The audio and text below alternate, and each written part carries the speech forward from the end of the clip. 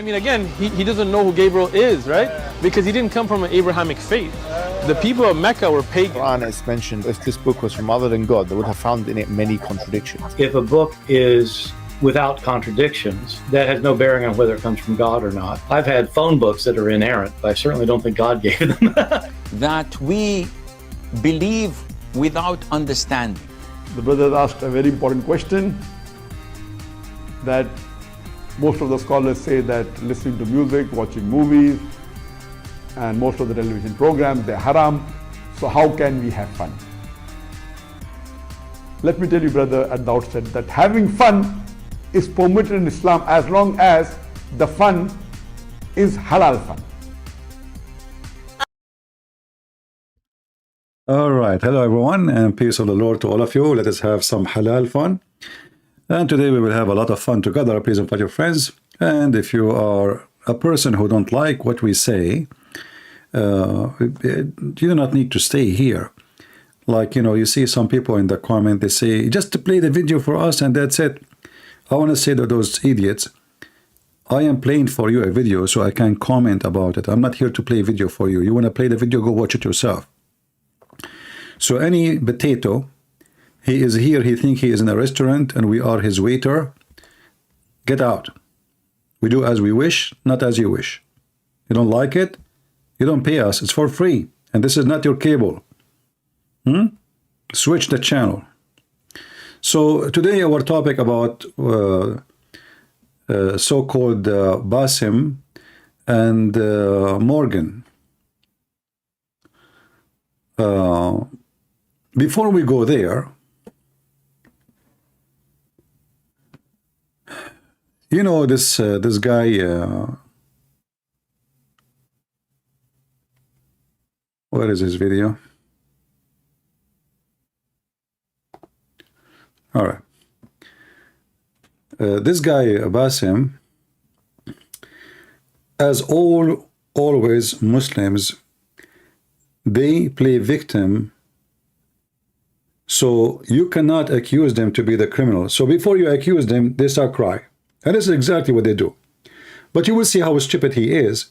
However, I'm sure there's a lot of donkeys who have no brain.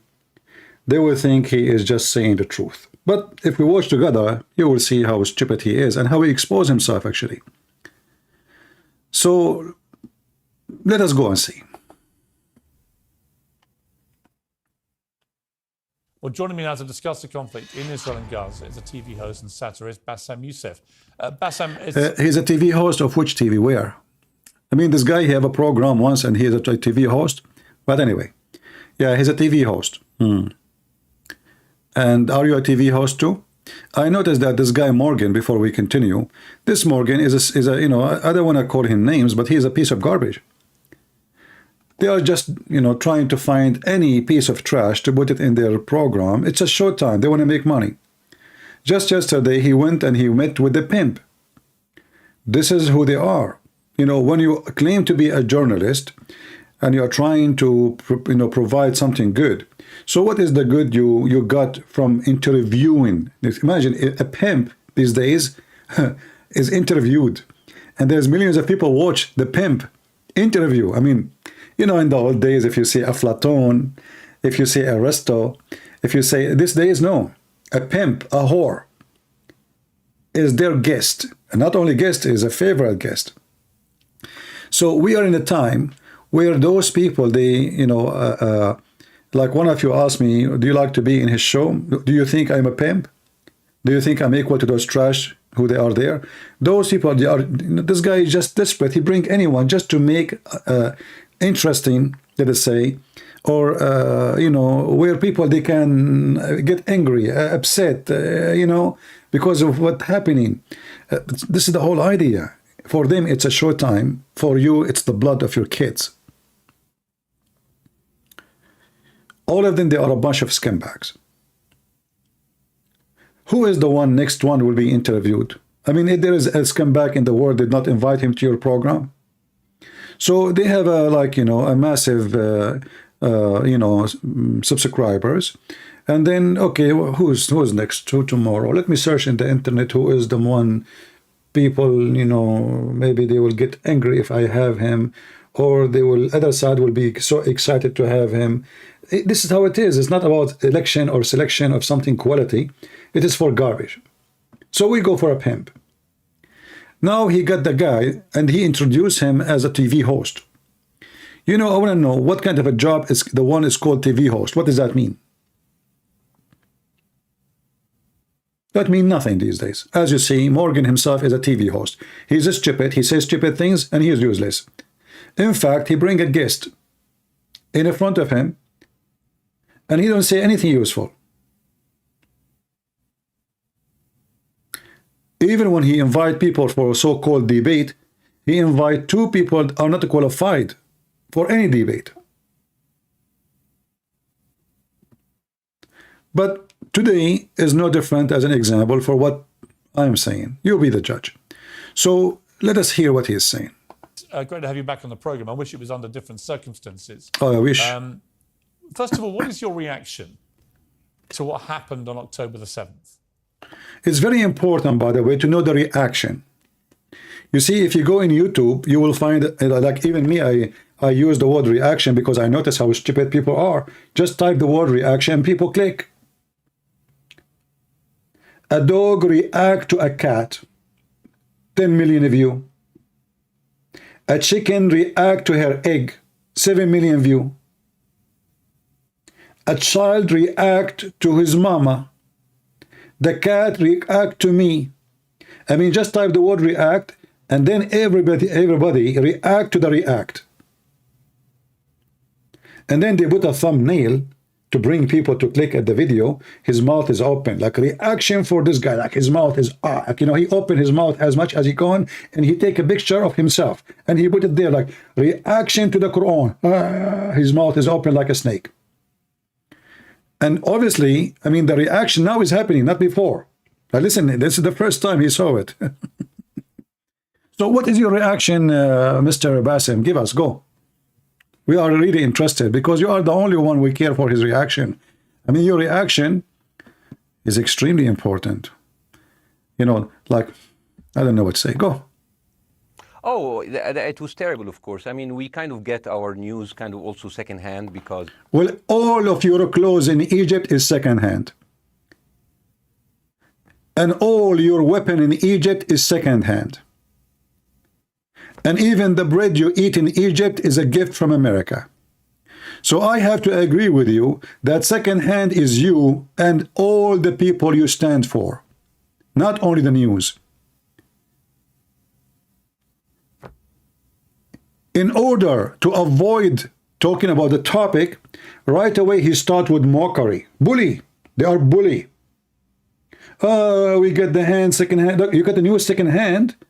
But he mean that, in fact, that he get it first hand. How? Go. You know, my wife's family, they live in Gaza. So he have the news not second hand, he have it first hand. Yeah, and your wife family, they live in Gaza? You have cousins and uncles there, and their house also was bombed. Why? Is that because they are from Hamas or supporting Hamas? And by the way, as long your cousins in Gaza, did they tell you where is the babies, the hostages? I mean, as long you are making mockery over the news coming from, you have first-hand news. You have the terrorists, your cousins. So did you call your cousin, ask them, hey, where is the baby you kidnapped them? So now he is playing victim. Look how their houses is bombed. Our houses, the cousins, my cousins, they are bombed. Do you know that? Like, you know, we are victims. You know, we just killed we are the one who invade our neighbors and we destroy their houses and we burn their houses and we burn some of them even alive and we rape women and children in their houses. And then we came back with a lot of babies and old women. And my cousins, their house is bombed. Is that fair? All of this to avoid, to admit that he and the one he support, they are a bunch of the criminals. So immediately before even he start about the topic, he play victim. He's an actor, what I can say. We haven't been able to communicate with them for the past... Why they are not using the yoki-toki of Hamas? How come? Hamas is calling Qatar every day. Why you don't tell your cousin to use the phone of Hamas so they can call the Prince of Qatar and he can forward the call to you? You are not able to talk to them for a few days. So what about those Israeli poor kids who they did not see their mommy for more than 7 weeks? So you know your cousins in Gaza, you are not able to call them. You know, are they babies, or they are having a gray hair like you?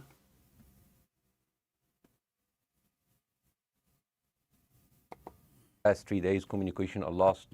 So we don't know actually what is the how are they doing, but you know, we're used to that. I mean, it's Right. just like it's very repetitive. We're used to that. We're used to them being bombed every time and moving. Every time what? Every time you attack the Israeli, they bomb you. We used to that. Do you see it? So you see, I mean, look how scumbag they are. They are the one who attack. They are the one who go there. They are the one who stab. They are the one who put bombs in the bus stations. They are the one who kidnap girls and daughters. And then we used to be attacked. We used. The Israelis attacking us, you know, for fun. You know, just keep attacking us. We used for that. We used to, you know, what we can do. It's like what we can do. Those Israelis are evil, you know, they keep attacking us. We are just victims. We do nothing, you know. We are just people. We come over here. We want to go walk in the sun, have a suntan. And, you know, this is what we want in life. You know, that's it. You know, that's it. You used to be attacked. I want to ask you, scumbag, as long as you are from Egypt, and by the way, you are blonde. And I find it very funny that you're an Egyptian. Egyptian with the blue eyes. Anyway, I wonder how this happened. But anyway, this is a different story. But listen,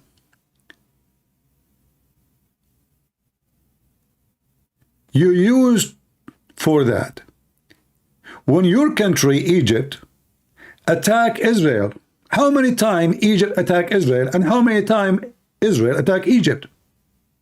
We will find that every war, it was you, bunch of scumbag, attacking Israel. Israel never attacked you. And each time you go in war with Israel, you got humility and they step and they wipe the floor with you. And then what do? They attack us, you know. We used for this, they keep attacking us, you know, those Israeli Jews, you know. So you wage war on them.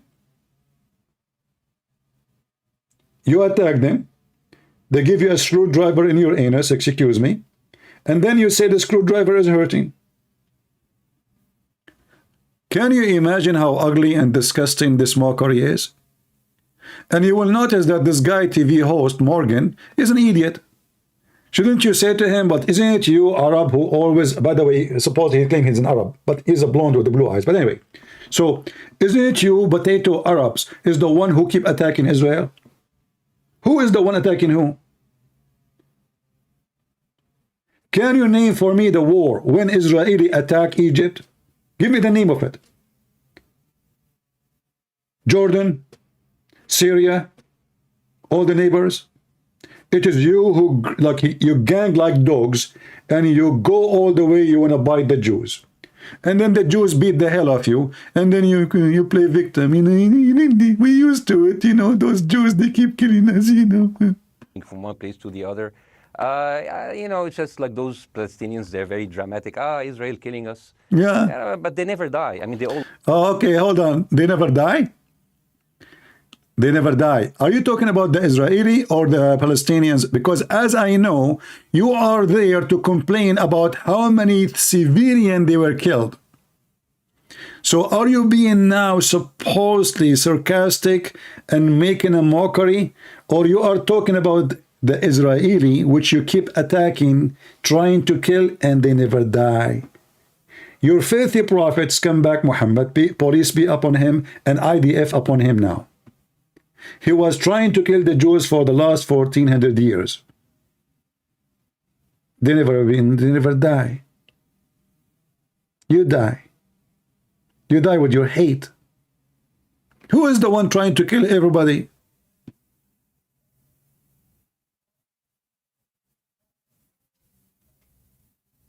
always come back. You know, they're very difficult to. Exactly like weed, man.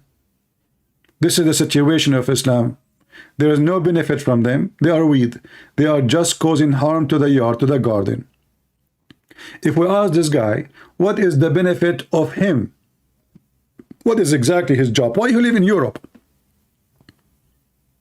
As long you Muslims, you are smart and you are civil and you believe in a human right and you have a human right and you want to school everybody about what is wrong, what is right. How come you could not establish what is right in your own land? Never.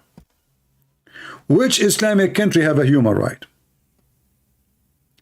In Israel, you can go right now throw tomato at the prime minister. Can you do that in your country? Mr. Refugee?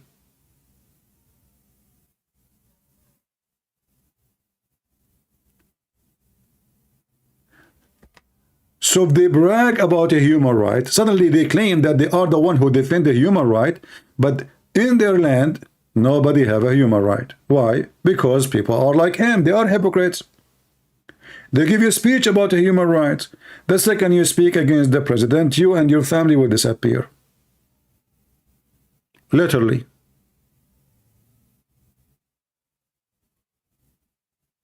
You see, even the Israeli, even when they arrest one from the criminals of Hamas, they don't, you can go and visit, his family can visit him, they can see him, Red Cross can visit him in Egypt and those countries. If the secret police arrest you, you don't even have a name in their book. If the family go to check, can we see our son? And you say, which son? We don't have your son. We never heard of him. Go, he's not here. That's it. They take your son is gone. Continue. To kill, very difficult people to kill. I know because I'm married to one. Yeah, I tried many times, couldn't kill her. Yeah, I tried to kill her many times. I could not kill her. You know, I understand your wife, she is from Gaza. And they have a very good reputation in Gaza, you know. I mean, your wife is a Palestinian. They are very good, nice, civil people, you know, we have to say. And they have a good reputation everywhere in the world. To the point, nobody in Egypt, they want people from Gaza. Nobody from Emirat want anyone from so-called Palestine. No one in England, no one in Europe, no one in Syria, no one in Lebanon, no one in Libya, nobody in Tunisia, nobody in Algeria, nobody in Morocco, nobody in Emirat, nobody in Qatar, nobody in Bahrain. Nobody wants you. Why? Should we accept refugees from Gaza? Of course, people will say yes. Remember, we've taken over 500,000 refugees in just the last handful of years. In 1992, Denmark took in 300 refugees from Palestine. 64% of them have turned into criminals. What happened to the rest? Only 64% turn into criminals? Well, this is a very positive. I mean, do you see, guys, how racist those people? They are racist to the point they took 500,000 refugees. Racism. In Saudi Arabia, they have 0 refugee. Qatar, they have 0 refugee. But the racist West, England as an example, they took 500,000 only. In Denmark, they took a couple of hundreds of Palestinians only. 46% of them, they turn to be criminals. That is a good percentage. I mean, they are good. Why you see only the positive part? I mean, the negative part. Why you don't see the positive? Why you did not notice that there's 36% they are not in jail yet? Guys, do you see the racism? Only 64% are criminals. But what about the 36 who they are not, because they are underage, they are not considered criminal according to the law of Denmark?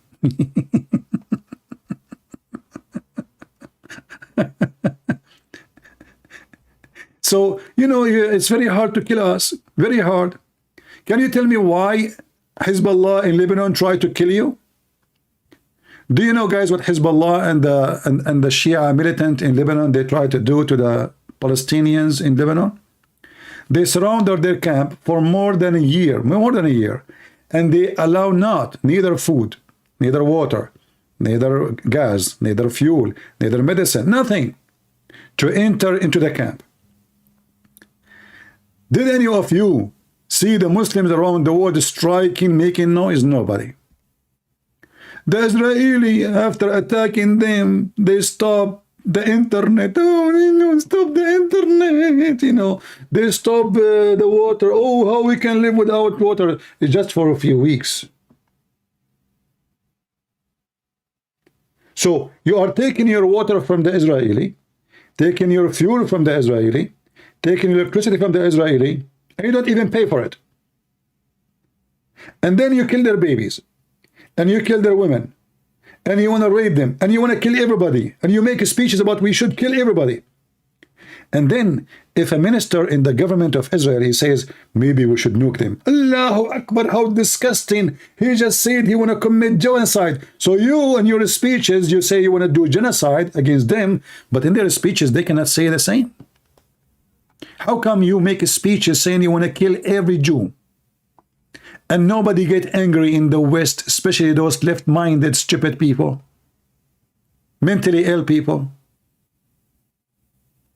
Huh?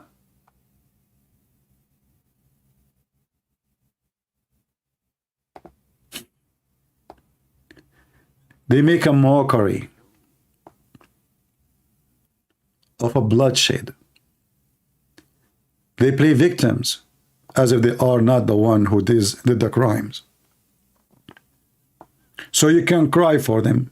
So if you are a Western who speak the language, this language you speak, you know, and you have a tattoo on your head and your hand and your ass and your vagina, and you have some rings here and there's and tears, and you are from Washington DC, and you are Antifa and those hippie mippy tippy, God knows what they want from this earth, nobody knows. And then he will say, see, look what they are doing to the Palestinians. They keep killing them. Did you see what this guy said? But if you go check the document, you will see that every single war Israel faced, it was those Muslims who started it. Every single one of them. Each one. We have here a guy, his name Islam is Piss. He keep coming here. Get out of here. I have no time for the urine of your prophet. Don't come here again. Admins, anytime this guy come to the chat, just to block him with his name. Hold your tone. My friend, we don't hold the tone. And we will not hold the IDF. Oh, hold on. I will show you what the IDF, they are doing to your Hamas just in a minute. Stay, don't leave. Go, Susu Dudu, Muta boy. I mean, there's a dark humor there, and I understand why. Because no, it's not dark humor. I try to get to her every time, but she uses our kids as human shields. Okay, hold on. You are talking about a human shield, you scumbag. Who is the one hiding in their houses and their hospitals? Is it the Jews? How come your garbage in Gaza, they can throw rocket at the cities and towns and burn them? How come you don't complain about Hamas putting bombs in a bus for a school? And now you do not remember that the one who kidnapped babies and women and children and brought them to Gaza, the whole target of it is to use them as a human shield. So do you see those scumbag? They are the one who use a human shield. And now he is making mockery, playing victim. I mean, can you believe it? Who is the one who take women? She is over the age of 90. Who is the one who take a baby is 8 months old?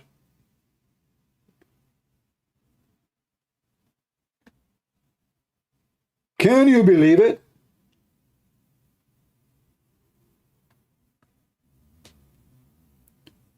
You remember when the Israeli, they said that in the Shifa hospital, there is a headquarter, operation quarter for Hamas. All the Muslims, disgusting Israeli and those hippie atheists, Antifa, all the garbage in America. And all those hippies in Europe. disgusting genocide. They are even targeting, churches, mosques. There's only one church left. The Muslim burn all the churches. By the way, if you are a Muslim, you burn a church, the Western people don't complain. Go check right now, in the last 10 years, how many churches are burned in Egypt? Have you ever seen those atheists speak about genocide? Go and see how many Christians are burned alive in Nigeria, in Mozambique, in all Africa. Did you see any of them speaking about human rights and genocide? All those organizations you see, they are moved by the money of somebody. Somebody is in control.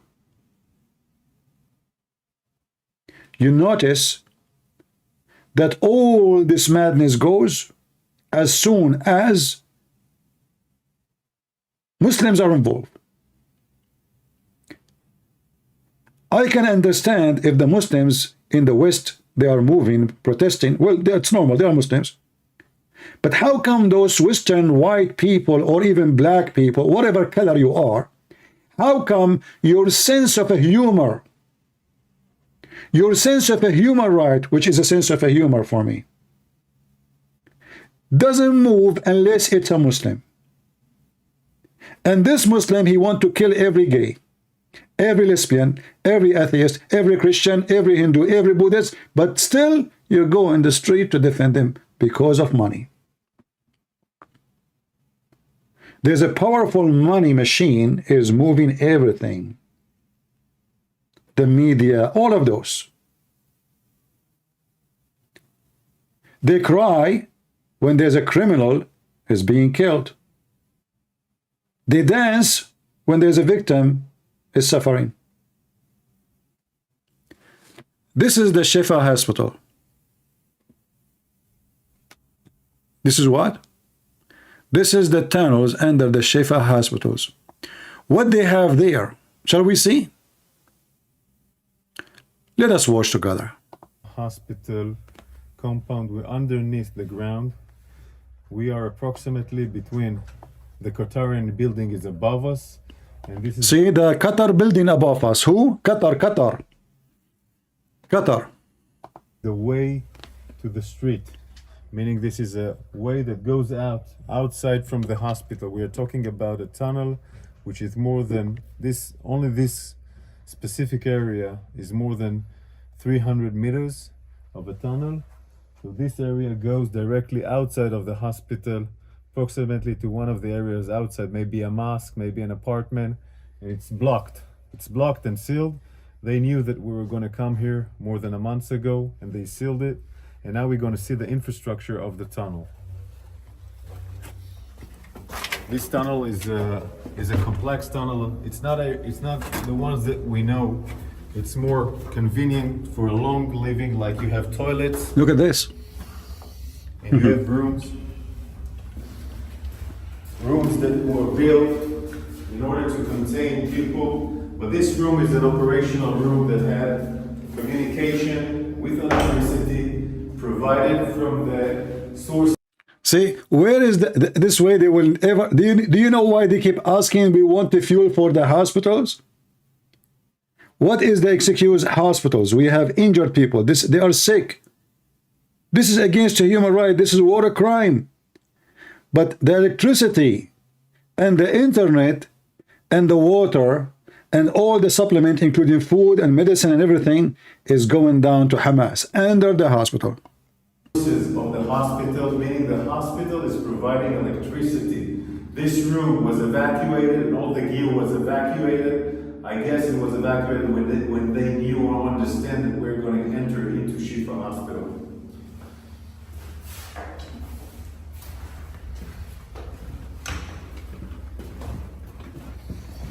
You can see how long it is. The warriors in front of us are going inside the tunnel. You can see a small kitchen.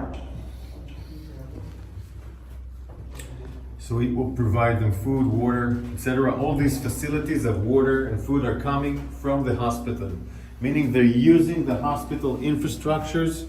They're using the hospital infrastructures in order to provide this terrible. I have a breaking news before I continue. US-Canada border is closed in New York after explosion. However, I don't think this is terrorism. I think it's just a Muslim being angry. You know, the media in the West. If it is a Christian prince, if it is a Christian, this is a hate crime. This is a terrorism. All the ones who vote for Trump, they are terrorists. Everybody, 70 million Americans, they are terrorists. But when a terrorist attack, okay, explosion in the border, how explosion? How explosion happened, but there's no sign of terrorism? And why you close the border then? If it's not terrorism, it's mean whatever. It is somebody fought. Let the border open. They're trying to destroy bridges. But remember, it cannot be a sign of terrorism.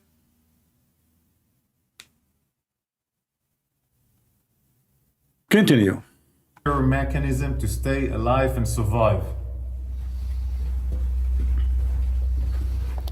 Hold on.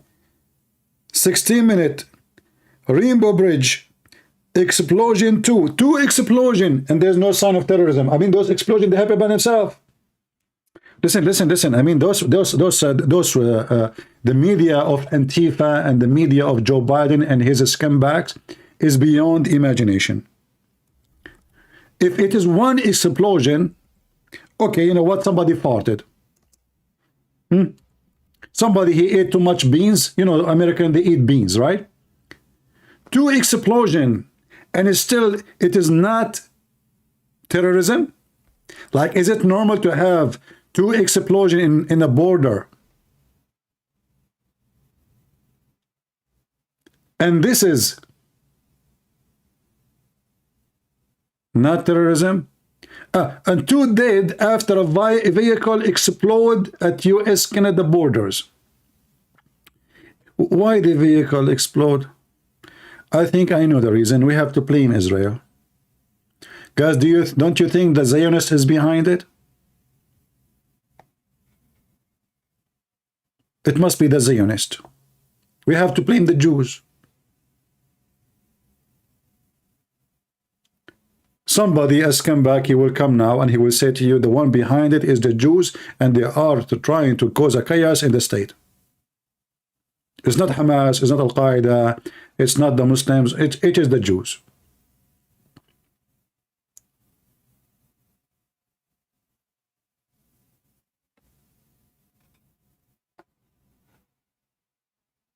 We go back to the hospital.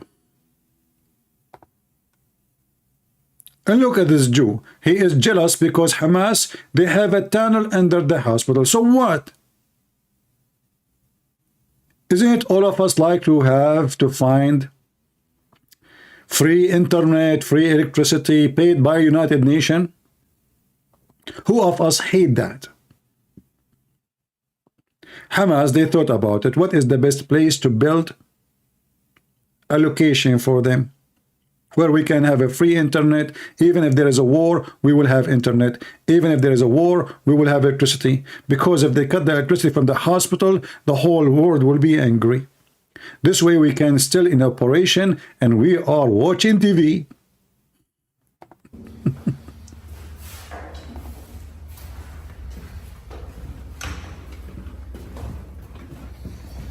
You can see how long it is. The warriors in front of us. Look how big. Look. Inside the tunnel, you can see a small Look at the kitchen here. So it will provide them food, water, etc. All these facilities of water and food are coming from the hospital, meaning they're using the hospital infrastructures. They're using the hospital infrastructures in order to provide this terror mechanism to stay alive and survive. I want to show you more rooms. More rooms. This is a room, where you can sleep, eat, make command control. It also has... Breaking news. Another attack in Los Angeles.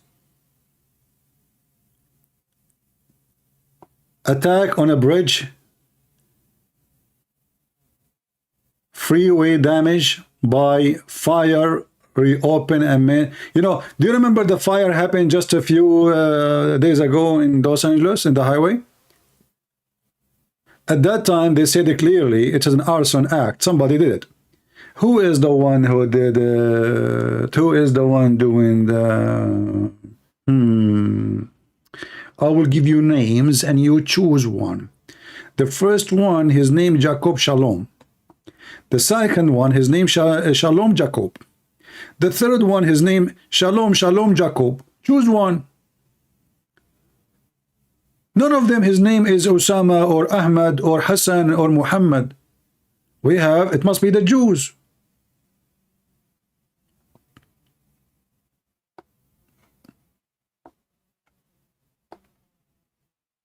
Who's going to do it? All of us, we know Islam is peace. Ask George Bush. Ask Obama.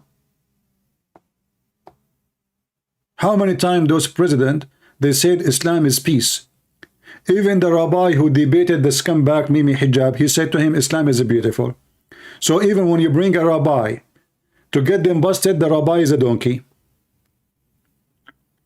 And instead of saying to him, you are filthy like you're a prophet, he killed women, he killed the children, he raped our people. He said to him, Islam is beautiful.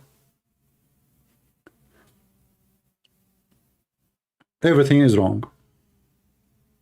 The rabbi is a donkey. The Muslim making fun of your kids, and they are fooling them, and you believe everything they say to you. And then you go strike in the street like a donkey, say free Palestine. And instead of condemning their act and their filthy religion, we cry for them and we say they are victims. And not only that, people, they donate for them. And where the donation to go? To Hamas. And by the way, they keep saying to you that Gaza is poor. So who is the one building those high buildings? Do you see houses with the, you know, like the one you see in the slum in the Philippines? The one you see in Africa where people, they have, you know, cover, no blanket, no nothing. Do you see anything of that? Did you see those Palestinian women, each one of them in the size of a truck? Do they look like people, they are hungry? Did you see any one of them, he don't have a house made of concrete? Where is the poor people of Gaza? Where the money is coming from? Drugs? As long as the Israelis are surrounding them, they don't allow them to do anything. We want to know how all those buildings are built. Remember, the Israelis are bad. Do you know how much concrete need to make a city under the city? Where is the money coming from? For people who they are poor. So not only they have many floors, buildings, they have many floors under the ground. Who paid for this? That is a good question, isn't it? Always you have to trace the money. But we are in a world of stupidity. They just showed you the tunnel, but nobody asked, okay, who paid for this? Not only the weapon they have, who paid for this? This is very costly.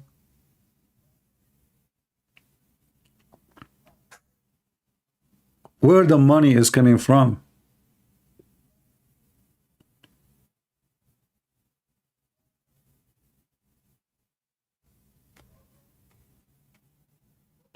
Always chase the money, you will know.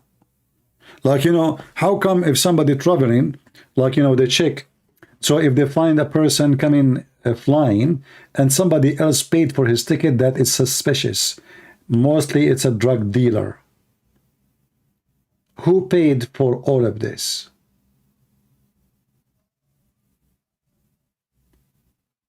How the money is coming? Who is behind it? Why we are wasting our time and we keep saying Hamas, Hamas, Hamas. Hamas, if there is no money, there's no Hamas. If there's no money, there's no Hamas.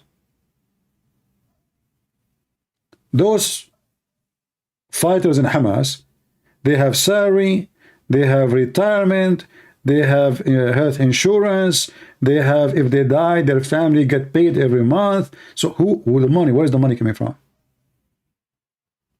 And why the stupid Israeli government, they could not stop the money?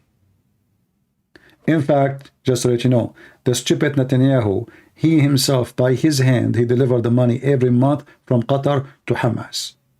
If you don't believe me, go check it out. This is how stupid every single government for the last 20 years in Israel. A bunch of donkeys. Thinking, if we let the money go in and those people, okay, build houses, have fun, you know, grow, okay, you know, we will have peace, because that's it. The economy is stable, and, you know, money is coming from everywhere. So leave them alone. They will leave us alone. Did they leave you alone? Did they?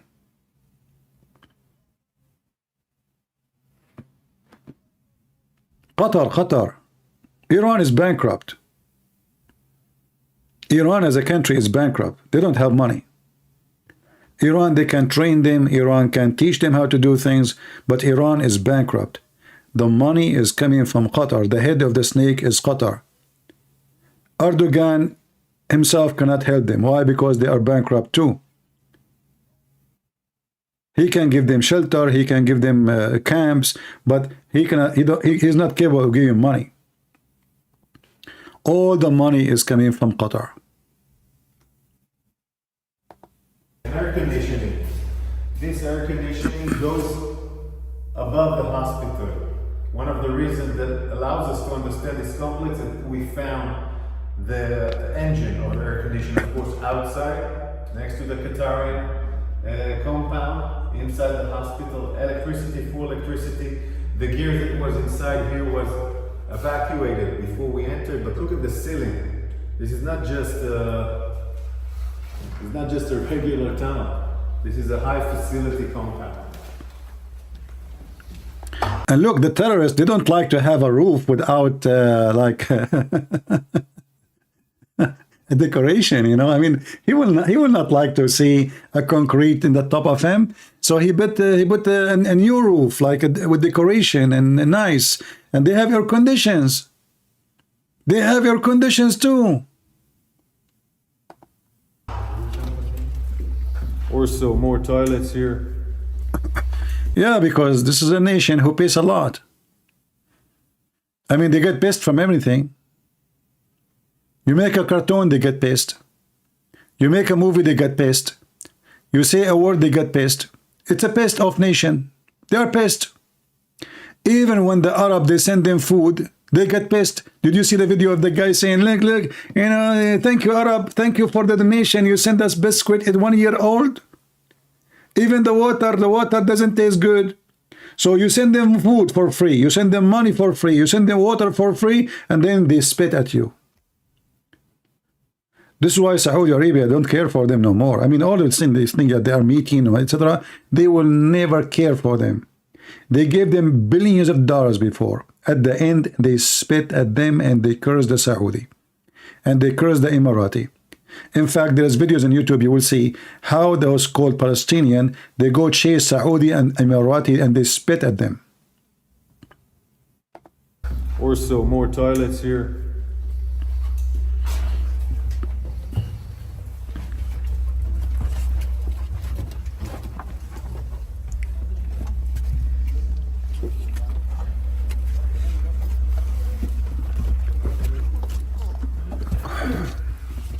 Of course, they tried to seal it.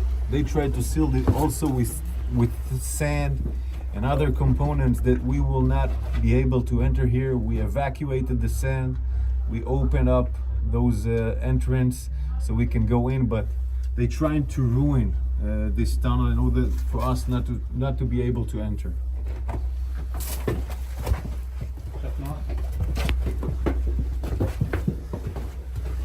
Look how long. Look how big. And this is, by the way, after many are blocked. There's many places they could not go in because they put a lot of sand inside. And those soldiers, they have to be careful when they move the sand because that means there is a trap in there. There's a bomb or, you know. The stairs here going down. Electricity from all over the sides are electricity.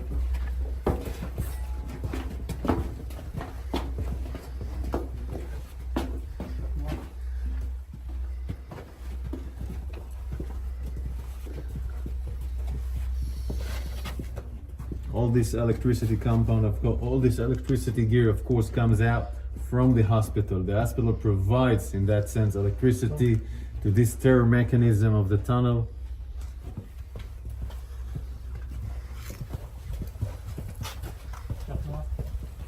This is a unique signature of the arches. The arches are a unique technique by Hamas, building the tunnels. It's something that was designed in the last 15 years. This unique every area that we see arches are we understand that it assembled, that it has a tunnel next to it. This is how we revealed some of the tunnels, so it's a unique structure of Hamas tunnels in the last 15 years.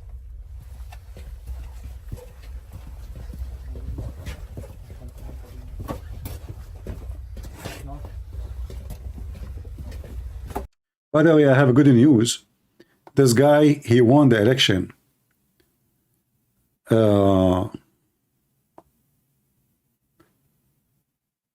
Dutch election. Garrett, who is obviously, by the way, he's Islamophobic. Anyone who speak about the scumbag of Islam is a phobia. Yeah, but by the way, don't have a phobia. No. They don't rape your kids or kidnap them. No. This is all is a phobia. Phobia. That's not true. It's a very peaceful religion. No. If you have 8-month-old baby, they will not kidnap him or kill him. No. Don't worry. If you are 90 years old women, they will not kidnap you. No way. Those people who speak against Islam and what Muslims do, they are Islamophobic. They are Islamophobic, I'm telling you. Don't listen to them. They lie. So as you see here, it says, Wilder, and by the way, look what the European media, they say he is far right party. You see, they give you a title. You are far right. You are middle right. I mean, they give you a name right away. You know, like just to the title is ready.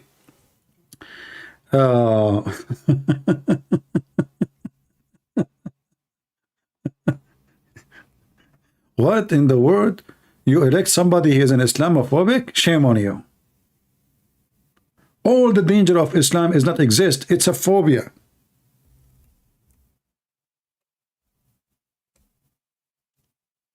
ISIS does not exist. I mean, it's true they killed hundreds of thousands. Al-Qaeda, they rape and they killed and they enslaved Muslim Brotherhood in Syria and Libya, and they killed and raped and they burned churches and they burned Christians and they burned even Muslims. But listen, all of this is nothing but phobia. It's fake news.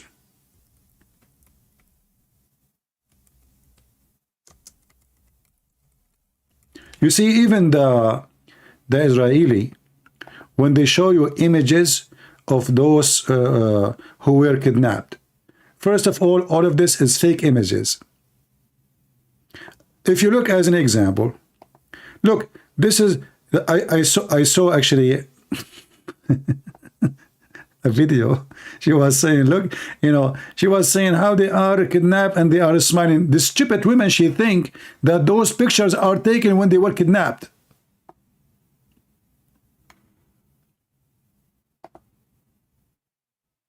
I mean, can you believe how stupid those monkeys? So she was questioning, okay, so they are kidnapped and they are smiling? Who want to believe this?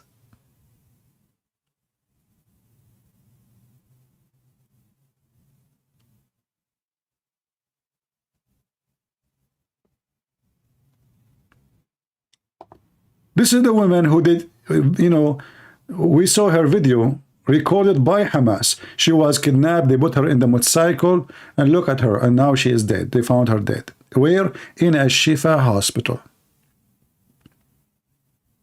And this has come back. Bassem Youssef, he is complaining about bombing hospitals. How come they are bombing hospital and the hospital is there? So the Israeli weapon, they are so, is that fair work? How they bomb the hospital and the hospital is still there?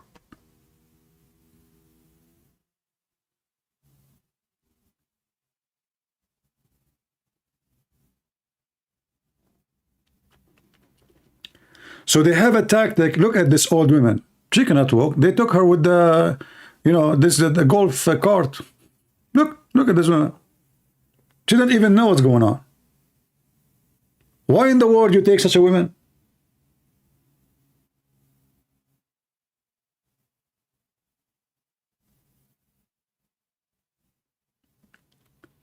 And this has come back, Youssef, claiming that the Israeli is the one using a human shield.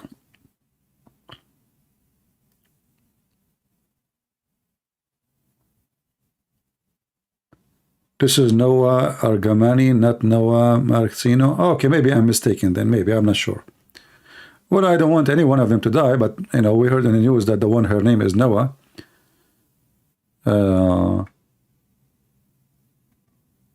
Lord have mercy. So they kill you, they slaughter you, and then they claim that they are the victim.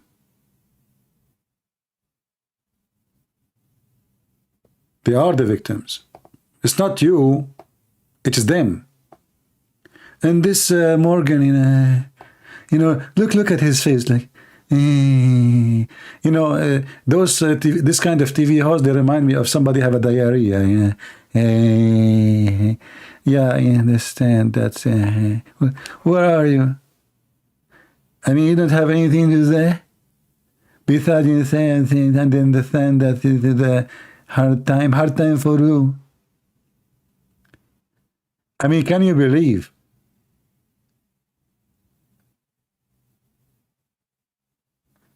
That the women I showed you previously look like Asian? Are you sure? No, she is not Asian. Anyway. By the way, she is not Israeli. If you look at this guy who is hosting a TV show, you will feel like this guy, he lost his energy. It's like just a guy, he came from the gym. He was running for 10 hours. And he's talking so slow and stuff. Where are you? Why you don't get him busted? You know, if you want to make a show and you have only one guest, then you have to represent the other view. You don't let that guy just, you know, bark like a dog non-stop. What about you say to him, okay, you know what, you have a family in Gaza, you have cousins in Gaza. What about those kids are killed?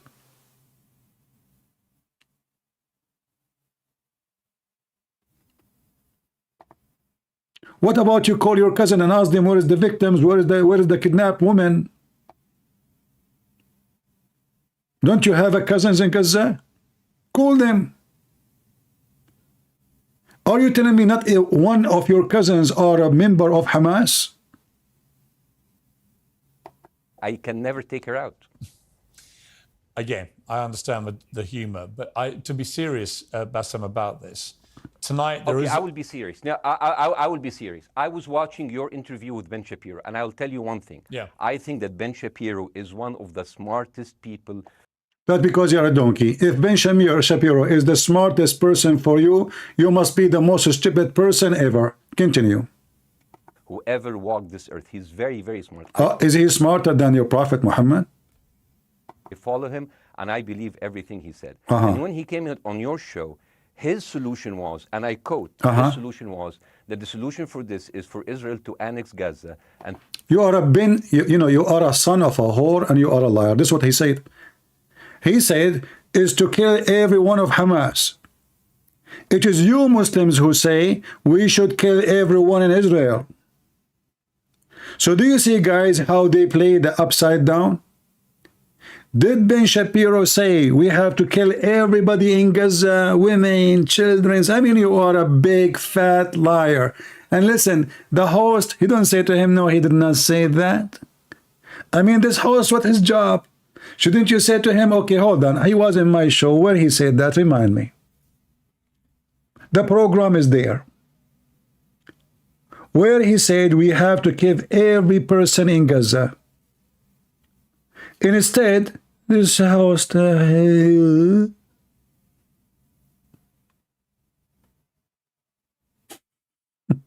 This is a TV host.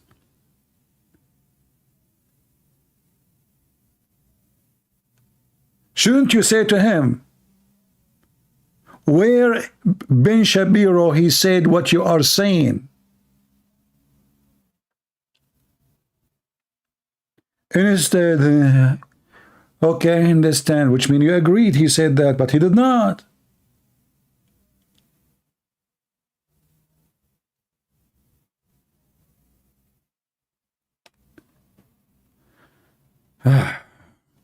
He did not say it directly. No, we know what everybody mean, that they have to finish Hamas. They have to finish Hamas. He did not say we have to, and you know, hold on. Let us say for the sake of argument, Ben Shapiro, he said that. Who is Ben Shapiro? Is he the Prime Minister of Israel? Is he even an Israeli? What Ben Shapiro have to do with it, even? You know, like, I mean, look how stupid, silly, you know, scumbags they are. If this guy, he said, we have to kill all the Jews, is he from there? No. We are talking about war. They talk about Ben Shapiro. We talk about war. The war involves Israeli and those who live in those territories, which is part of Israel. Who cares what Ben Shapiro said? And he did not say that. It is you Muslims who say we have to kill every Jew. And you know, if we go right now and watch the videos, which is made by the leaders of Gaza, every single one of them, he says we should kill every single Jew. Every single Jew, not Israeli.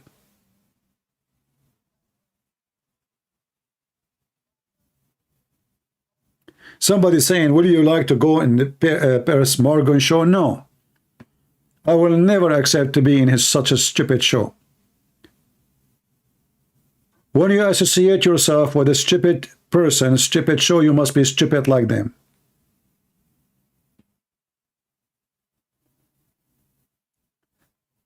The first thing for somebody to host a show, as they call it, it's a show anyway, it's not even real. Show, it's just entertainment. Which means there's no education, there's nothing, you know, there's no benefit, it's a show. That's why they call it show. It's not called the class. It's not called training. It's called show. People want to kill time. So if I want to be with somebody, I want to be with somebody, he speaks smart, he asks smart, and he answers smart. When you associate yourself with donkeys, you will look like a donkey. And you will talk with donkeys. In order to do so, you have to speak the language of donkeys. People, they go in such a program just to become famous. That's all. This guy, he have big numbers of viewers. And if you want to be famous, be there. But is it really my business to be famous or my business to be truthful?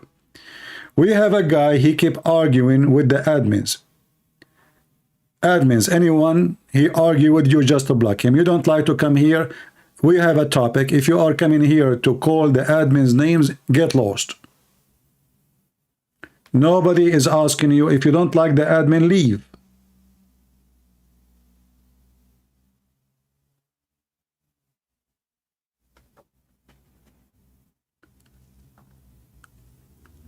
All of them are the same equality. They play victims and they take advantage that the host is a donkey. He is so submissive. The host is so submissive. This guy, he washes dishes for his wife for sure. Even if his wife is doing nothing. So when they see the host is so submissive, the Muslim, they will ride on his shoulders. It's a fact. To kill as many son of bitches as possible to make sure. Well, I agree. We have to kill every, excuse my language, every son of a bitch of Hamas.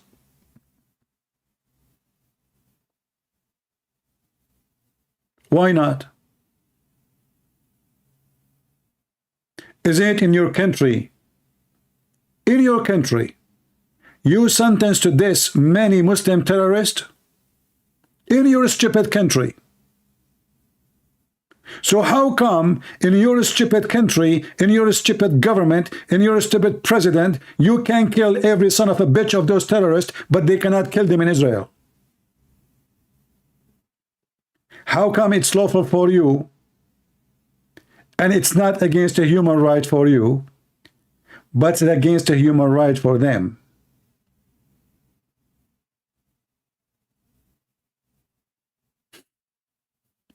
Do you see the hypocrite? Every single Muslim country, if an organization killed anyone, the punishment is death. How the police, they arrest those terrorists? By gun machines, shooting them dead or alive, get them and then they hang them. So how come in your country, you go after them with guns, you use even airplanes like what happened in Sinai, not far away. Go and see how many attacks happen in Sinai. The Egyptian government, they use airplanes, they use artillery, they use tanks, they use missiles, they use rockets to find the terrorists. How come there nobody complain? The Egyptian government, they wipe even villages from existence. In fact, there was a city, it's called Old Rafah. Called what?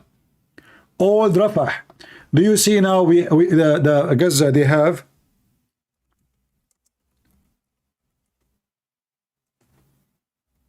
They have a border, right? Correct? But there is a city called Old Rafah. The old one. That one, the one close to the border is destroyed.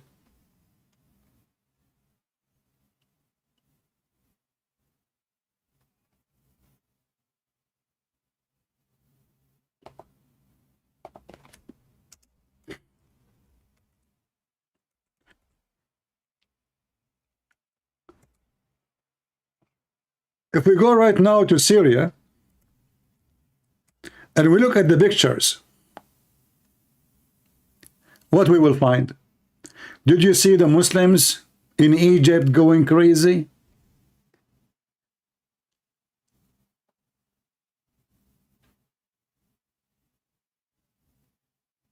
How come they go crazy only with Israel?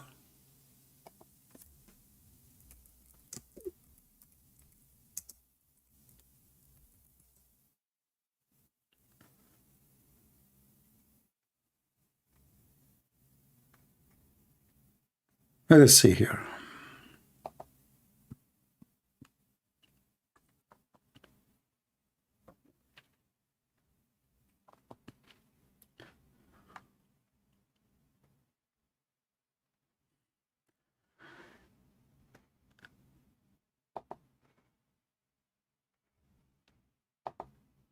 I'm opening the maps. See here, this is Gaza. And this is Egypt. Close to the borders, there used to be a lot of Bedouin who have their villages and cities and houses, etc. The Egyptian government, they destroyed everything. In every inch in Sinai, there was a war. You know what war is? Literally war.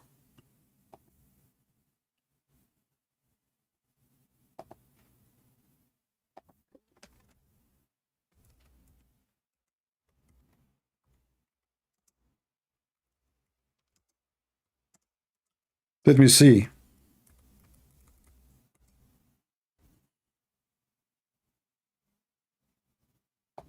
All those videos.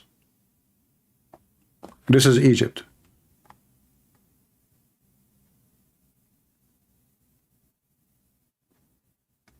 The video name, look how the Egyptian, they are dealing with the ground.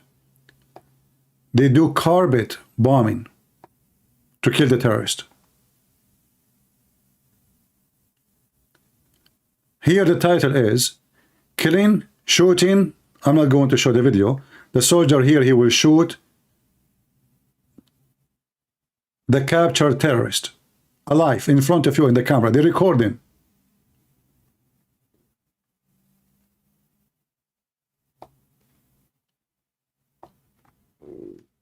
If I use, let me use Google Translation. Hold on, give me a second.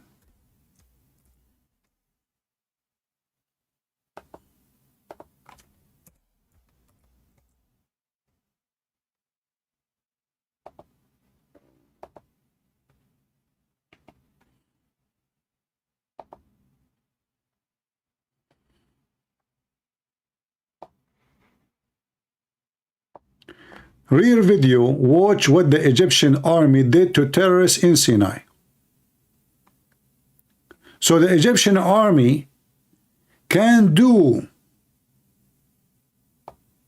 use airplanes and rockets and kill as many as he can.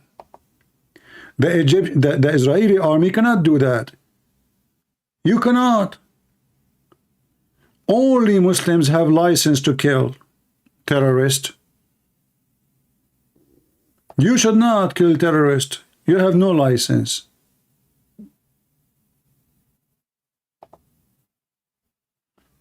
I'm trying to find the video. It's not working.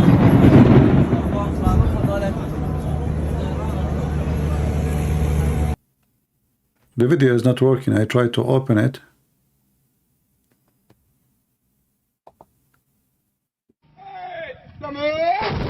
Here we go. Look.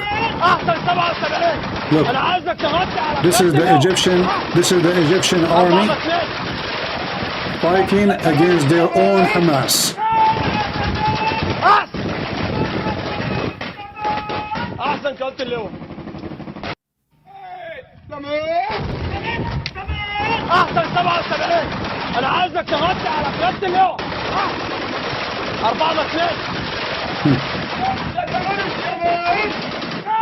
They can do all of this, but you cannot do it. They have a license to kill. This is the Egyptian army. Another video. Is that a city? Is that a houses? Is that villas? What is this? It is. Is the Egyptian army shooting rockets, RPG, missiles, tanks?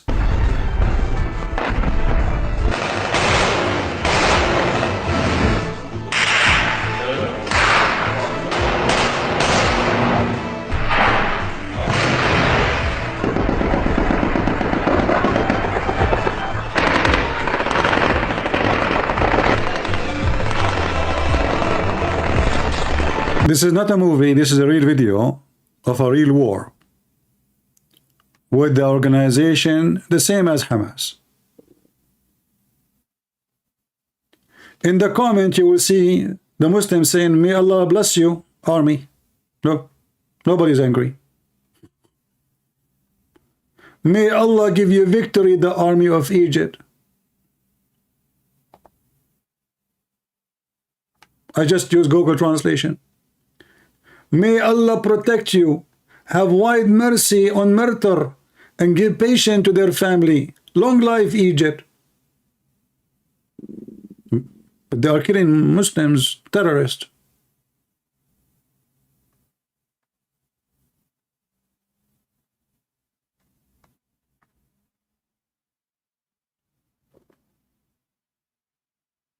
If Hamas operate in Egypt, they shoot them immediately. If the Israelis shoot Hamas in Israel, every Muslim get upset. Hypocrites.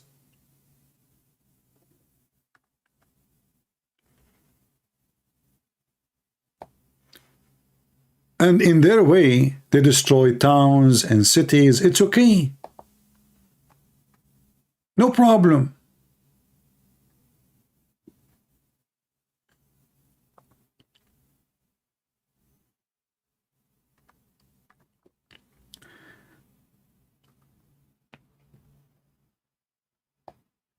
Egypt go and do airstrike in Libya is okay.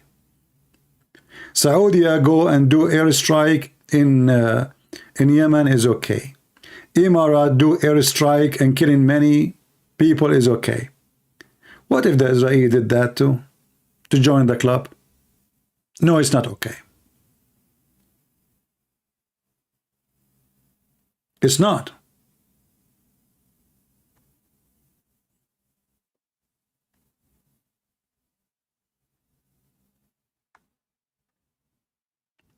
This is a real war.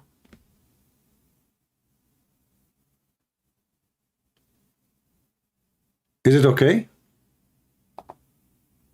Or it's not?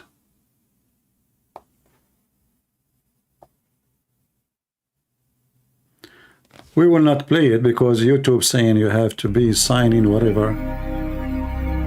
Yeah, forget. So do you see how they are hypocrite and how they are liars?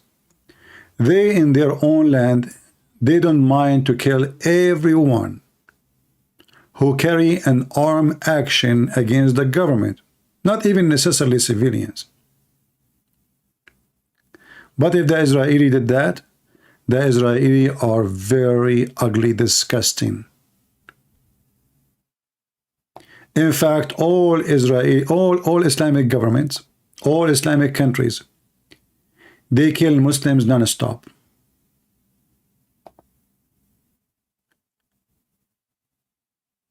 You know, there is a reason, by the way. The American, they went to Iraq.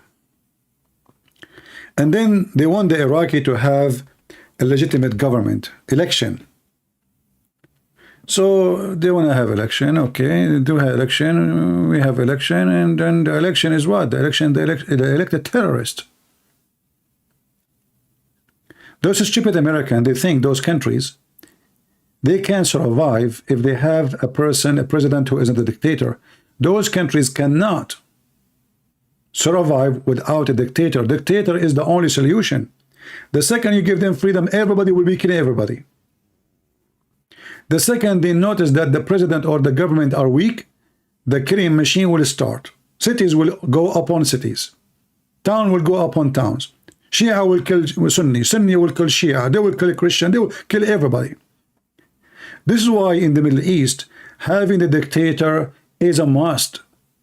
The stupid Western took them centuries to learn that this is not Europe. Those are savage people. It is reality. They are my people. You told them democracy, they will kill. The stupid Western, they decide to give democracy to Libya. Go and look what we have in Libya.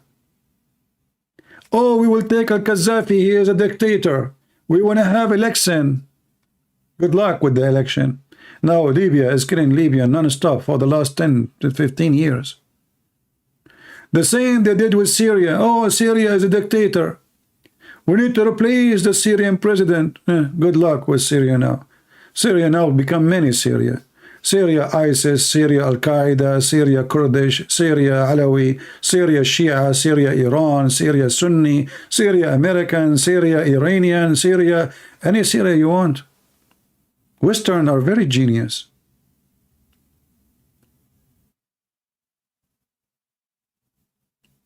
Those people, they don't understand any language except violence. The second they see a dictator, he is strong, they behave. The minute they see that he is dying, everybody wanna put his knife in the cow. It is reality. And I challenge anyone to say this is not true. You see, why Saudi Arabia is still intact together? Saudi Arabia, there's many problems inside.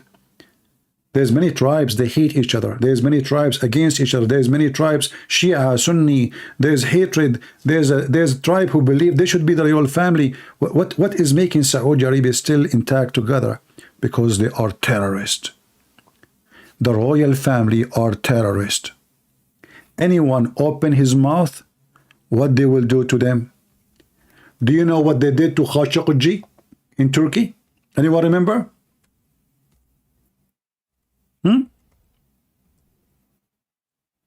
They made him shish kebab. Literally. So even if you are abroad in different country, they will send their men to cut you pieces and grind you in the grind machine and let your skin and meat goes in the sewage. Until now, they could not find the guy.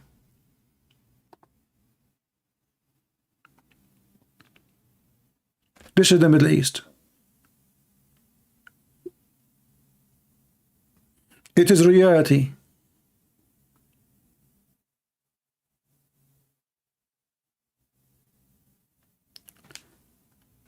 Why the Muslims don't go and strike in the street for a killing machine happening in Syria for the last 15 years?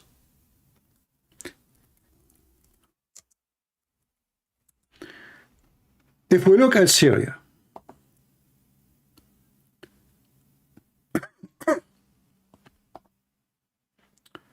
look those human rights Antifa, and you know, they are upset only for Gaza. Other people, they don't, it's okay. You know, their human right get activated by Qatar when they want. This is Syria. Dust.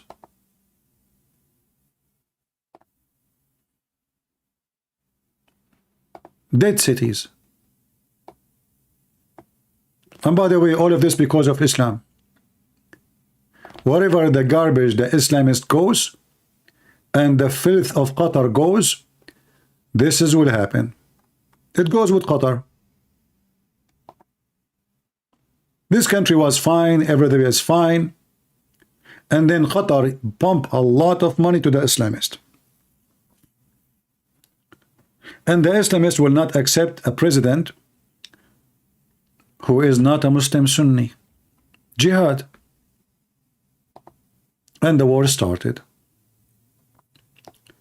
And where is the money coming for the war? Qatar, Saudi Arabia, Emirat, Bahrain, and then our friendly Muslim neighbor, Barack Obama. Barack or Barack?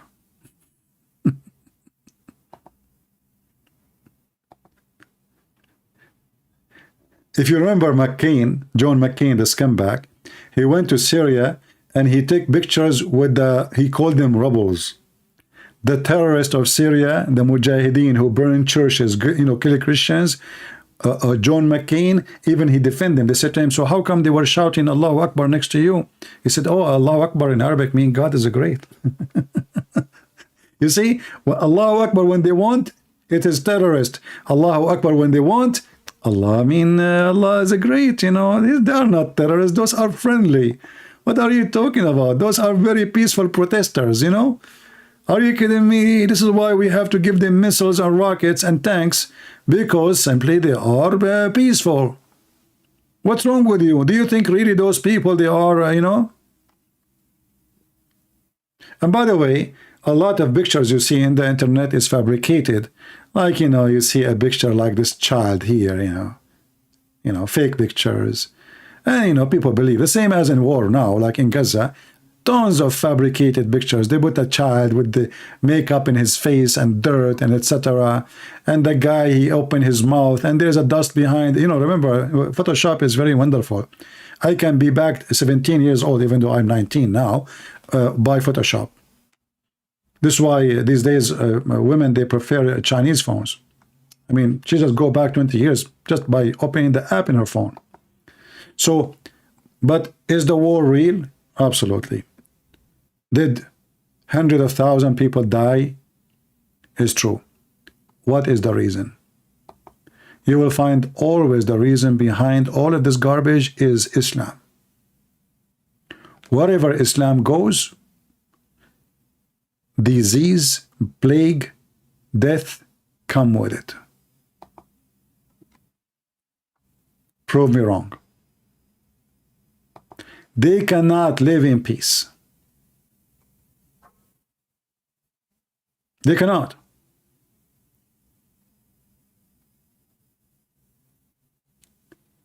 The religion of Islam is the problem.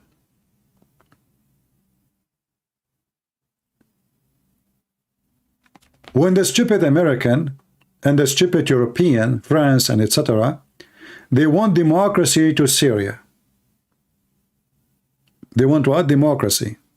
Okay. If you have democracy in Syria, what does that mean? Oh, people, they elect what they want. Oh, okay. And then what? If somebody decides to leave Islam, we chop his head. That is their democracy. People, they decide what they want. If somebody is a gay, they will kill him. If somebody is an atheist, they will chop his head.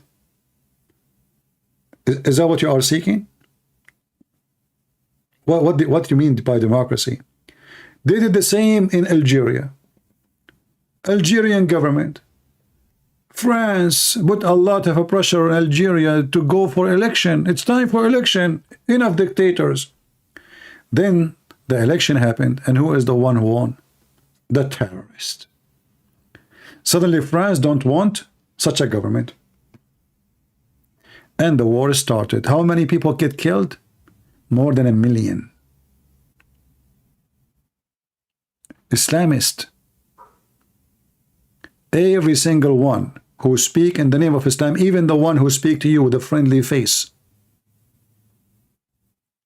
if you put them in office, immediately death will come. So as you see, Islamists, wherever they go, war started. And then who is killing who? Muslim killing Muslims. But nobody complained.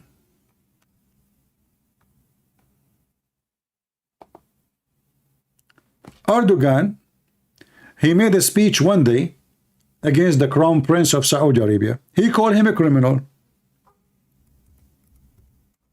He want to bring him to court. Correct? You remember?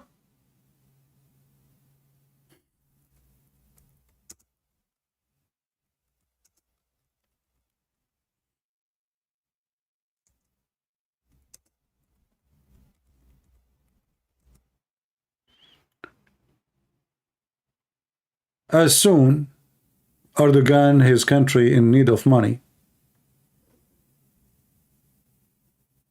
Erdogan is kissing the ass of Saudi Arabia.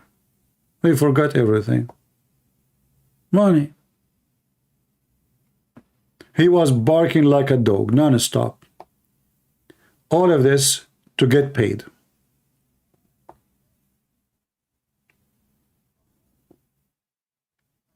The Crown Prince found it hard to forgive Mr. Erdogan's attitude after the murder, suggesting that the prince was directly responsible. Look who is going to who will forgive who? The murderer, the one who killed the guy, he's not responsible. Are you kidding me? He have no idea what's going on. Those are my men. They go kill people in the street without telling me. I'm just a crown prince. I'm nobody. Yes, it's true that the intelligence, they have to tell me everything. It's true every important decision have to come through me. But you know what, Erdogan, it's hard to forgive you. Kiss my shoes, kiss my shoes.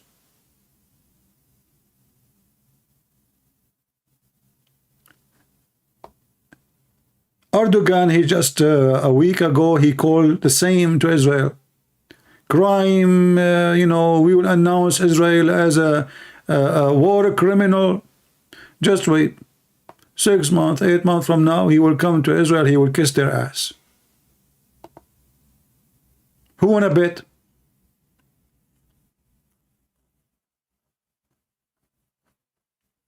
Who wanna bet? You wanna bet? Will not even take him a year maximum. Erdogan, the same guy who is now so angry. Do you know why? Because he knew what is the consequence of being the enemy of Israel. Actually, I saw a video already.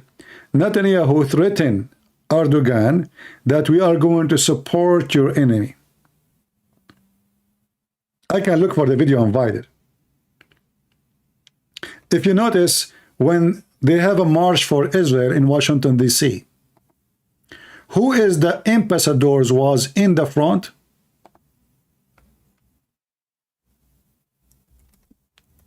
Cyprus and Greece.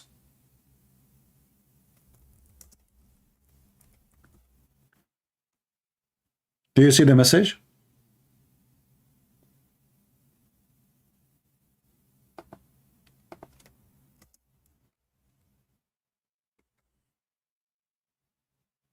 Cyprus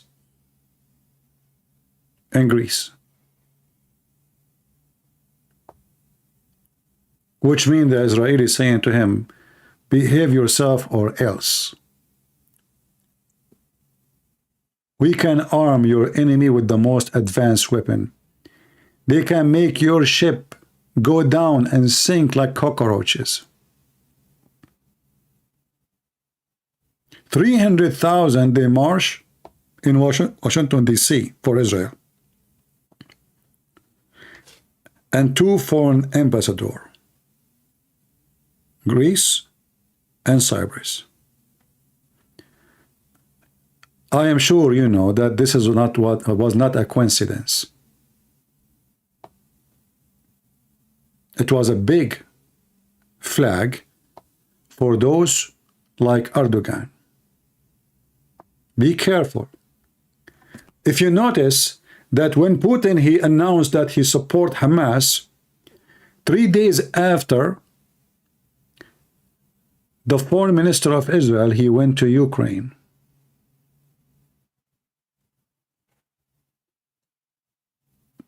It's very strange, isn't it, to go to Ukraine at a time like this?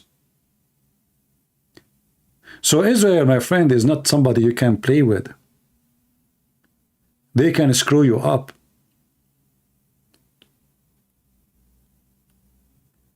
This is why Erdogan, he is mute now like a dog.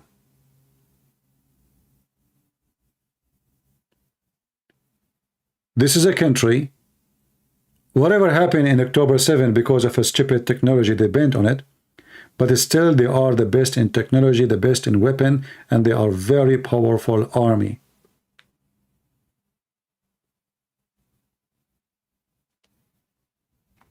In fact, even America, most of our technology here depend on Israeli scientists.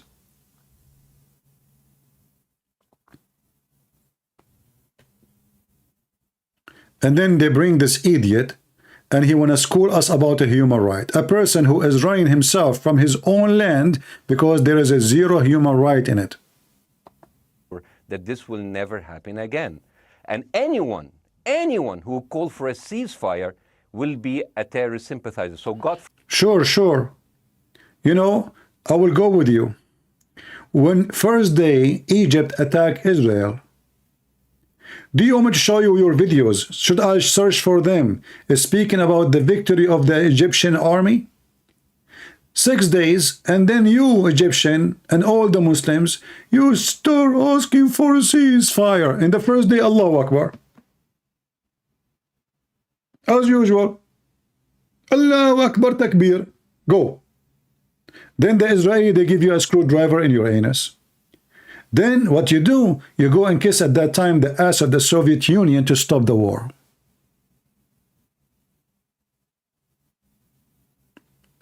What are the pros and cons in ceasefire? I don't care about the pros and cons. This is not Amazon review, my friend. The fact is that when you go for war, it is not time for ceasefire. And as long as you did not finish the mission, so what is ceasefire for? That's all. Are we done? No. So ceasefire for what? And always the one who asks for ceasefire is the one who is losing. If Hamas is the one who is victorious, if Hamas is advanced inside Israel right now and taking cities one after one, do you think this scumbag will ask for ceasefire?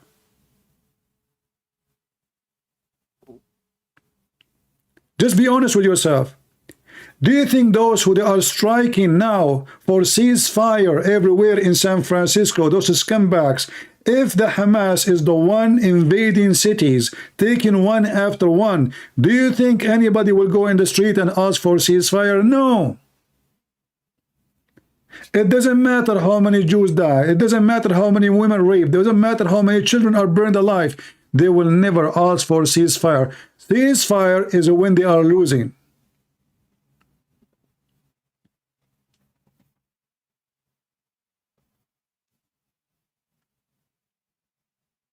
In fact, that was the command in the Quran.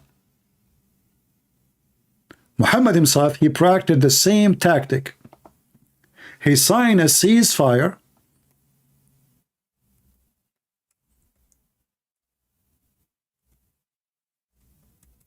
when he's weak, until he regroup,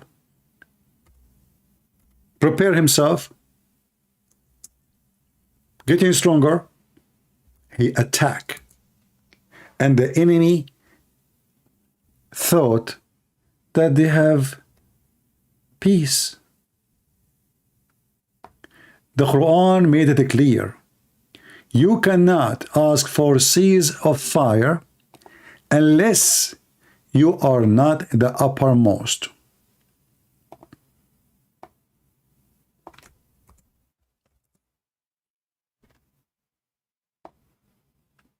Everything they do is in their yellow pages book. The filthy Quran. So be not weak and ask not for peace from the enemies while you having the upper hand. Do you see it? So when the Muslims are allowed to ask for peace, this peace will be temporary. Until they have the upper hand, then they attack again. But they are forbidden to ask for peace as long they have the uppermost. See now, Egypt signed peace agreement with Israel. Do you think this peace agreement will live?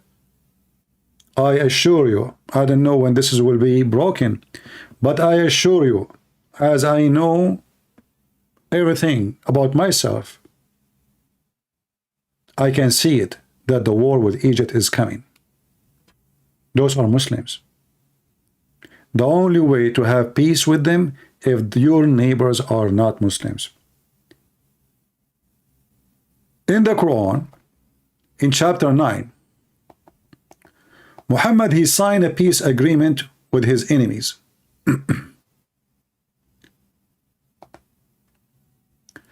You see, the chapter here is called a Tawbah. Tawbah mean repent. But this is not the real name of the chapter. The real name of it is Bara'ah. What Bara'ah is? It is the first word here. Bara'ah. What does this word mean? Freedom from all obligation of peace agreement. Kill them. He signed peace agreement with them. He regrouped. He prepared his army. His stupid enemy, they are taking honeymoon. And then suddenly he sent them a warning. You have 4 months. Either you leave the town or I'm going to slaughter you all. 4 months. After 4 months, anyone I see here is dead. He took over the city already. You have 4 months. Then those people, what they will do? I mean, they will lose their houses, their animals, their everything. They convert to Islam. And Muhammad, he promised he will chase them to the end of, even if they go to China.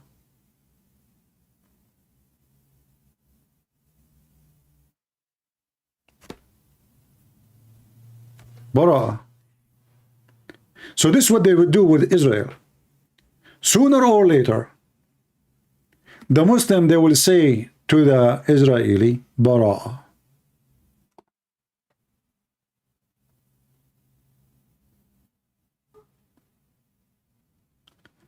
And if you don't understand your enemy, that's your fault and this is your stupidity. Until now, there's a lot of donkeys, by the way, in Israel. They think they can reach peace with those Middle Eastern Muslims. You cannot. because they are motivated by their religion, not by argument about land. This is not about a land. Only stupid people think that this is about a land. The war is religious war. Muslims versus Jews, Muslims versus Christians, Muslims versus atheists, Muslims versus Hindus, Muslim versus Buddhists. And if the Muslim kill all non-Muslims, then Muslim, they will kill Muslims because there is many Muslims. This is why I say to you, Islam is a curse. Islam is a curse. And if you don't understand this curse, that is your foolishness. So you better prepare yourself. And don't go stay home and say, oh, I don't care if the Muslims now they became in control of my city. Oh, they are the mayor. Oh, now they are. No, you are in trouble. They will smuggle slowly, slowly, slowly. And then suddenly you will find yourself under their command.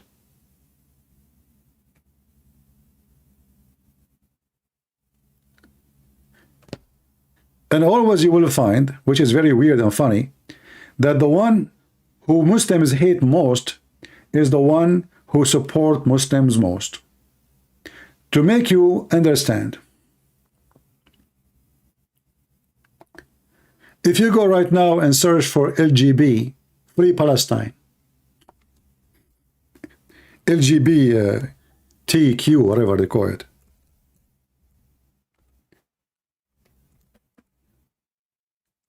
now it's LGBTQH, which means Hamas.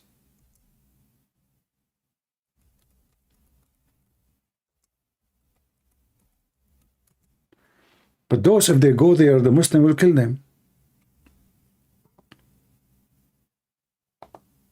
They will. Let me show you this funny comedy interview. And don't tell me this is not real. I know. We know it's not real. Because I know some smart people there, they will say to me, this is not real. In fact, it's real. Even though it's like a sketch and a comedy. But this is what they do. The West is suffering from foolishness.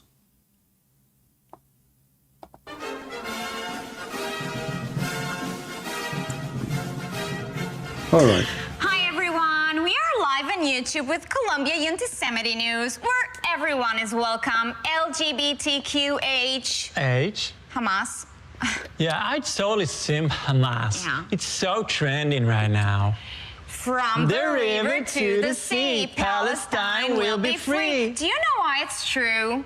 Because it rhymes. Just look at all this toxic Zionist propaganda.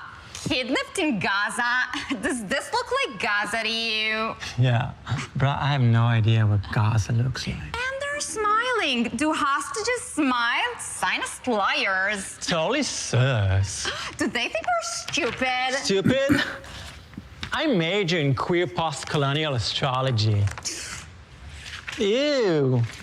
Jews make the world dirty. Yeah. And no, I'm not anti-Semitic. No, he's not. I'm racist fluid. Exactly. And now for a little break from all this activism, we want to say hello to our BFF, Bestie freedom fighter, Abu Fatwa in Gaza. Salam alaikum. Alaykum as-salam, and inshallah, Allah will kill you all infidels. Thank you so much for joining us. Love the headpiece, the all oppression chic. Very drip. Mr. Fatwa, how are you? Are you safe? Oh yes, I'm safe. I'm in a tunnel under the Gaza hospital. Above me, I have Allah and 2 million civilians protecting me. Community is so important these days. Do you need like humanitarian aid, food, fuel, medicine? It's okay, I have everything. I'm only hungry for rockets. As long as it's organic. Yeah. I wish I just could be there with you. You can come to Gaza anytime and we will throw you from the roof, you homosexual dirt. Do you hear? Bro, want to throw me a rooftop party. They are so welcoming and inclusive. So, shukran. And you are also very welcome to come here to America. We will come. First we finish with Israel. and America is next. Great! So I guess we'll see you soon. Yes, it would be a blast. Can't wait. It'll be so multicultural. Ya Allah, you are so stupid. Thank you so much, Abu. We love you. I won't even bother killing you. It's a waste of bullets. Good vibes only. It's better you just kill yourself. Okay, bye. Die. From the river to the sea, Palestine will be Jews free. Yeah, that sounds better. It is better. Even though it's a comedy, but it represents really the stupidity of those people in the West. This is exactly, he said to them die, they said to him bye. Die, bye. We will throw you from the roof. Oh, they will throw me a party in the roof. Thank you. Very welcoming, very exclusive. They changed the meaning of everything. If it's us, the Christians, who say we will throw them from the top of the roof, imagine what they will do. As long as a Muslim says that, it's you know, I mean, those are people. They are under stress. They are under stress. We need to understand.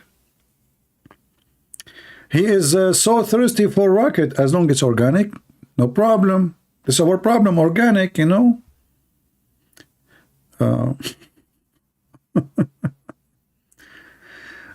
What about the Israeli will build the third temple? You know, I find it very funny. People are really busy about the third temple. I mean, those people, they are not even able to take the temple first.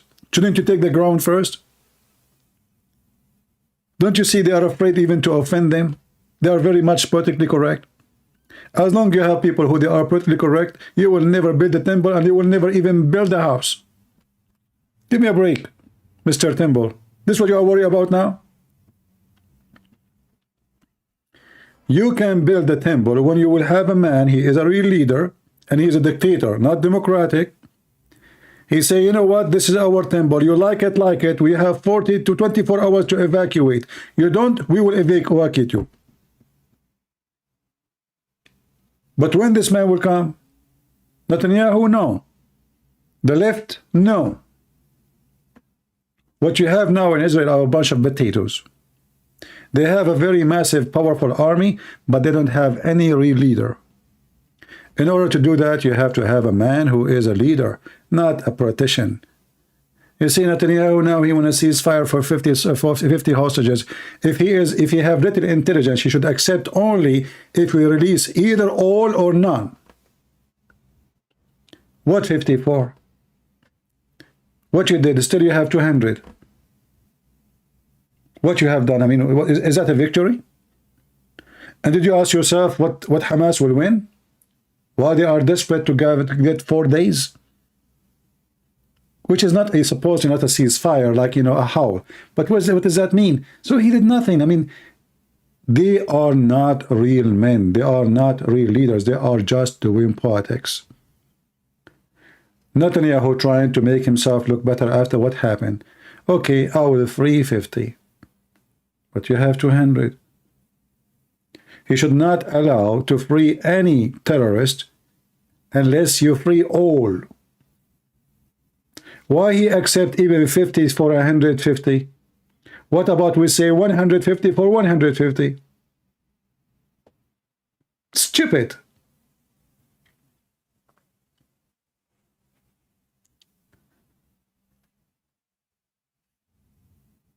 I support Israel, but I don't support Netanyahu. However, in time of war, if I am an Israeli, I will support him because it's war. In wartime, we have to be united against the enemy. And even after the war, by the way, we should be united, but we should choose a better prime minister. Someone is smart, strong, and not hypocrite, and not after money. Israel are desperate to sign a peace agreement with Saudi Arabia. In fact, it is the Saudi who they are desperate for it. Why you are in a rush? Already they have relationship with Saudi Arabia. Already Netanyahu, he met with the crown prince. Already Israeli can fly over the airspace of Saudi Arabia. Every single airplane going through Emirat or going through India go over Saudi Arabia. The airspace of Saudi Arabia opened from a long time ago. What this? Why you are desperate? For what? They need you. You do not need them. Emirat need Israel. Saudi need Israel. Bahrain need Israel, because without Israel they are doomed with Iran. They don't love Israel. They need Israel. Their bullet is not good enough to fight Iran. They need Israel. So the whole idea of what you see is to build a coalition against Iran. Israel, Saudi Arabia, Emirat, Bahrain, and whoever like to join. As simple as that.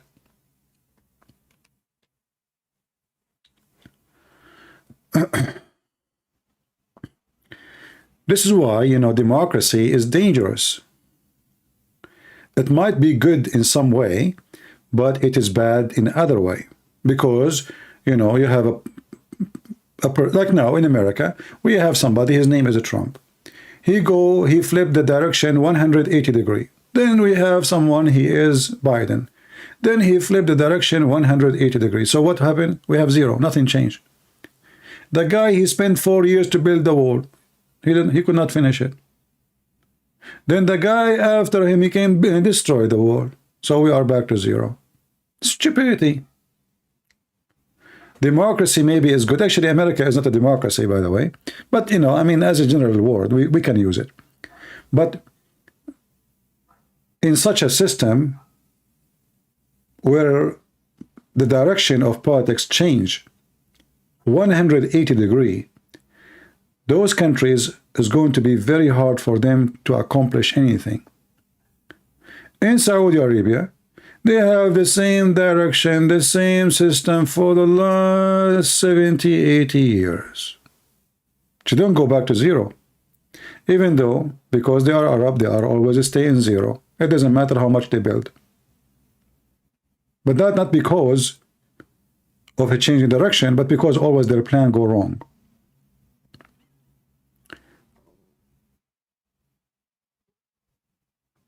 In Israel, it's the same as America. It's a democratic society election. And because of that, the government is not too much effective. Even decision for war and peace, it's not in the hand of one man. It's very complicated, it's very hard to do it. And after all what happened in Israel, until now, there's many opposing the attack on Gaza. This is how stupid and how many stupid people until now they are living in Israel.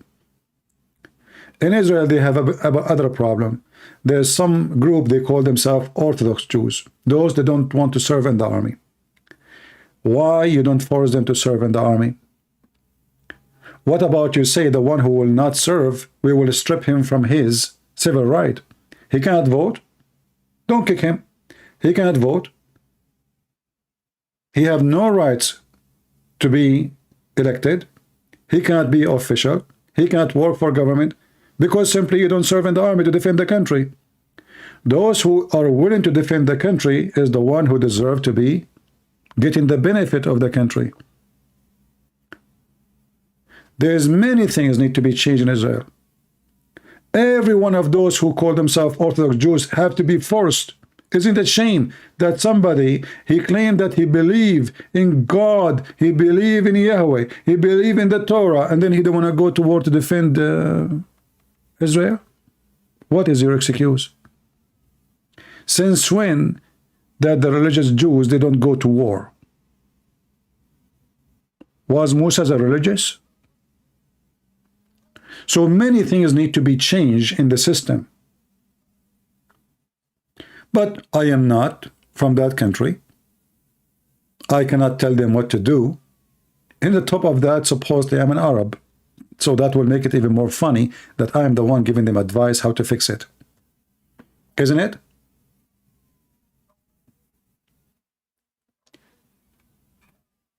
Sometime, democracy can be a big problem. Bad problem. it makes countries weak. Now, all the enemies of America, they knew what the weakness of America is. When Trump, he lost the election, Erdogan, he sent a letter to Joe Biden a week after saying that all Trump supporters are KKK. A week before, he was kissing the ass of Trump. They knew the weakness. So now we have two parties, they are in enmity, and those Biden is dividing them. He started calling those who support Trump terrorists. Yet he claimed to be the president who unite America. But yet he called more than 70 millions who vote for Trump terrorists, literally. So the Muslims, they took advantage of that. They knew now how we can... Remember we spoke yesterday about divide and conquer? You remember we said to you, we Christians should be united? Your enemies knows how to use your weakness. They are looking for the spot where you are, where it hurt most. This country is very much divided. And that will make this country is very much weak. And this is why Hamas is able to mobilize all those socialists, stupid socialists, to work for them for free. Hamas is not alone. The terrorist of Hamas is working with the massive power of the socialists in Europe, in America, lesbian, gays, LGBT. They are using everybody. And there is a machine behind all of this. And I'm sure the high intelligence in this country, they knew what's going on. Who's behind this? Do you think when all those socialists organized to block the bridges in San Francisco, in Boston, in Houston, in the same day, it happened like just one of them, he said, let's block the bridges?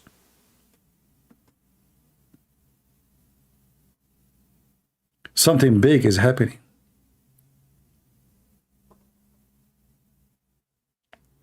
They are able to mobilize your kids against you. And one of the biggest reasons, because we as adults, we are just leaving our kids to schools, and schools run by socialists, and the socialists will poison their head that those Palestinians are, their land is taken from them, those Jews are racist, they build wars in the walls and fences like in South Africa, the white and the black, and they will tell them that the Israeli are white and those Gaza people are black and they are African, and all the madness. And then your child who's a teenage, he will believe them. You will see a Jew, thousands of Jews in Washington, D.C., striking in the street pro-Palestine. Jews. So do you see how massive the machine is? To the point they were able to mobilize the Jews against the Jews.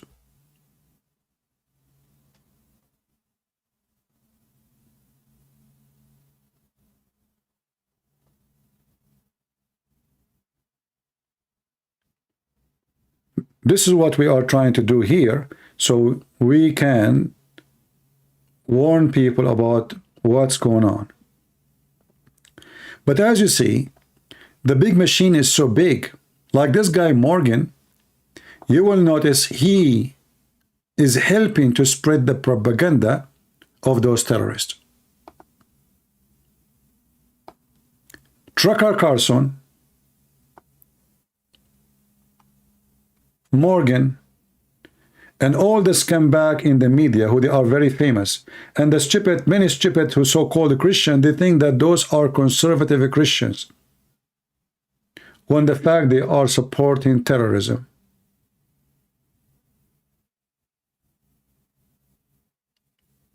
When in fact they support the enemies.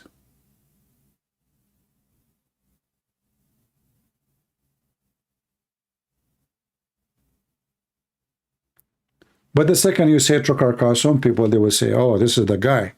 He's the only one say the truth. He's the only one say the truth. If there is one truthful thing he said, anyone can remind me of one truthful thing he said, Trucker Carson?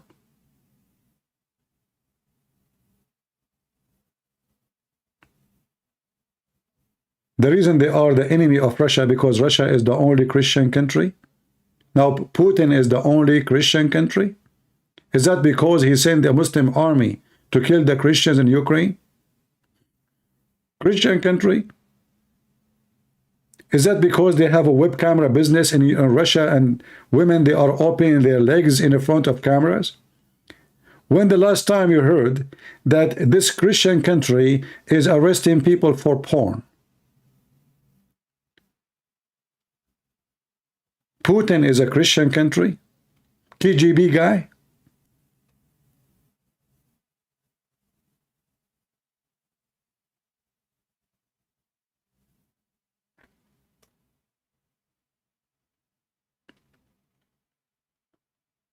And who is attacking who? So, a person, he is famous, he claimed to be a journalist, but all his journalism is vandalism. He just changed the title. I can change the news by changing the title. Let us say Christian Prince driving his car. He hit a man in the street. I can say a person, his name is etc., he hit a person in the highway. Or I can say a Middle Eastern Arab hit an American. Well, both news are true. Both news is true. But one title changed the whole idea of what happened. One is just a normal person driving in the highway, he hit other person, which something happen every day. But if you say an Arab Middle Eastern driving his car, he hit an American, now we change the story.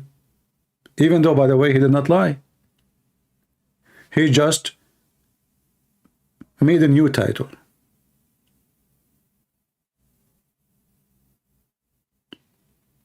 Do you understand?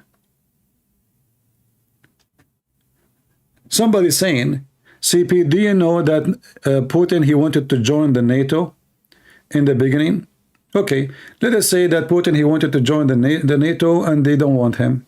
Is that a reason to attack Ukraine? And just to show you that all this excuse is false. Isn't it Putin now so friendly with Erdogan? Isn't it Erdogan is the center of the NATO now? Isn't it America have more than 100 nukes in Turkey? How come Putin is so close to Erdogan and he bring him to Crimea and he built a big mosque and he invite Erdogan to cut the silk? So how come the NATO is his friend when it's come to Turkey, the NATO is his enemy when it's come to Ukraine? Do we have a brain? Do we?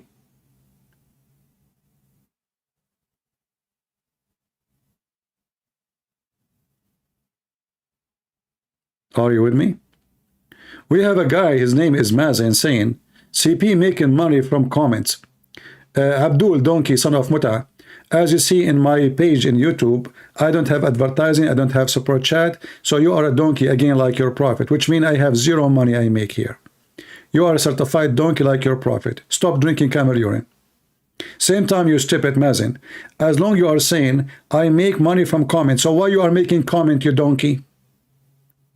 Are you stupid like your prophet, or you are stupid like your prophet?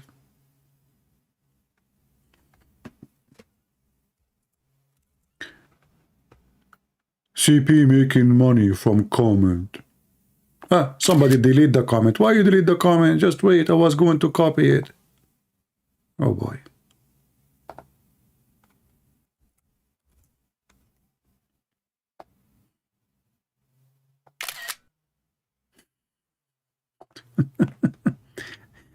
Just to show you how stupid you are, let us say for the sake of argument, I'm making money from comment. Why you are making comment, you donkey?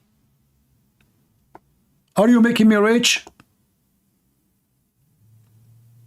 What your mom, she fed you after you came from between her legs.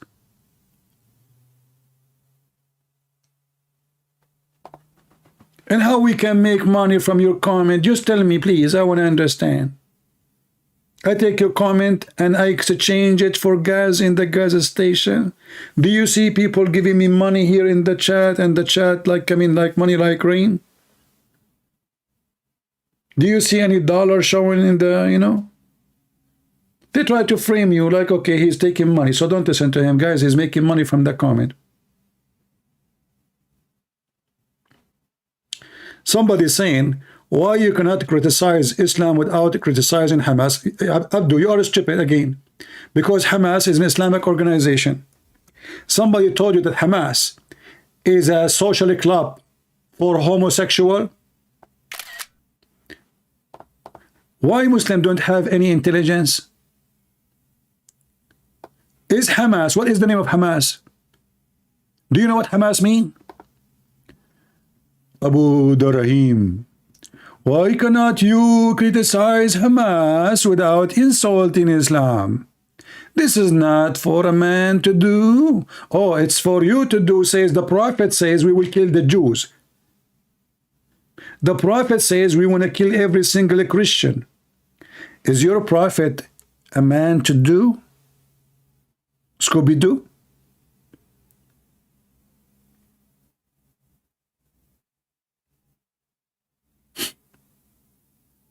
Hamas is an Islamic organization. And Hamas, when they recite to kill the Jews, recite what the Quran saying and what your Prophet said. They are not communist. So if Hamas is communist, then we will not say anything about Islam because simply they are communist.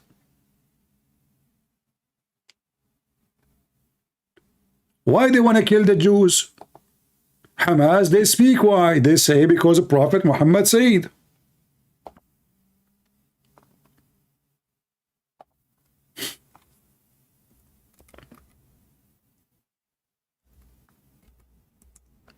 Prophet Muhammad said.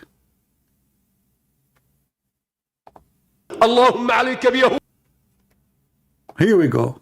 What Hamas say? Oh Allah, bring annihilation to upon the Jews, Allah. This is their prayer. شل أركانهم ودمر كيانهم اللهم مكنا من رقاب يهود اللهم مكنا من رقاب يهود فلقد اقترب يوم ذبحكم وصالكم والقضاء عليكم حتى لا يبقى يهودي ولا صهيوني على وجه هذه الأرض عقيدتنا في قتالكم أننا سنبيدكم على بكرة أبيكم. Do you see it? He said our doctrine, our religion is to kill you all. And we will not leave one of you is alive. Any Jew, not Israeli, any Jew. And this guy says to me, why you cannot, criticize Hamas without attacking Islam? Because the problem is Islam. The problem actually is not Hamas.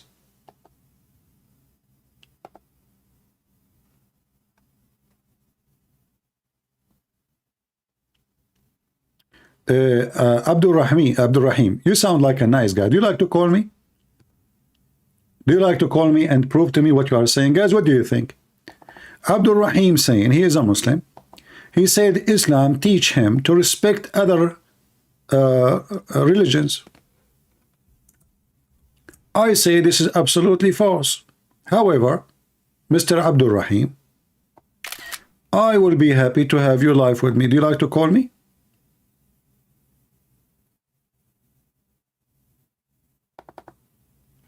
Do you like to call me? And I will listen to you. If you can prove what you say, I will apologize from you in the front of everybody. What do you think?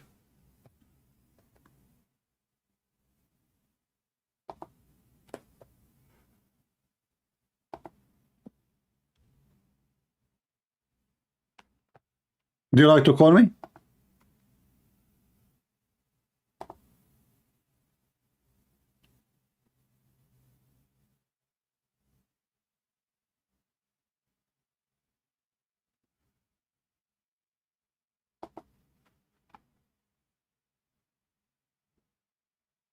What do you think?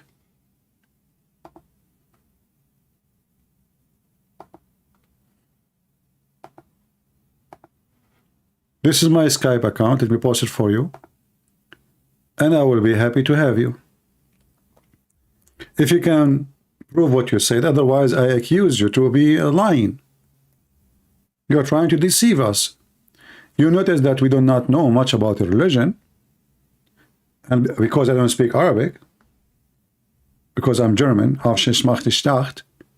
so you said to yourself, oh, okay, he's a German, you know, and those Germans just drink beer, and they will not notice that when we say takbir, we mean jihad. They think we are talking about beer. So what about you call me and prove me wrong?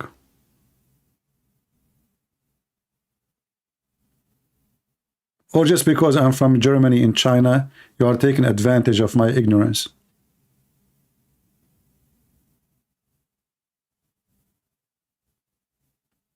Are you going to call me?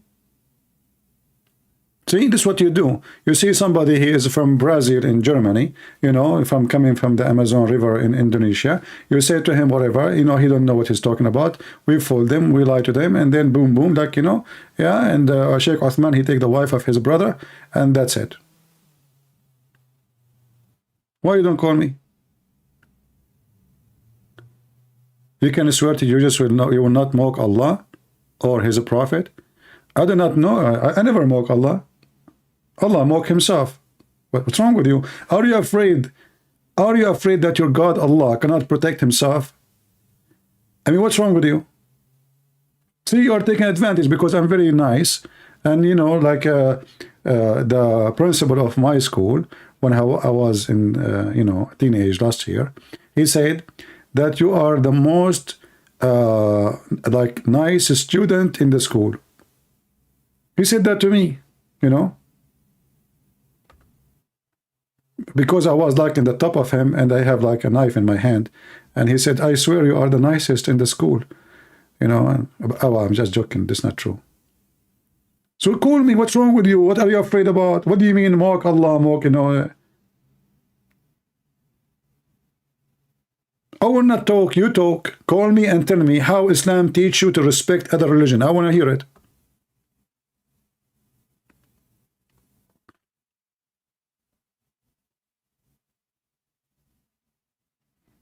Okay, I'm exaggerating. It was not last year when I was teenage. Not, it was like a year and 6 months. Guys, come on, take it easy. I mean, you know, Muhammad, he took a donkey, he fly to the seventh sky, and nobody saw. I mean, why you go in details too much? Just let it go. Last year. Okay, make it 2 years. Are you happy now? Even though it's not even 2 years. I think it was like a year and 9 months. Do you like to call me Abu Abdurrahim?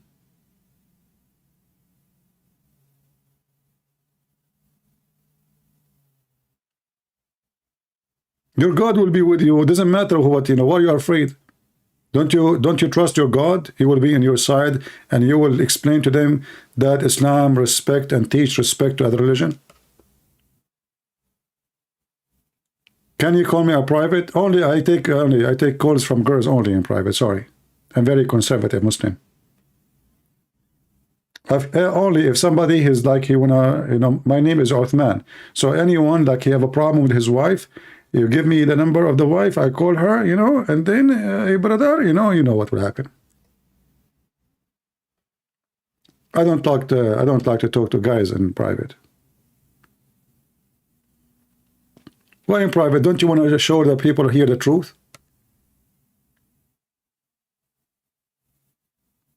Guys, did you watch the video we did yesterday for Uthman? I took it off, but I'm sure it's in many channels already. Go watch it. Uthman is a wonderful guy, you know, turned to be this guy. He's very helpful in the society.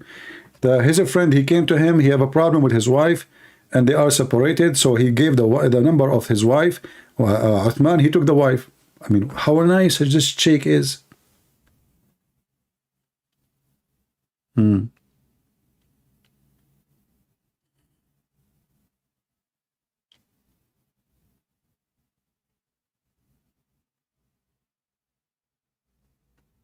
Any Muslim would like to call us?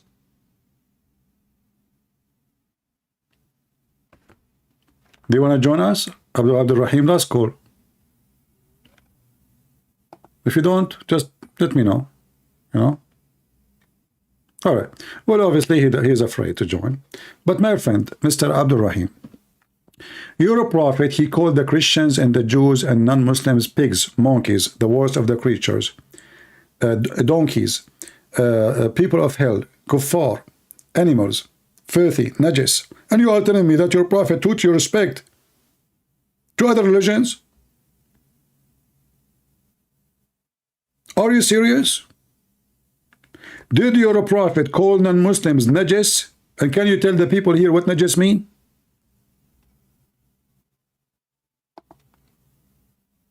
So this is what the Muhammadan they do. They go around and they give you speeches. Islam teaches respect. This is why Hamas, they were saying we will kill every Jew. That is an act of respect. In Islam, we respect you by killing you, by raping your wife.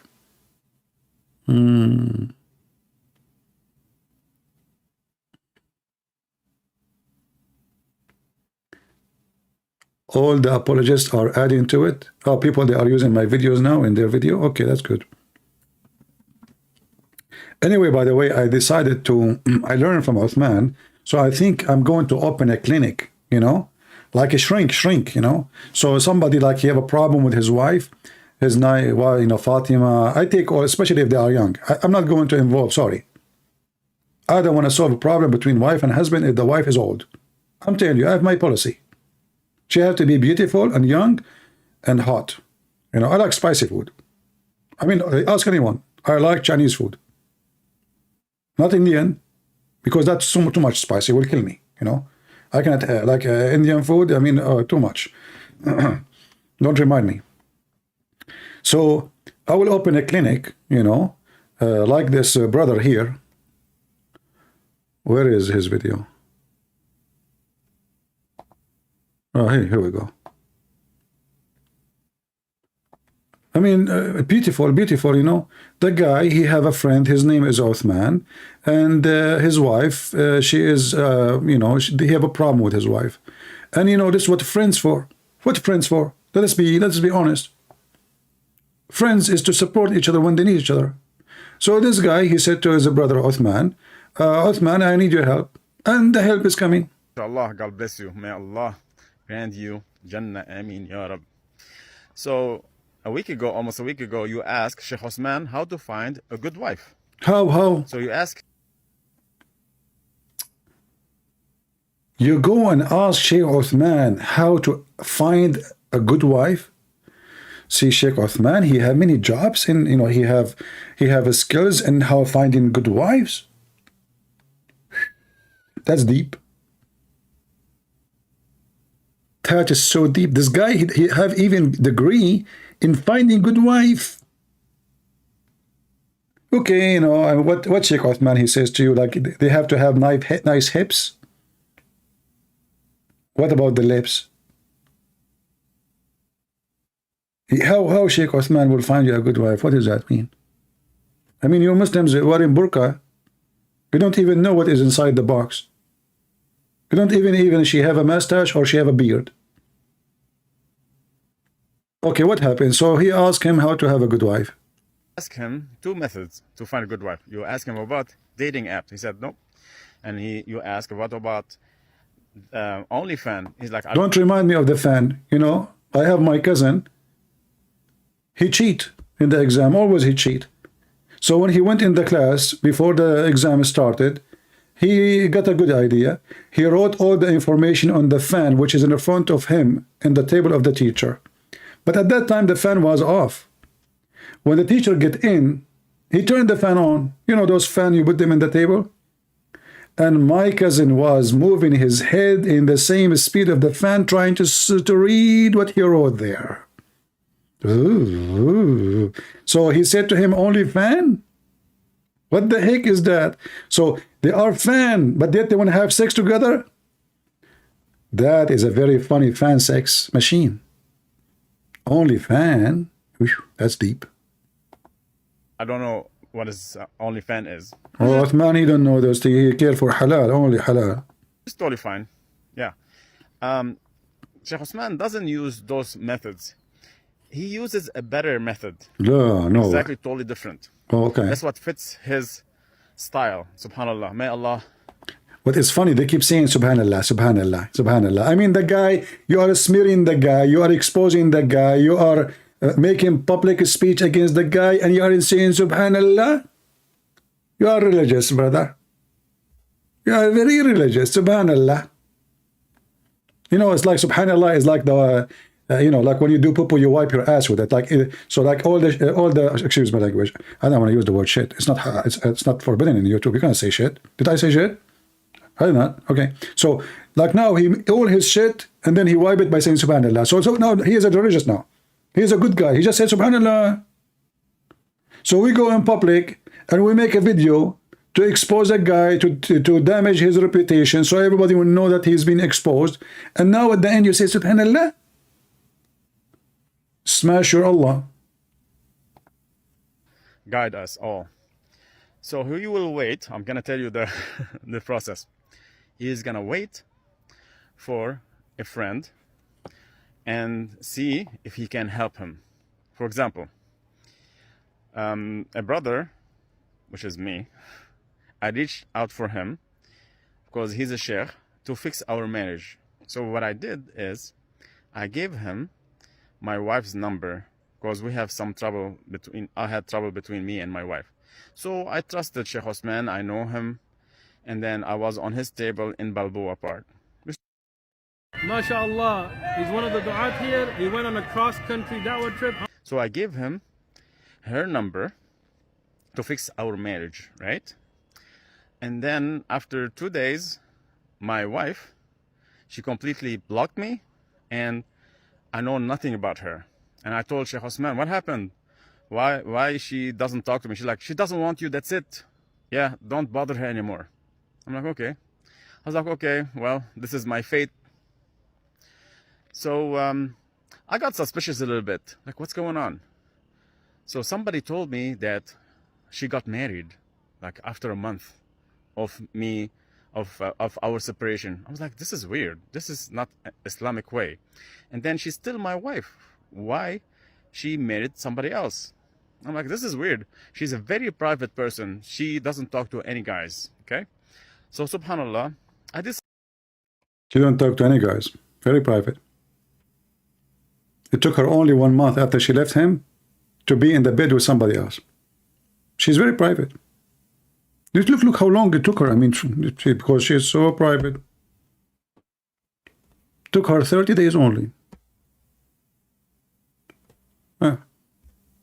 No, actually, he said after 1 month he heard. After 1 month he heard. So we do not know how long it took her to be in the bed of the other guy, you know. But she is very private. Some research, and I found out that Osman married my wife. He's doing you a favor. I mean, she is troublemaker. Just say mashallah, man. Come on, say mashallah. Say mashallah. Come on. That will solve all the problem. I mean, okay. I mean, you know, obviously, maybe you are not doing good in bed. God knows. I mean, sorry, Allah knows what you are doing there. You know? Maybe you are like the same Muhammad. She play anthem, nothing working. She play music, nothing working. She do striptease, nothing working. So she said, Uthman maybe is better. Something there is working. This is Islam. And then after all this scandal, he say, MashaAllah. And then you go to the other guy, he say, MashaAllah too. While under the table, everybody is screwing everybody. But in the top of the table, MashaAllah, Alhamdulillah, Bismillah, Alhamdulillah. Alhamdulillahi Rabbil Alameen. Al-Rahman Al-Rahim. Allati of Harim. Boom, boom, Ameen. Ameen. So yeah, based on this experience, I am thinking to open a shrink business for Muslims. Somebody, his wife is young. He and her, they are not liking each other no more. You know what? If Uthman, according to his video, took him 2 hours to convince her to marry him, I think it's going to take me 5 minutes.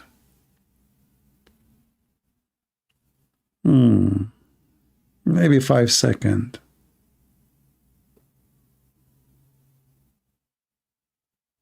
Not sure. Depend. This is religion. Lord have mercy. So what happened now? Uthman, he married your wife. Aren't you proud? Be honest with me. I mean, at least she is married from a nice person. He do charity. And this is additional proof of his charity in the community. You know? I mean, the guy giving semen for free. Did you pay? No. Did that cost you anything? No. So what is your complaint? What is the problem? You ask him for help, he helped you. She's gone.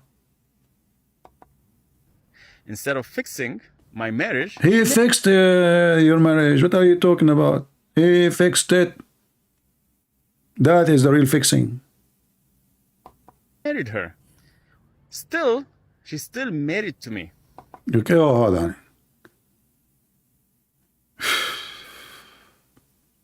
Listen. So a woman, she is still married to you. You go online and you make a video that there is a guy, he took your wife from you. I mean, what kind of a man you are? You are a hero, my friend. Let us be honest here. You are the man. I mean, look, you have a beard, huh? It says that you are a man. He is still married to me. You know, okay. I mean, you are the man. Yeah, okay. So you said to yourself, I can do nothing. I'm just a potato. And the guy took my eye, you know. So now I'm going to go in line and, you know, do blah, blah, blah, blah. Okay. And then what happened? But then things to get serious. The guy, he forced Uthman. It turned out to be Uthman is a potato too. This guy, he called Uthman. He says, listen, you divorce my wife or I will call the police for you. Because you have two wives now. This is against the law. You will stay in jail for some good time. Uthman, right away, he divorced the wife. Immediately. Islamically, she's still married to me. Subhanallah. May Allah. Subhanallah again.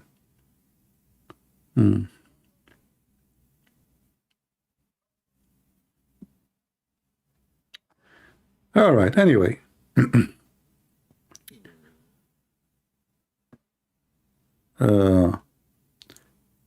You know, now I know actually why your wife, she left you. Look, you are busy making video for Free Gaza. Isn't it this is you?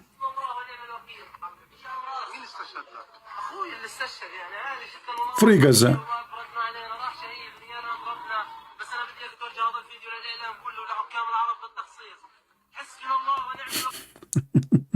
Now we know why your wife, she left you.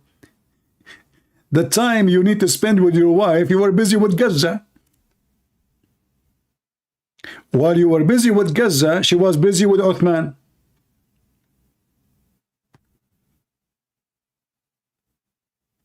See what happened to those who support Palestine?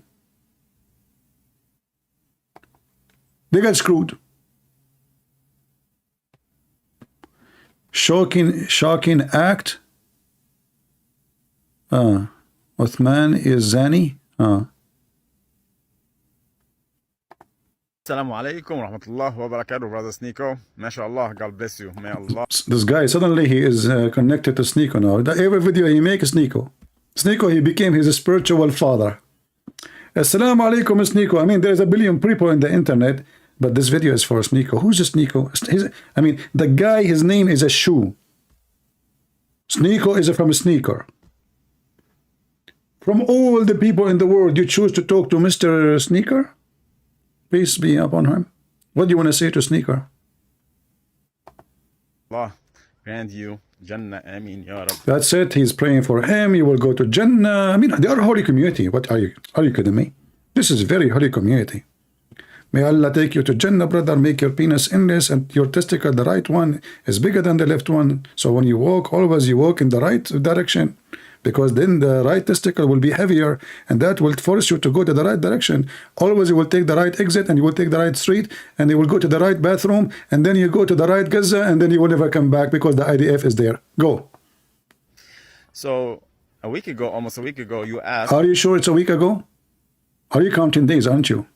Sheikh Osman, how to find... He's a sheikh, isn't he?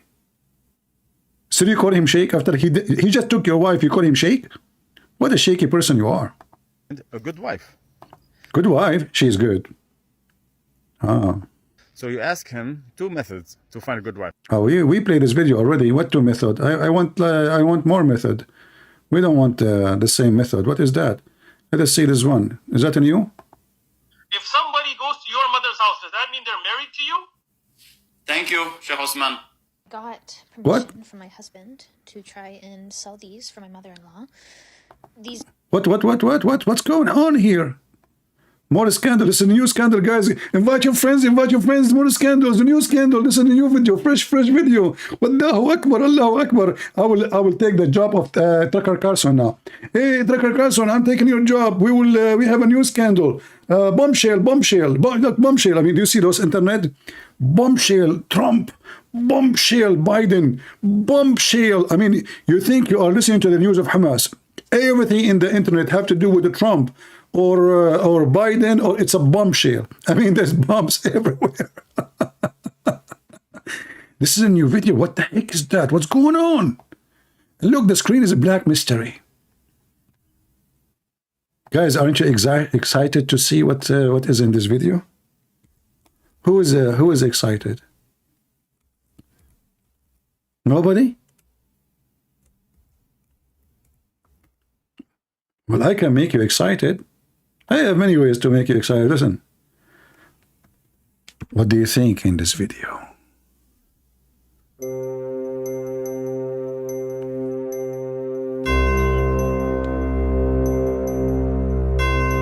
The screen is black.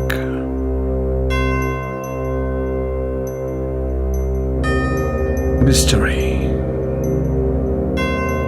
Sheikh Othman is behind the wife, the gossip, and Allah,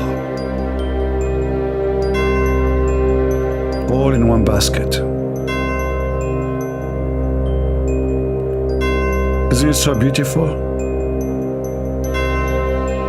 It is time for shish kebab. Let us eat. If somebody goes to your mother's house, does that mean they're married to you? What the heck? What? If somebody goes to your mother's houses, does that mean they are married to you? Thank you, Sheikh Osman. Got permission from my husband to try and sell these for my mother-in-law. These are not my paintings, they're hers, but she wants to sell them and get rid of them. Assalamu alaikum wa rahmatullahi wa barakatuh. A lot of craziness happening. I didn't want all of that, but subhanallah. Hold on. I see a picture there. What is that, a mushroom? Oh, no, this is Othman. He looked like a mushroom here, I don't know. Honestly, because suddenly the picture came up like, it looks small. I thought that like a mushroom, you know. What? Again, subhanallah. And you cannot make a video without subhanallah. You're making me sick. Your wife is taking subhanallah. The guy is doing boom, subhanallah. The guy is cheating on it, subhanallah. Okay, subhanallah. Subhanallah, how stupid you are. Okay, go. I have rights, and I believe. You have rights. What about your left? What is your right? Even my rights. What? Islam. What? Hold on. You remind me when the police, they come to arrest me. Each time they arrest me, they say, we are going to read for your right. I say, no English. You say, what the heck? And therefore they can't arrest me because they have to read my right. And I can't read English. I don't know English, you know. Let us read your right, Mr. You know. I say, no English no. And then they let me go because the guy, I mean, you know, in America, you cannot arrest somebody who don't speak English. Haram. You know, that Joe Biden will be upset. He must be a refugee. So even when I joined the army in USA, the drill sergeant, he came to me, he screamed at me, no, go down in the mud.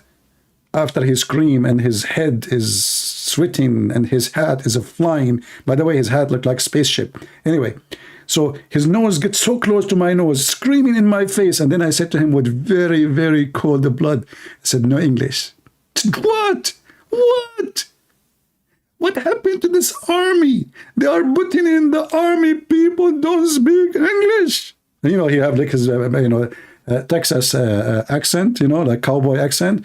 What happened to this country? They are bringing us people don't speak English. And then all the rest of the soldiers, they were in the mud for like a half hour, an hour. And I was watching. He said, get out of here. Don't go there. I don't want to see you. So I went away. At night, I was speaking to the guys in the, in the big room. What they call it? I forgot. I was speaking about Islam. And then suddenly the room became so quiet.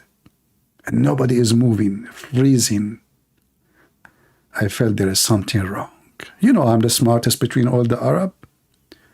It was the drill sergeant behind me. He put his hand on my shoulder and he said, no English, huh? No English? Follow me.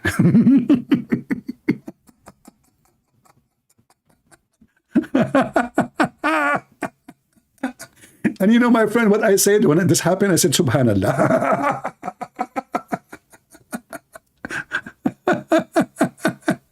And I was explaining how filthy Islam is, and then the room became so quiet, like nobody even moving. I told them not to move, like not to say anything, not to talk. And I look at them, there is something fishy. What happened to those people? I know he's behind me. But it was too late, I said, no English, huh? Follow me. Then he took me outside. Listen, I heard what you are saying. I like what you said. However, go and make your clothes dirty and make it look like I was punishing you for the last 2 hours. Come back here after 2 hours. Be sure, make your face dirty and your clothes dirty. Sir, yes, sir. Okay, bye-bye. And then I met a guy in the airport with his wife. He was serving with me. He forgot my name. But he remembered one thing. He said, hey, English, how you doing?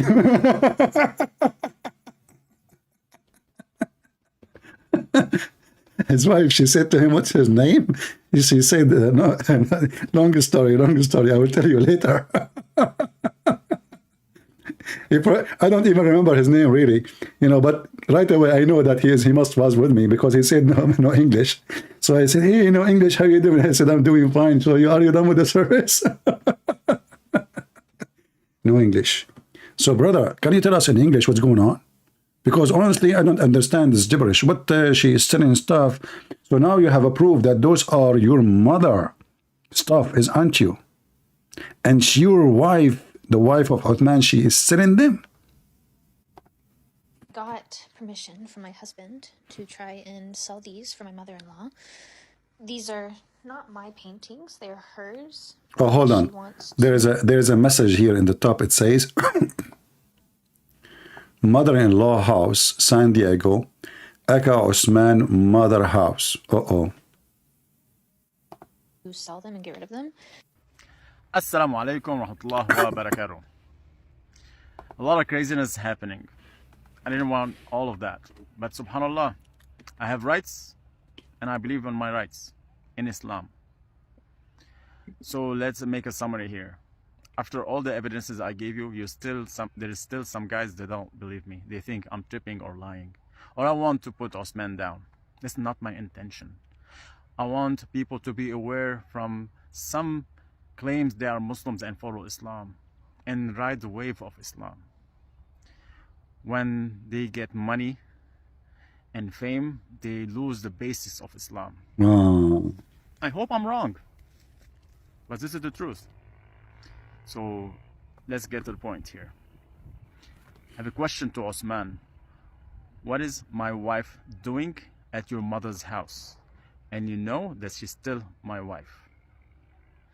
Your son told me that the paintings, I'm gonna show you in a video, those paintings are your mother's, okay? So why my wife call your mother my mother-in-law? And I will give you options. Your wife, she is calling his mother, her mother-in-law, because according to Islamic law, all brothers, Muslims, and brothers and sisters. I mean, isn't it obvious? Now, about the paint which is going to sell and those owned by the mother of Uthman, very simple. Muhammad, he attacked the house of Uthman. He took the booty because Uthman at that time, he was a Jew. So he took the booty, and now those booty being given to your wife to sell them in the eBay. Here we go. The problem is solved. So what the problem? What do you mean? Why your wife? She is calling Uthman mother, her mother-in-law, because she is his mother-in-law. Okay, what is this? Let's get to the point here. I have a question to Osman. What is my wife doing at your mother's house?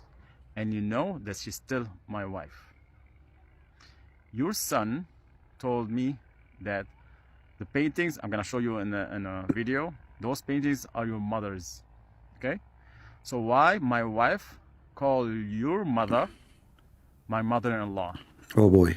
And why she's at your mother's house? That's a good question, by the way. Why? You know, I don't know, seriously. Why a woman, she is in my house? And she called my mother, her mother-in-law. I need to think about it. You know, I think, guys, sorry, it's not easy. We need to think, honestly. This is need some music.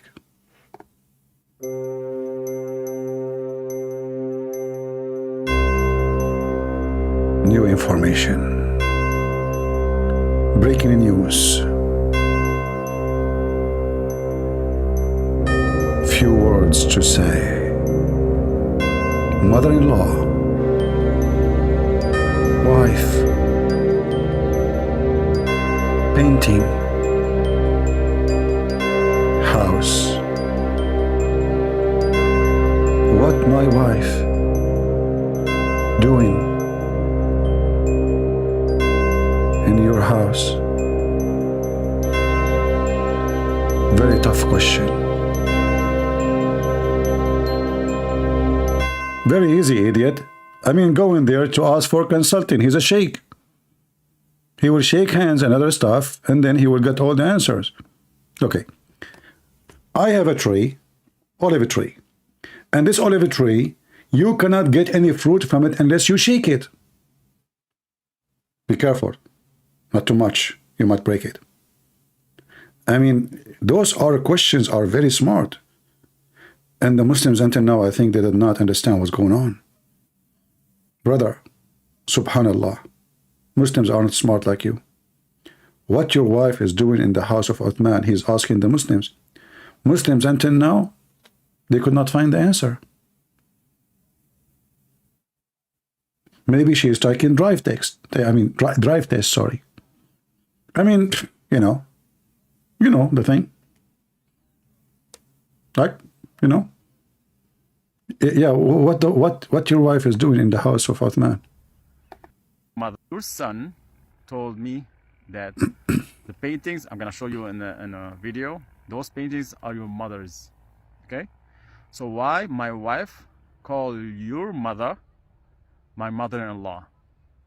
And why she's at your mother's house? Okay? Why? Why? You know that she's my wife, and you know me very well. Why didn't tell me, Abu, your wife is renting? You said she rents there. Why didn't tell me, Abu, your wife is renting from my mother? That's what you said. Why didn't tell me that? Why are you hiding that? And why you lied to me in a message that you told me that your mother lives alone? Guys, okay, see, guys, I want to teach you a trick. Do you see this? Do you see this message here? Let me read for you this message. This guy supposedly he delete all. Okay, why you delete the rest of the message? As long as you want to expose the truth. Let us read, guys, together. Hold on. I will take a screenshot.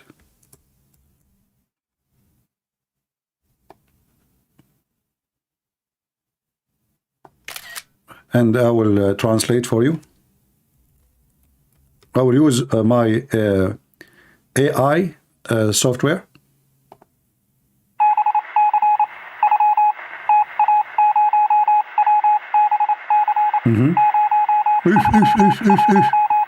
No way. What the heck? Shame on you. I can't believe it. Let me hold on. Let me hear the message again.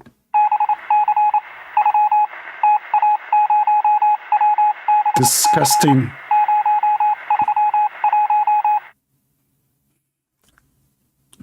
I need to call somebody, guys, just from the KGB. Just I will be with you, right? Video. What? Wait.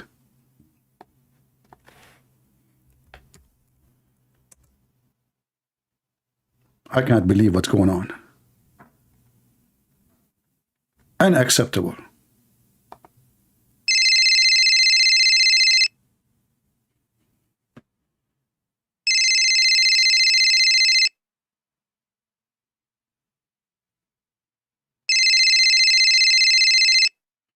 What? Answer, it's urgent. Within Prince, I told you don't call me. Just don't shout, man. It's very urgent. It's so important. I just received a message, a very secretive message, and it was coded. Christian Prince, did you say coded? I assure you, it's very coded. Christian Prince, I don't get coded. Why you're calling me a lie? Don't you think that the FBI and the CIA, they are nothing to us? Hey, listen, FBI and CIA cannot listen to you and me. Christian Prince, are you stupid? They are listening to everybody. They cannot. You bet, Christian Prince. I assure you, they listen to everybody. Zakir Naik, they listen to everybody. But are you a buddy? Christian Prince, you get a point there. Thank you very much. Okay, go ahead and tell me. I don't have nobody. That means they will not listen to me because they listen to everybody. You get a point. Listen, Uthman and this man, his name Abu Adnan. Christian Prince, are you making poetry? No. The first one, his name is Uthman. The other guy, his name is Abu Adnan. Christian Prince, I can't believe you. How come both of them have the same name? Idiot, it's not the same name. The first one, his name is Uthman, end with the last letter N. The second one, his name is Abu Adnan. He end with the last letter the same as the name of Uthman. Christian Prince, you get the point. Go ahead. All right. Uthman, he took the wife of Abu Adnan. Christian Prince, you call me for him in the morning to tell me that the wife of the guy. This is very important because a war might erupt between them. Don't you want to make peace? Christian Prince, this is a piece of that. Don't call me again, and I want to warn you, I will call the police for you. Okay, Zakir Naik, don't call the police, man. I'm just trying to make peace between the Muslims. Let us call them both and lie to each of them, because in Islam we are allowed to lie to make peace. Christian Prince, I can call them and I can lie for them, but don't call me. Okay, just go. So guys, Zakir Naik is gone now. Oh boy. Anyone able to read the message here? The coded message? What the heck is this? You erased the message? Let us zoom in. Let us zoom in. Hold on. Okay, this one, it says really? What the heck? What?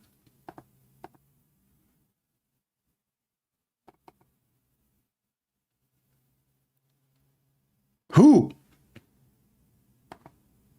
You see, we are solving the problem, like, you know. Who? Really? So? R. No, this is EO. Okay, we will need to find what this letter here. Okay.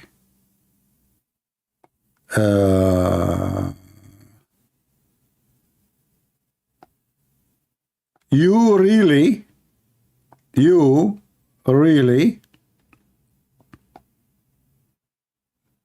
tell.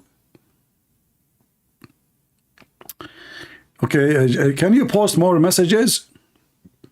And why you are, what about the other coding? Like, what is this? Hold on, what is this? Recording? He is telling him, why you are recording me? Ah, I see the word recording there. Ah, okay. It's a war in WhatsApp. What's up? What's up? Let us have war.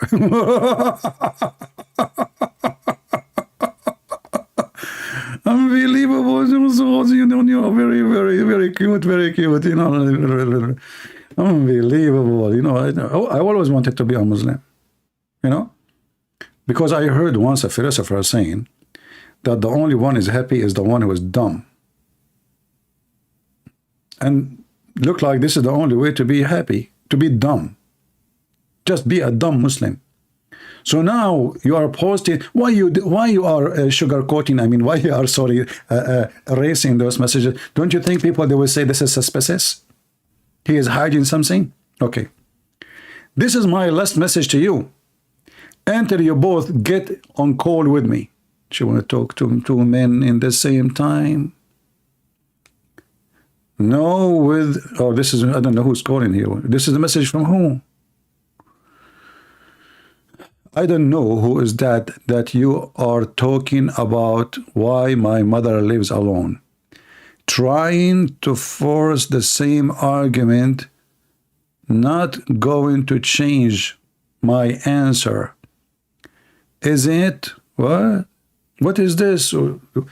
I mean, listen. You just provided us with the answer.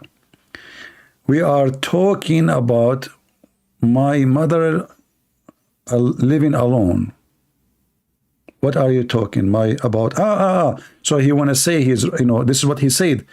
Shakshuk Uthman, he told him, he confirmed that his mother, she lived alone. So what Uthman he did, according to him, he brought the wife of this guy to the house of his mother so he can do boom boom her. Okay, I mean, it's a free rent anyway, you know. Mostly he's paying for the rent of his mother. At least he can use the, you know, the bedroom. So okay, what happened then? What happened? Conclusion. What is this?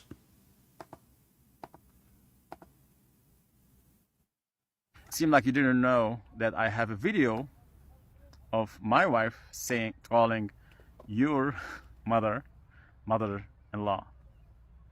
So anybody who slandered me, may Allah forgive you. May Allah forgive you again and again and again. Please, guys, I told you, have patience. Islam is about patience. Patience. I was wondering what's going on. I spent years trying to study this religion, and now we discovered that Islam is about patience. Well, the guy was not patient to take your wife. I mean, she just left you. Second day she is in his bed. He wasn't patient. But brother, I have to say, you are so patient. I mean, she is there doing boom boom, and you are, you know, making videos in TikTok. Tick, tock, tick, tock, tick, tock. And look here, the Muslims are giving advices. Look, this is a serious advice. Let me show you the comment. You want to see the comment, guys?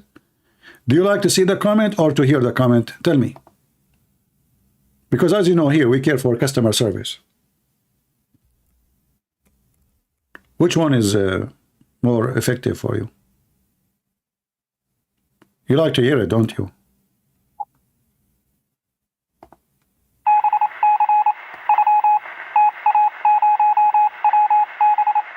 I decided to give it to you both. Daman, I hope from Allah, SWT. I'm telling you, we need to use Morse coding. SWT, what is that? That this issue will be solved peacefully. I mean, the guy, he is doing boom boom to his wife, and okay, no. I feel you, brother. Let us still be patient until he give an answer.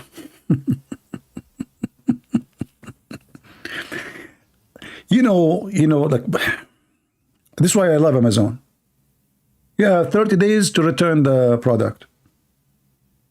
Patient, have patience, you know. Abu Adnan, he said, I hope so too. Look at this guy. This guy is a smart Muslim. Couldn't there be better approach to this akhi, which means my brother? The big anti-Islamic Christian.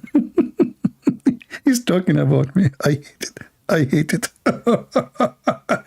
The Muslim, they get me wrong. I'm not anti-Islam. What are you talking about? I just friendly criticize the garbage of Muhammad. So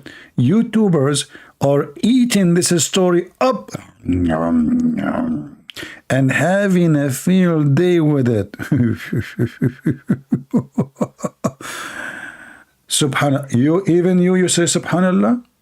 Even you? Everybody look like Subhanallah is a pandemic, you know. Subhanallah, brother. You are much better than Bru. This will pass with all the right answer and growth. Don't talk about the growth, please. I mean, just stop. For everyone to remain on the straight path. What the heck would this comment mean? Did you say anything to him? Nothing. May Allah give you strength. Trust me. This is exactly what he needs. If he have the strength, the wife will not leave. Sorry, guys. I would be so angry. Oh my Allah. But don't, Muslims, why you are saying, oh my God? You change your God name? Oh my Allah. Just imagine, guys, you trust that sheikh with your marital problem. Marital? Marital problem.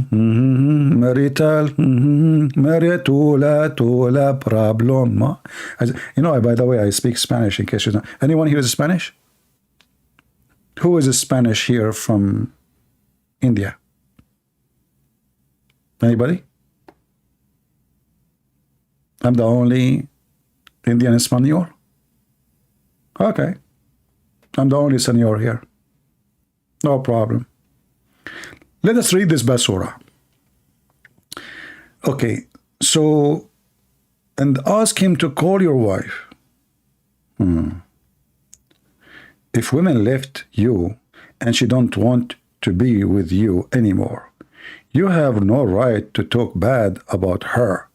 What are you doing is not talking bad about Uthman. GM, Abdul Potato, listen. The guy is not talking about his wife. He's just saying Uthman took his wife. And she is still married to him. And you are telling he's complaining that the guy claimed to be a sheikh, and yet he take a married wife to his bedroom. And married. Then more questions coming from the same gentleman. He's so smart. I think this guy, he was working in San Francisco Police Department. Simple question. You see, I like those simple questions. Like, you know, once I ask a simple question to a Muslim. If Allah, he have one leg, what is the difference between his walk and the walk of the kangaroo? Until now, I'm waiting for the answer. It was a very simple question. Simple question to you. What you did wrong to her that she left you? That's deep. This guy is a shrink. I need to read a drink. It's not polite to gossip. I did not say anything. I mean, this is what you Muslim says. You make a video about it. We watch your video. We comment about the video. Now I'm the one who's gossiping. The guy saying his wife in the bedroom of somebody else. I am gossiping now. Guys, this Abdul saying it's not right to gossip. Do you know what gossip mean? Gossip mean I am saying things nobody heard of. I'm making it up. This is the husband himself making a video, posting it online. If he don't want to talk about it, he don't want anyone to talk about it, he will not post it. When you post it for public, it's public. It is public. It is publicity. Okay. Even according to Islam, if she want to be separated from you, you have no right to talk. This donkey, by the way, is donkey, because in Islam, no. In Islam, a woman, she can be forced to be taken back to her house, the house of her husband. That is called Baytut Ta'a, the house of obedience. This guy, he can call the police if she live in the Middle East, and then they will make a warrant in her name to be arrested immediately. Doesn't matter where she is found. Airport, street, mall, her father's house, it doesn't matter. And then after she will be arrested, she will be cuffed and she will be taken to the house of the husband like a goat. So this guy, he do not know what he's talking about. Toshiro, he says, this is why women are one of the biggest trials for men. Oh boy. Oh man. These are private matter. Well, tell your friend if it's a private matter. I mean, it's a private matter. You put it in TikTok. Listen, Abdul, I heard that TikTok is a private app. So the guy is posting it in TikTok. He have 26,000 subscribers. And this is a private matter. Why you don't call me? You know what? You remind me of a private matter. Let's hold. You remind me of your prophet. He told the private matter to his wives, and then he put it in the Quran, which only 1.34 billion they read it. It's a private matter.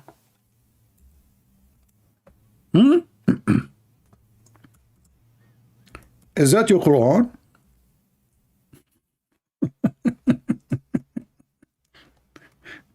So it's a private matter. I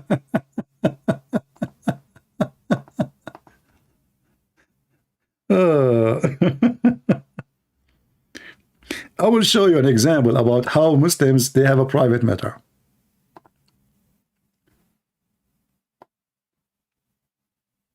Read with me and tell me if it is a private matter in Islam not to mention what happened between wife and husband.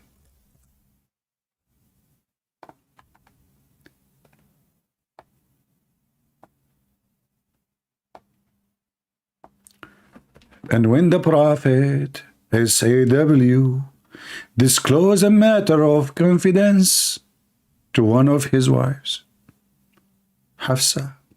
So when she told it to other wife, Aisha, and Allah made it known to him, Muhammad, he informed a part to Muhammad, and he did not inform a part to Muhammad. So, and then Allah Prophet told his wife, Hafsa. She said to him, how you know this? He said, Allah all-knower.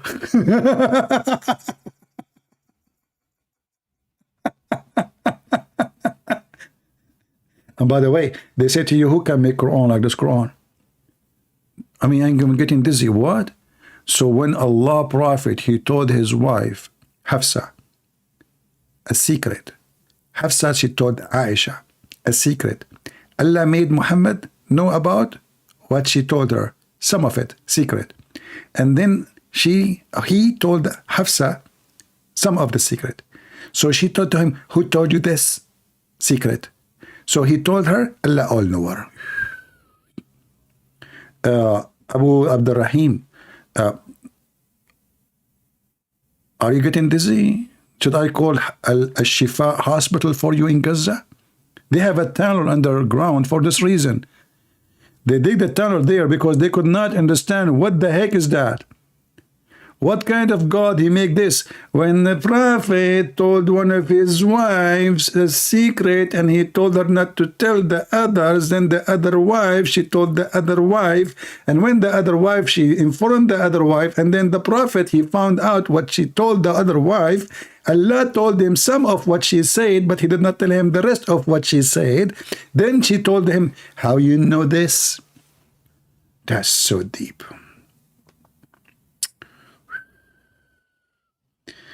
Abu Abdurrahim, my friend, if I know your secret, I would not share them. I am a respectful man. Abu Abdurrahim, as long as this is the case, please call me right now. I will tell you all my secret. Because you are the only one I can tell my secret. You just told me you will not tell anyone. You remind me of my cousin. He said, I want to tell you something, but you promised me not to tell to anyone. I said, okay. He said, you promise? I said, okay. He said, you promise that you will act as if you heard nothing? I said, okay, I promise I will act as if I heard nothing. And then, you know, he told me, can I borrow from you $10,000? I said to him, consider it as if I heard nothing.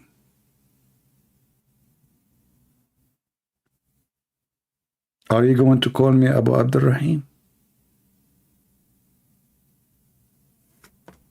What secret? The guy, your prophet, he put it in the Quran.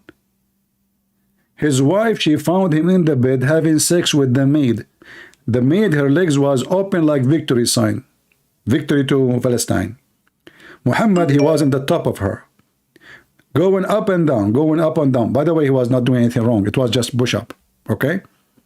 Push up. Not push down. You see, there's different. There's push down and push up.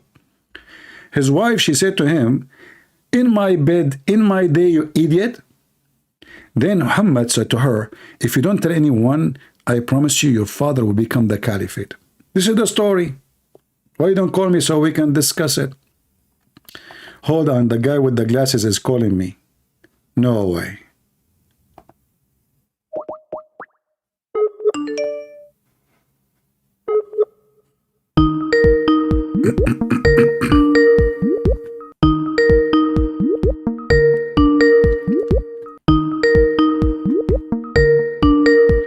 Answer, answer.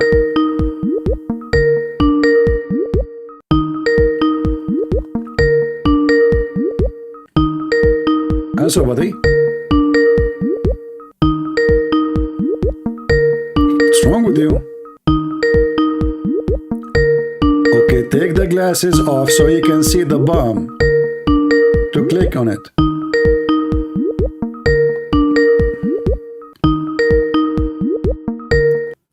Oh boy.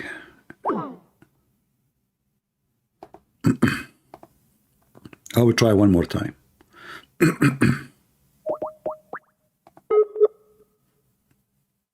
I wanna buy glasses like those.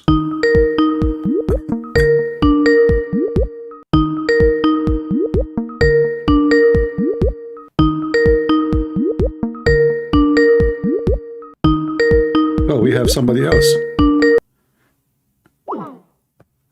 Oh, he changed his picture. No, this is him.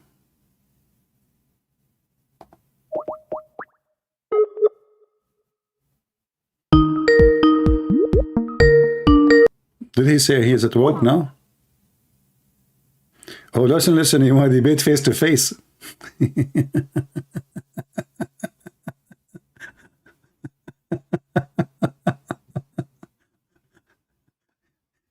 Trust me, you will be afraid even to debate me ass to ass. You are making poo-poo even over Skype. What will happen to you if you see me? I get scared when I see myself, you know. Just go. Just go. So, Abdul, don't complain, my friend. Your brother, he himself is posting his problems online. He's inviting everybody to help. We're trying to help. Why you are being negative?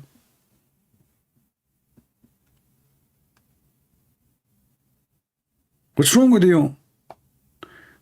Don't you notice we are trying to help to see what the problem? Don't you know I have a degree from the SSUSSNOHEOFAOM University? And my specialty to fix the problems between wife and husband? And this is why Allah himself, he sent two angels from heaven. Their name is Harut and Marut. Guys, why does divorce happen? We know it is Harut and Marut. Do you remember? In the stupid Quran, Allah, he sent two angels. One, his name is Harut, and the other one, his name is Marut.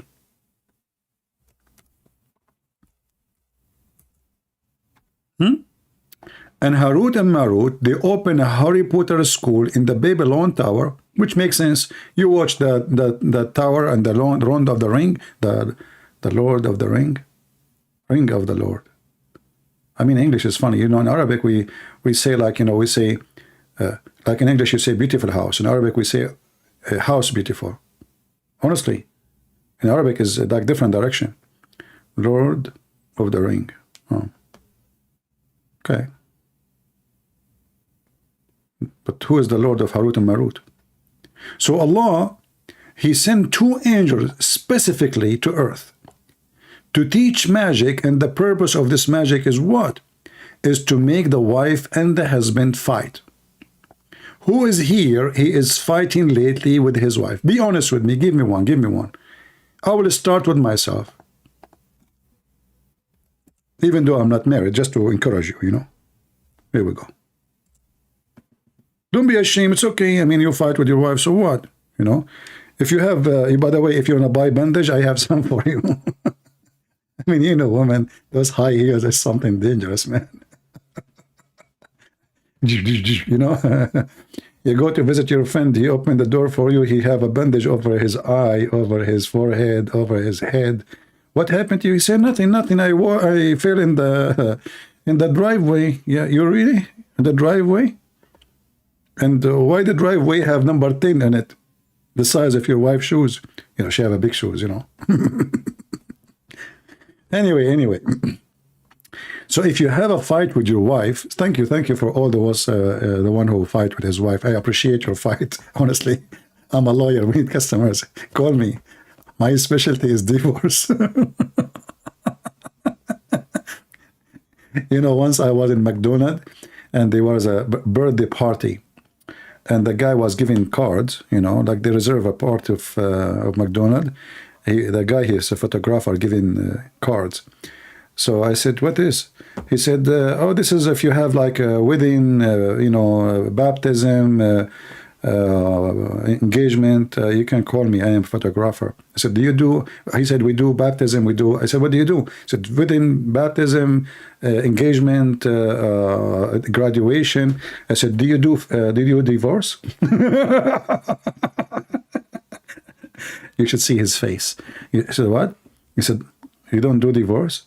He said, no, sir, we don't. He was looking like, what? And I look serious, you know, I'm serious. I said, well, I mean, you take pictures for people when they get married.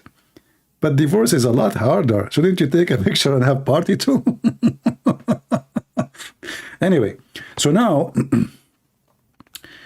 Harut and Marut, sent by Allah, police be upon him. I mean, IDF. And Harut and Marut, they teach people magic. And they are angels. But remember, before they teach you magic, they make you sign a disclaimer.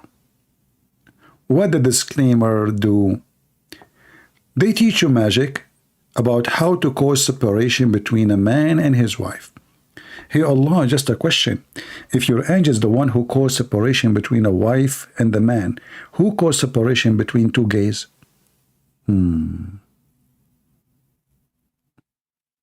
There's something you did not tell us? Anyway. But then the angels, after they teach you how to make separation between the wife and the husband by magic, they will tell you that you should not do it. It's a trial. Disclaimer.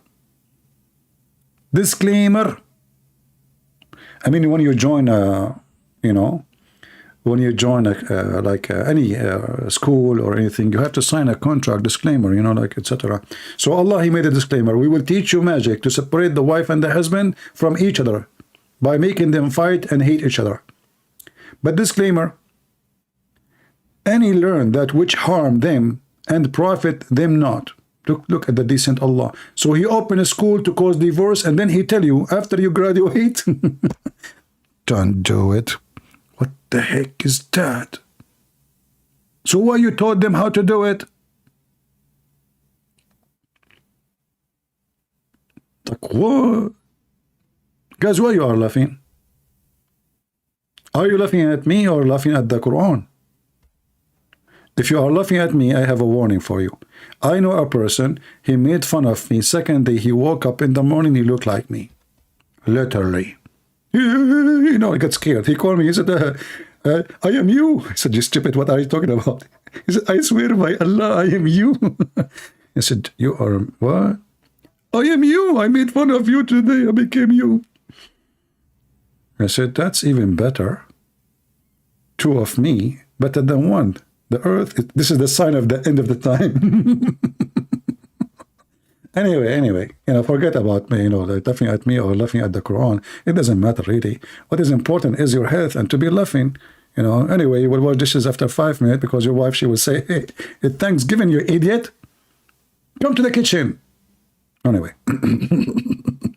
Anyway, so Allah, He opened a school of Harry Potter to separate between the wife and the husband. Now we go to our friend story. You see, we forgot about even the original story, Bassem, but we are done with it. We expose him. So this guy now, obviously, he don't understand that whatever happened between him and his wife, it was because of Harut and Marut and the school of magic of Allah. Anyone here can prove it wrong? Christian Prince, you crossed the line. I unsubscribed from you.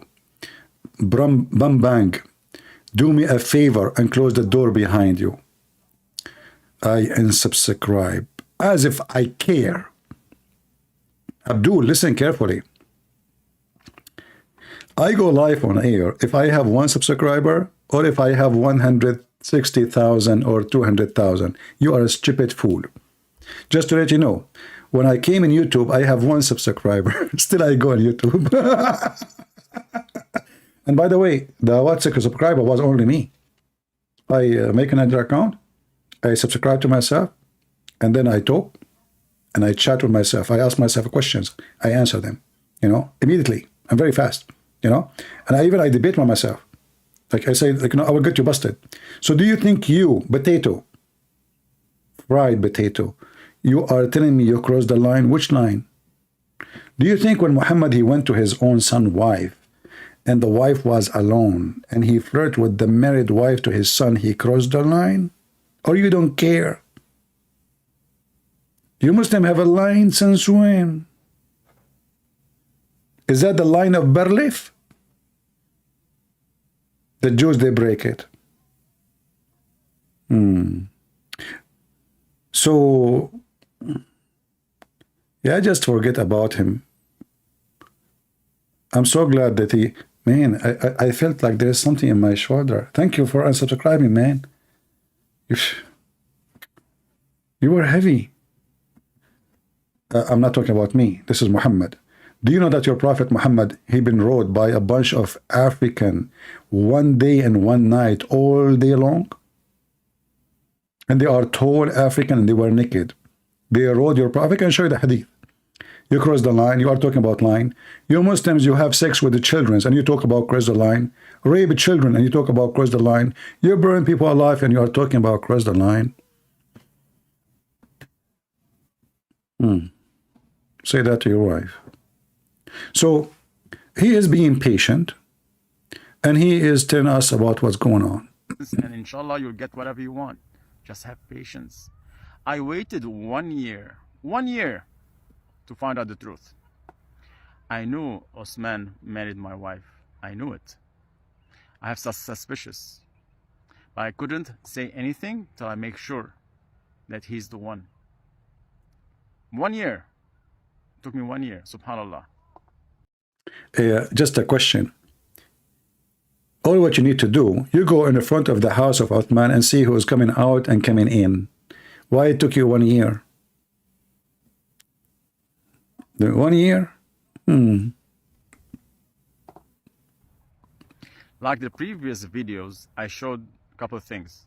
That my wife is describing Osman by his age, his first wife age, and there's very private stuff too. I cannot show it on public too. Okay, it's very extremely weird things. That is getting weird. Very private things too.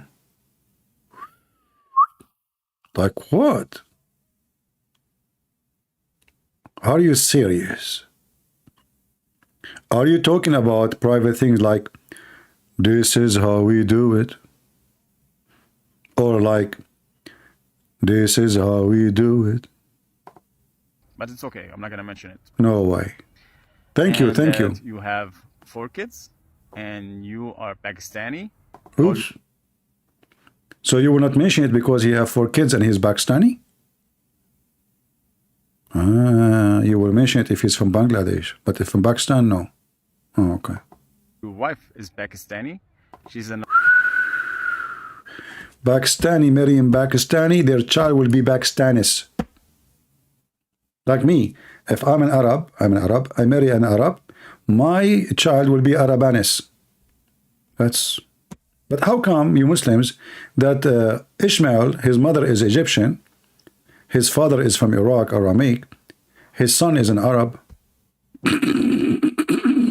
Anyway. I mean, he married Egyptian. Ishmael, he married an Egyptian. His mother is an Egyptian. His father is an Aramaic. His son is Muhammad. Really? True story. In the late 30s, you have no siblings from your mother as brothers, okay? And why she's saying that her husband has a master in hadith? Maybe she's talking about Christian Prince.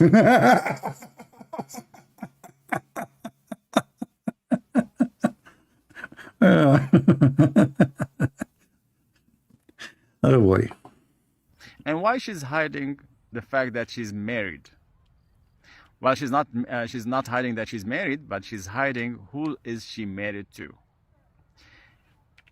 If a woman is proud of who she with, she will be proud of him, not hide it. Are you saying she isn't proud of being with Uthman?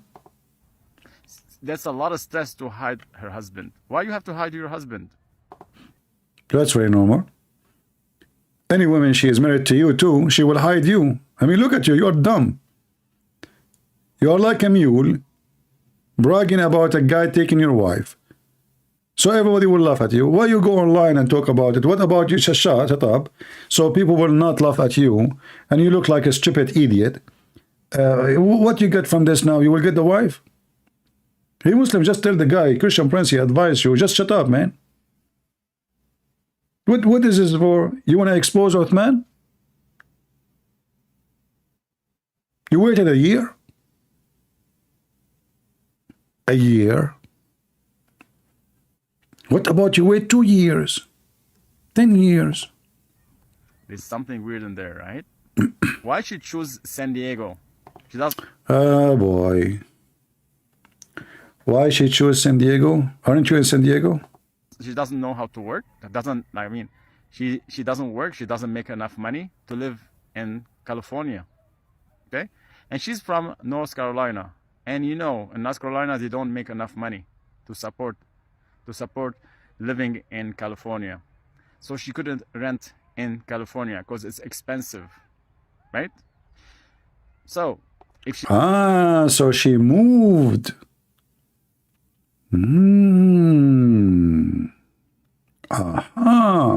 is renting at your mother's house as what you claimed, can you show us the receipts? I know my wife, she doesn't pay cash at all. She always use either her credit card or checks. Can you show us any receipt? Shame on you. You use the Jewish credit card? Visa and MasterCard? Hey Muslims, how many times I told you you need to be caught Israel? Free Palestine, you idiot. So you make a video about Gaza and then you use a credit card? Idiot. Of the renting. And why she traveled from San Diego to North Carolina, like when everything popped out, right? Another thing. Why she chose your mother's house? United States is extremely big. She's choose San Diego and your mother's house. Subhanallah. I have rights on you. I have rights on you. And why your friends are threatening me? It's like, I know you. If you come to San Diego, we're gonna take care of you. Or you're not welcomed in San Diego. Is that a real Muslim? Why are you sending those people on me? You're trying to scare me? I'm a Muslim. I fear nobody but God. You Muslim don't fear anybody? So why you don't call me? You Muslim fear nobody? So why all of you go and you seek asylum in Europe, claiming that you fear death in your country? Suddenly you fear nobody? You don't? Are you sure? That's true story. So why when the IDF, they come to you in Gaza, you go in the tunnel? Is that because you fear nobody? We Muslim, we fear nobody. True story. That's why you ask the American to protect you in Saudi Arabia, in Kuwait, in Bahrain, in Qatar, you name it. Because you fear nobody. You are fearless, brother. You are fearless. And I wish I was wrong about you. I wish, wallahi, I wish I was wrong about you. Wish. Ya Allah, subhanallah. Again, subhanallah. I mean, the guy screwed you up, man. You keep saying subhanallah. So again, what is my wife doing in your mother's house? Oh, this is the same question. A serious question. Okay. What about we ask, what is Hamas doing in your mother's house?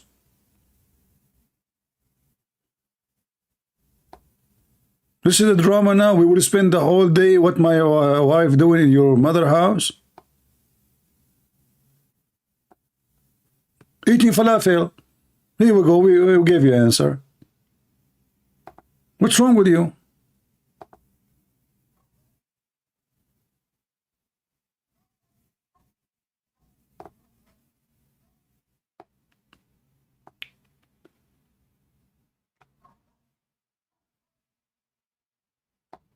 The same guy, he go change his name and he come back. Christian Prince, you are being unfair here. Change your name, come back. I thought you unsubscribed already. The compound, we're underneath the ground. We are approximately between the Qatarian building is above us, and this is the way to the street. Meaning this is a way that goes outside from the hospital. We are talking about a tunnel which is more than this, only this specific area is more than 300 meters of a tunnel. So this area goes directly outside of the hospital, approximately to one of the areas outside, maybe a mosque, maybe an apartment, and it's blocked. It's blocked and sealed. They knew that we were going to come here more than a month ago, and they sealed it. And now we're going to see the infrastructure of the tunnel.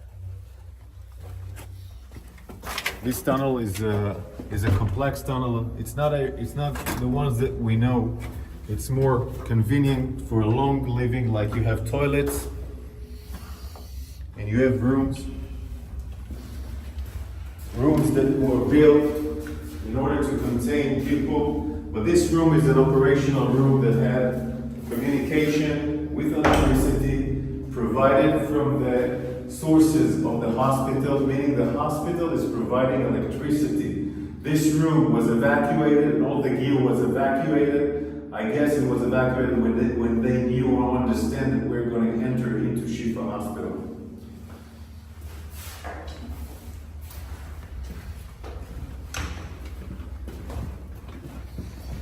You can see how long it is. The warriors in front of us are going inside the tunnel. You can see a small kitchen.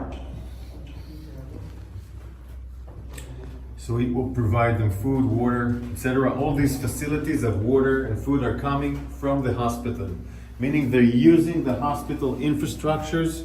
They're using the hospital infrastructures in order to provide this terror mechanism to stay alive and survive. I want to show you more rooms. More rooms. This is a room, where you can sleep. Look how big the rooms look. Make command control. It also has an air conditioning. Air conditioning too. Air conditioning goes. Do you see the air conditioning in the tunnel? From the hospital. One of the reasons that allows us to understand this complex is that we found the engine of the air conditioner, of course, outside, next to the Qatarian compound, inside the hospital. Electricity, full electricity. The gear that was inside here was evacuated before we entered, but look at the ceiling. This is not just a regular tunnel. This is a high facility compound. Also more toilets here. A lot of toilet, man. They were preparing for the Israeli attack because they will piss a lot. See, they dump a lot of, this is because of explosions. So some of the tunnel is exposed already to the sun. They tried to seal it. They tried to seal it also with sand they put sands and other components that we will not be able to enter here. We evacuated the sand. We open up those entrance so we can go in, but they trying to ruin this tunnel in order for us not to be able to enter.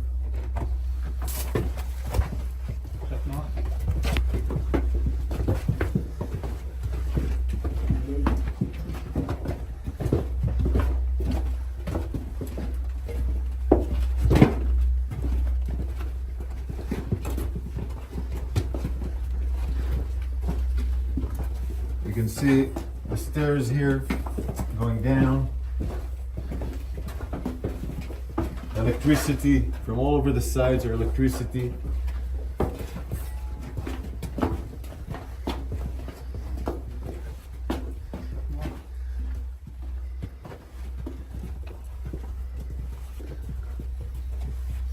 Look how big, see? All this electricity compound, all this electricity gear, of course, comes out from the hospital. The hospital provides, in that sense, electricity to this stir mechanism of the tunnel.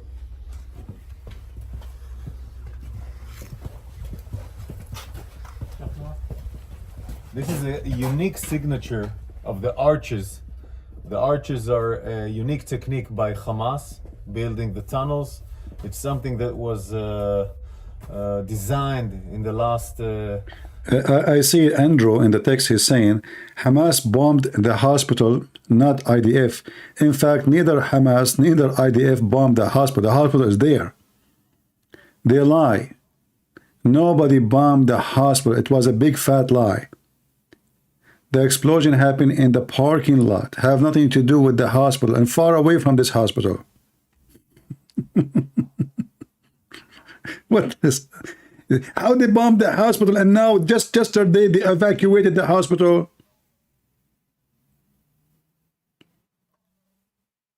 I mean, what the Israeli are using, like fireworks to bomb the hospital so they destroy one room? Either we say they bombed the hospital is destroyed or not. Israeli, when they bomb a place, the whole place will collapse in a second. The hospital is there. Actually, they got down from there, from the hospital. And not only that, did you see the videotape they got from the hospital? So they have still the videotapes, the cameras, everything is working. The electricity. 15 years, this unique every area that we see arches are we understand that it assembled, that it has a tunnel next to it. This is how we revealed some of the tunnels, so it's a unique structure of Hamas tunnels in the last 15 years.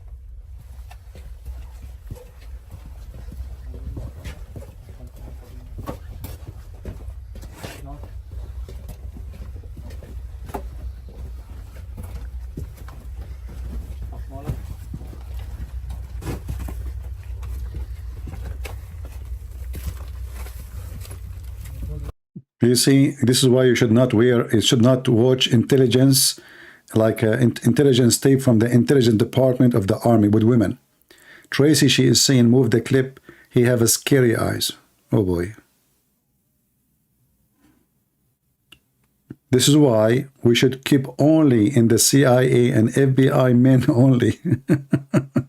Women, they will be watching. You have a scary eyes. No one want to watch this video. You have a scary eyes, man. I mean, go on. So why are you looking at his eyes? Look at the tunnel, Tracy. Focus on the tunnel. The video is about the tunnel, not about his eyes.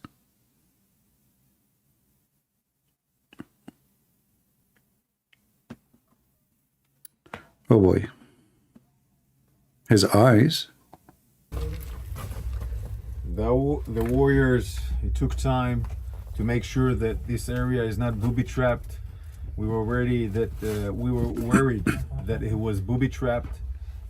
Cleaning this area, opening it so we can go inside, was a huge task for the forces of the special units that were here.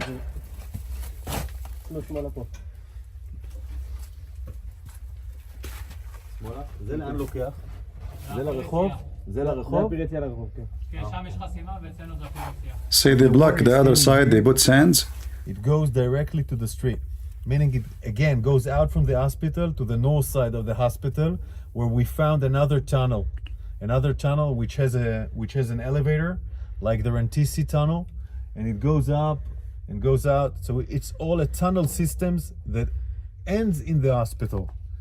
It's a mechanism of a tunnel system that ends in the hospital. Now we're going to turn left and go out again in the hospital just to see the size of the tunnel.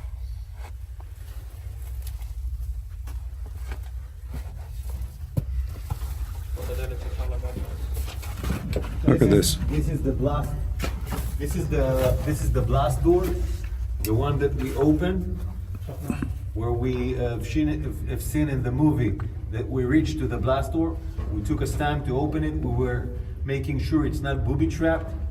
These blast doors allows them to prevent blasts by our Air Force, meaning it can maintain the preservation of parts of the tunnel to be protected, and also it's So is it true when the Israeli army said from the beginning of the war that under a Shifa hospital there is a command office of Hamas? Guys, did they lie? By the way, they brought many journalists inside the tunnel already, many TV stations already. I'm playing just the IDF recording, so nobody can come and say this is a copyright thing. But already many stations, even FP, Reuters, CNN, many stations, they've been there already to record, and you know they have their TV team. They went inside the tunnel. They check to be true. Is it true? Is it really in the hospital or it's in a different place? So when they said that they are using the hospitals for terrorism, they were not lying. It's true.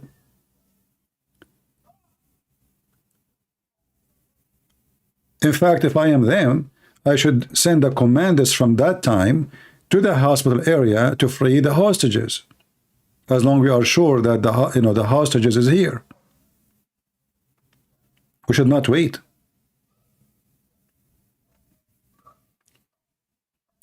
Obviously, all the hospitals are used by Hamas because there is the place where always electricity will be, food will be. They do not even need to cook food. Remember, the hospital have kitchen. They have supply, they have gas, they have fuel, they have internet, they have everything. And based on in the international law, you cannot attack a hospital. It's a forbidden area.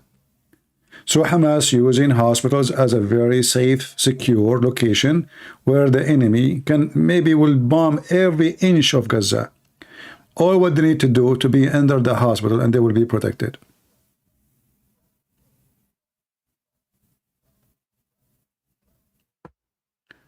Do we have any Muhammadan here want to argue? This is why when we say Israel is right and those cowards are the one who is hiding, using a human being as a human shield. When this guy in his video, he claimed that it is Israel using a human shield. It is the opposite. It is the Muslims who attack. It is the Muslims who kidnap babies and women and children to use them as a human shield. It is the Muslims who, make their tunnels enter houses and schools. Even like we saw videos of them using schools, not only under the schools. We play it here in this channel, if you remember. For this is for Israel to annex Gaza and to kill as many son of bitches as possible to make sure that this will never happen again. Filthy coward. And anyone who call for a ceasefire will be a terrorist sympathizer. So God forbid, I don't want to be labeled as a terrorist sympathizer. So I agree with Ben Shapiro. I think we should kill as many son of bitches as possible. Well, let me, so okay. far, but Bassem, let me... so far 3,500 people were killed. So far, he count only, you see, he count only the Muslims. He don't count the Jews. You see, when they kill the Jews, do you notice? He count only from Gaza. The Jews who died by his people, They are not to be counted. Not even a single one he count. This is why I don't like this stupid host. You shouldn't say to him, okay, who is the one attack who? Who is the one launched the attack? Who is the one who kidnapped people? Who is the one took babies? Who is the one took women? And, you know, this host is sitting like in a... I mean, this is... What an idiot. You are the TV host.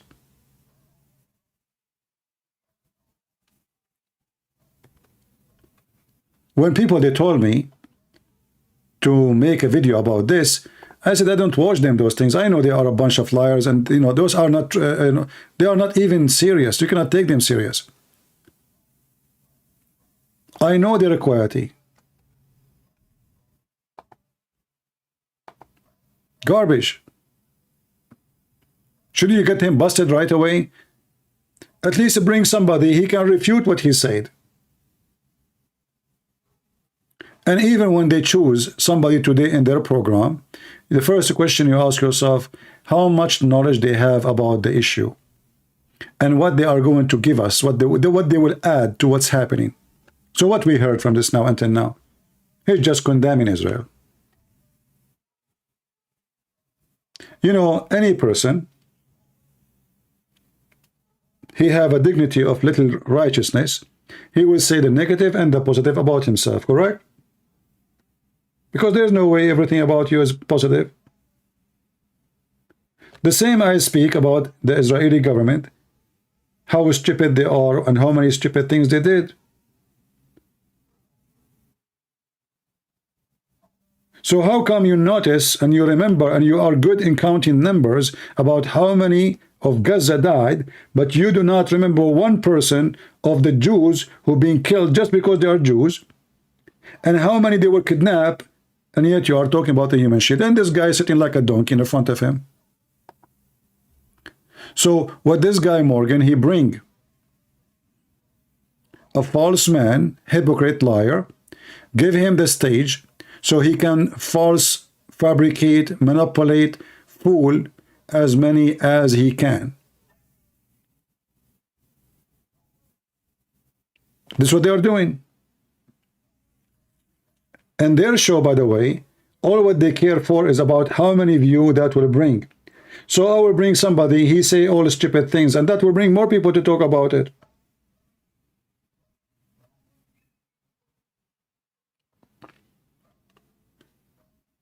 Imagine if I am the one who is the TV host. Do you think this guy, Bassem, he would dare even to be there?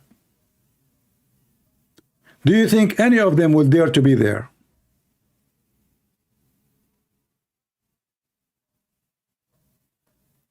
No, this Morgan is the same as a Carson. All of it is money. Do you know how much money those people, they make from those programs?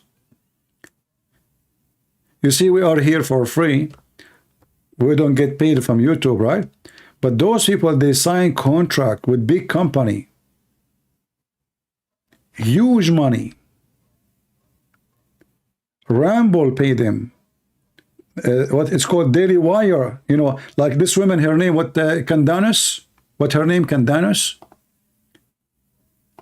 I saw a guy, I never heard of him. I saw like he have 20,000 people watching him live. I don't know, is he? And he was talking about that Daily Wire, they are paying her $30 million. 30.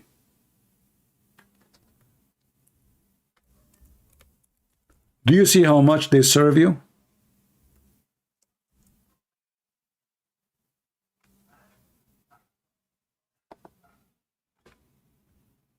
$30. This is a big, big business. And the more they can bring people to watch their program, the more money they make, and the more publicity, and the more the contract will get hired. No, I'm not talking about the Egyptian guy. I'm talking about this idiot, Morgan. The Egyptian guy don't get any money from being here. It is the one who owned the show, he will get the money.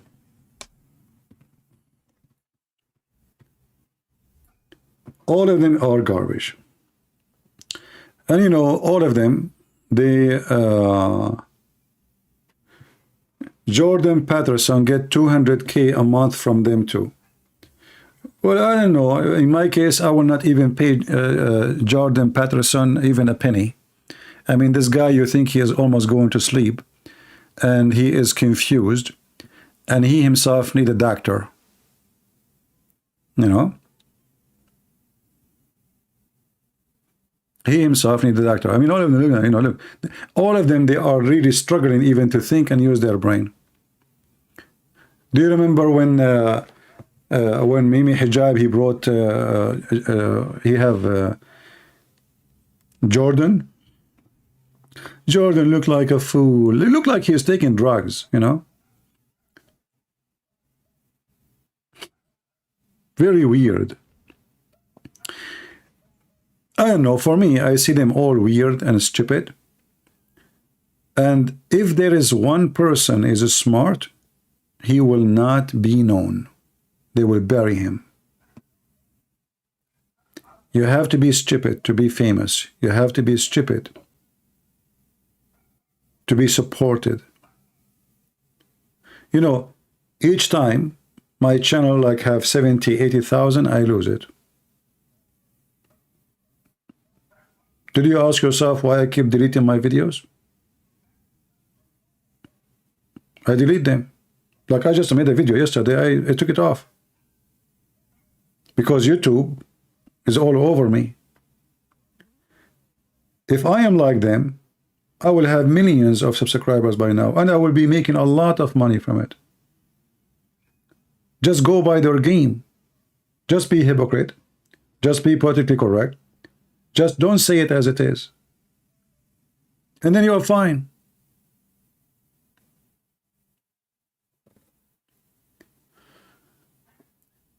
Thank you for supporting Jewish community and standing with Israel. Myself, I am not always pro-Israeli government, but always pro-state of Israel. Thank you, my friend. I am not really, you see, I don't support because you are or not. I support what is right. So this is the land of the Jews. As simple as that. If it's not their land, I would say it's not. I'm not taking side. This is the land of the Jews. The book of the Muslims says this is their land. The book of the Christians says this is their land. The book of the Jews, it says their land. So what the problem? The problem is there's a scumbag. His name is Muhammad. He taught hate against the Jews. And since then, the Muslims, they cannot live in peace with anyone.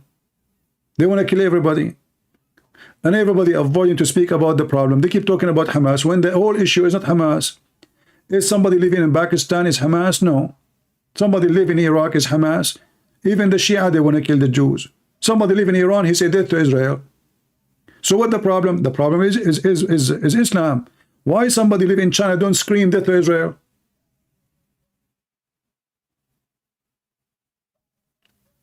Unless he's a Muslim. The second he is a Chinese Muslim, he will say death to Israel. So what the problem? The problem is religion. And nobody dare to say what is the problem. What do you think about son of Hamas, Musab? He just made a speech in the UN. What do you think about his speech? I don't watch really those things, but I know what he will say. But anyone will listen? No. They will not listen to him. They will not. Because at the end of the day, it is about money. It's about deals. It's not about what is right and what is wrong. You see, here we are talking like, you know, like family, friends, etc. So we speak in a comfortable way, and we say what we believe is right. For those who they are in the offices, the mafia, those, they don't care for what is right and what is ethical and what ethical. They don't care even for bloodshed and killing who died. No, they care for the deals, the money. How much we will make from the oil. What we will get from agreement. If I now vote against Israel, what I will win and what I will lose. who's going to elect me next time if I vote against Israel, and how many they will elect me if I vote for Israel. They calculate their numbers. They find that there's 57 Muslim countries, and there is one country, it's called Israel. So the head of the United Nations, he vote against Israel, because there's 57 countries will vote for him to be the head of United Nations again. It's a business. It's not about what is right or what's wrong. When Putin, he support Hamas, this guy, he killed them. He killed them in Syria, the same Hamas. So why he support Hamas? Because he's upset. He's upset from the American. He's upset from the Israeli. They are supporting his enemy, the Ukrainian. It's just exchange of fire.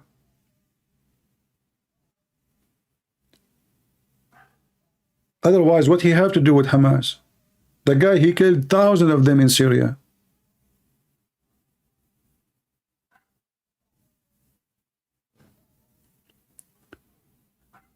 So what do you see in the world? Even when Biden, he say he support with Israel, do you think he care for Israel? Anyone really here think that Biden, he care for Israel? He don't. He care for his coming election. So if he say I am against Israel, it's because he think it's better for his election. If he say I am with Israel, it is because he think it's for his election. Do you see all of those who go in the stand and we say we stand with Israel, from Democrat and Republican? The only one who is saying that he stand with Israel is the one who is conservative, and he understands very well that this is the land of Israel and this is their right. But I assure you, most of them, they don't care. It's just about election. If the majority of the American, they are anti-Israel, all of those you see them in the stage saying we support Israel, they will say the opposite. They will flip overnight. Because simply all what they care for is how to be re-elected or how to be in the office and how to make more money. Trump, he want to sign peace agreement for Israel. He brought Qatar, he brought, sorry, hold on, Emirat and Bahrain. But then Trump himself, he protected Qatar. Qatar is the head of the snake. Is that correct? Is Qatar the head of the snake? How many times we heard the name of Qatar? Even now when they want to have a deal to release the terrorists, to release the hostages, it's Qatar. Qatar everywhere. So Trump, he go in front of the White House, he say, Qatar have to stop supporting terrorism. Okay. Few weeks after, Qatar rent a building from his son-in-law for $1 billion. Suddenly Qatar is a friendly country.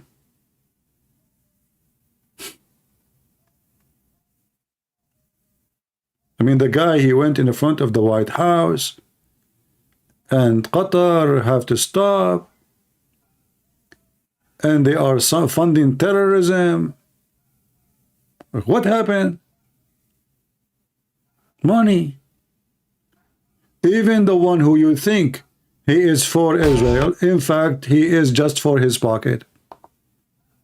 So when he support Israel, he just supporting so that he can be elected. Even when he speak about being conservative, he is not. Isn't it obvious? This guy just after women, you know, he is not conservative. He just say what the crowd like to hear. The group who vote for him. As simple as that. They like guns? Okay, we will keep your guns. You are Christians? Okay, I will hold the Bible.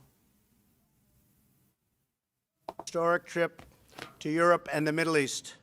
I addressed a summit of more than 50 Arab and Muslim leaders, a unique meeting in the history of nations, where key players in the region agreed to stop supporting terrorism, whether it be financial, military, or even moral support. The nation of Qatar, unfortunately, has historically been a funder of terrorism at a very high level. And in the wake of that conference... Did he say in a very high level? Did you hear it? Did you hear it? Qatar is funding terrorists in a very high level, which means, what does that mean? The prince himself, the ruler. And then he became their best friend. But why Trump, he attacked Qatar in this speech? Because the Saudi, they gave him money and they asked him to go against Qatar. He is their dog. Then the Qatari, they offer more money. You see, he said, I just came from meeting from Muslim leaders. He met with the Saudi. The Saudi, they hate the Prince of Qatar. He is supporting Hamas. He is supporting Muslim Brotherhood. He is. Do something. He go in front of TV. Hamas, Qatar have to stop supporting terrorism. Qatar, they got it. They went to Washington, D.C. They met with his son almost bankrupt, son-in-law. They rented his building for $1 billion. Did you ask yourself why until now the FBI and the Department of Justice did not question his son-in-law about such a deal? Isn't it obvious? $1 billion rent from Qatar. So a foreign government rented a building from an official. He is a private consultant to the president. And you know, here you ask yourself, why even who is he to be private consultant to the president? Who is this guy? Like, do he have degrees in political science? Maybe he is a lawyer, he studied international law, or who is this guy? He doesn't even talk. And the daughter of Trump, who is a Barbie, she do fashion and she sell purses and shoes, suddenly she became a private consultant to the president. Those are people hired about decision for a nuclear war, for something serious. Those are the private consultant for a president. And then Qatar go and rent from Trump's son-in-law a building, and they pay the rent in advance for the coming 99 years. So all of them, they are lying. Don't think they support Israel. Nobody, they don't support Israel. They support themselves. They listen to the crowd. If Biden, he notice that the majority of the Americans, they are against Israel, trust me, he will send arms to Hamas.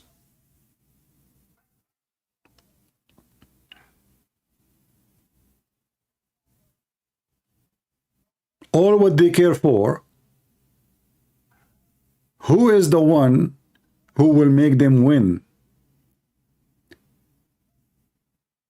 As simple as that.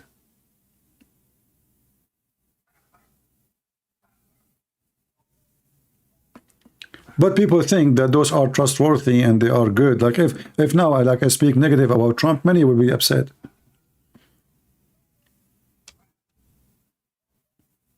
Many, they will be upset, very upset. But this is the truth. They don't care really about you. They don't care about Israel.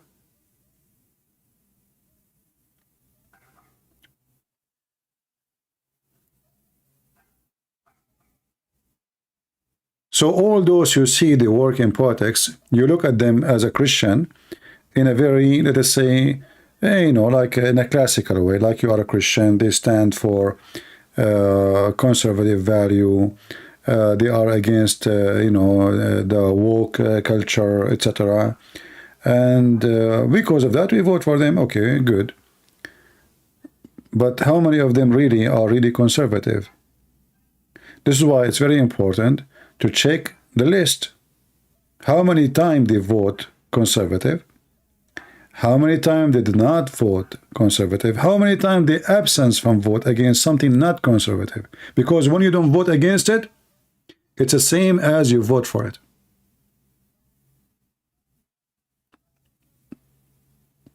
You know what I mean?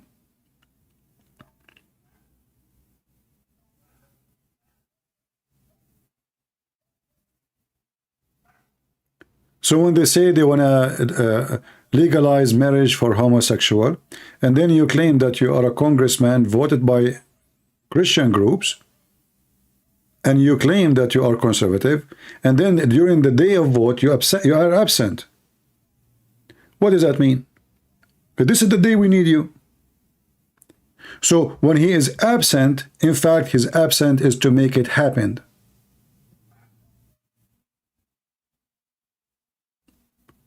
In the same time, he make himself like, I wasn't there, I did not vote for it. Go check the name. I did not vote for it. But the fact he voted for it, that's why he was absent.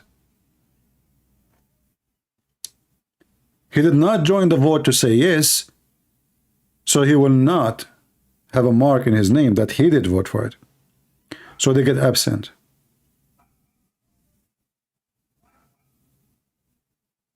I will never work in politics because I will be kicked second day.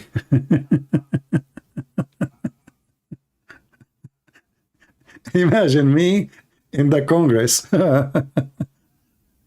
The first speech I will say to them, all of you are a bunch of potatoes, liar and hypocrites. And then they will vote against you. They will say he he did something unethical. You know, they will censor you. They can kick you out. They will vote against you. They will kick you out even if you are elected. The first day, you will not even survive the second day. You have to be part of the gang to survive the gang. You cannot be the priest between the drug dealers.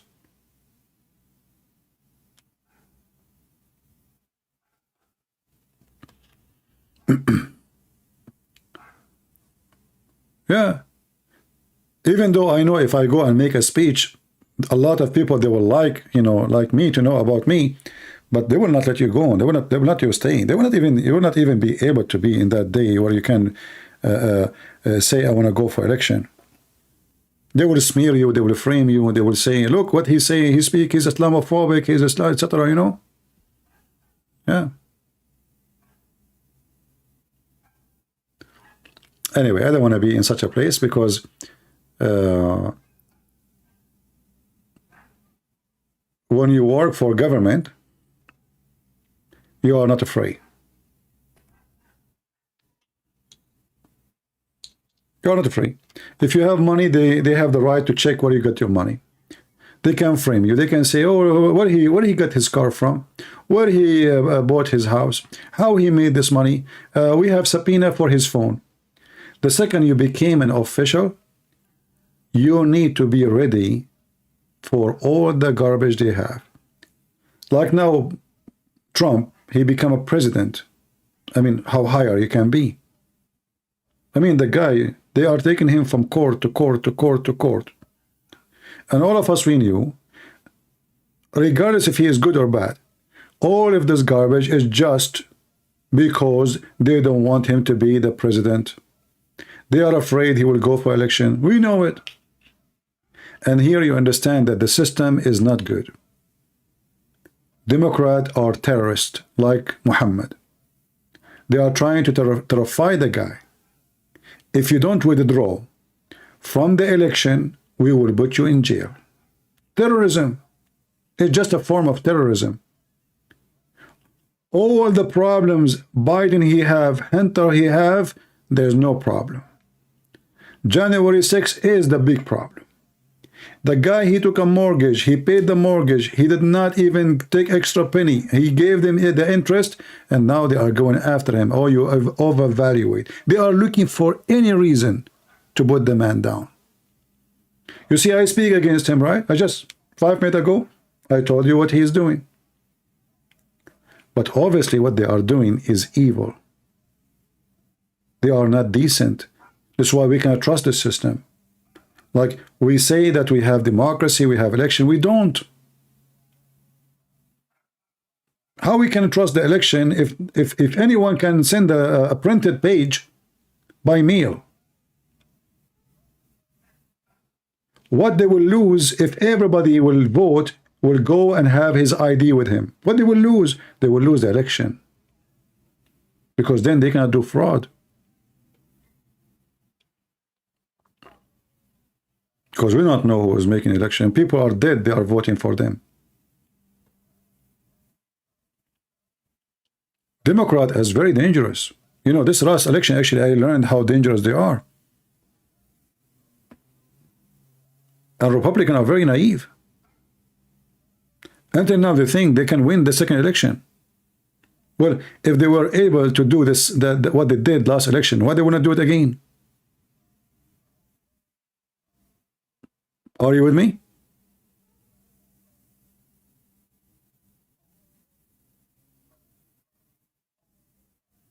If they can do it last election, well, they can do it now.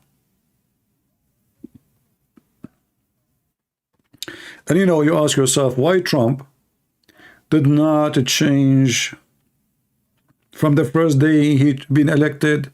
He have the majority in the House, have the majority in the senators.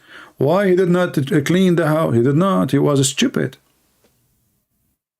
Shouldn't he change the election law when he was in charge in the Senate and in the Congress? He have full control of both. Stupid. He was busy meeting with this guy, the mentally ill. What's his name? The singer? Meeting with the Kardashian? I mean, are you stupid or what? You are a president of USA and you bring Kardashian to meet with her. Who is Kardashian? Who are those people?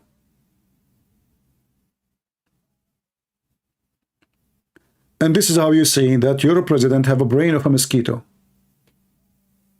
He is a president already and he needs the support of Kardashian with her boobs. That is a booby trap.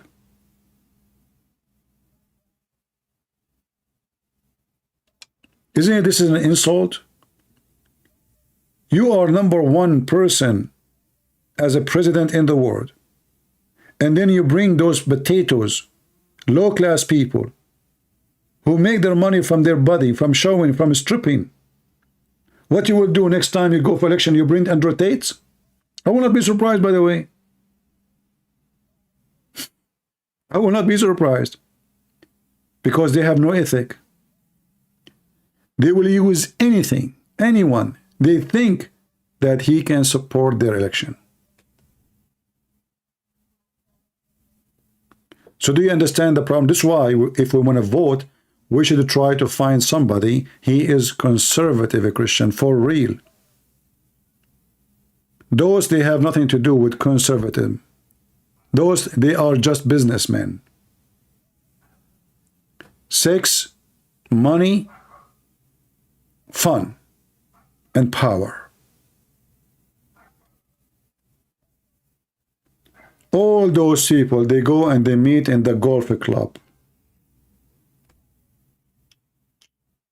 The business of America is done in the golf club. War and peace in golf club. Rich people. The rich, they rule. And the poor is the fool.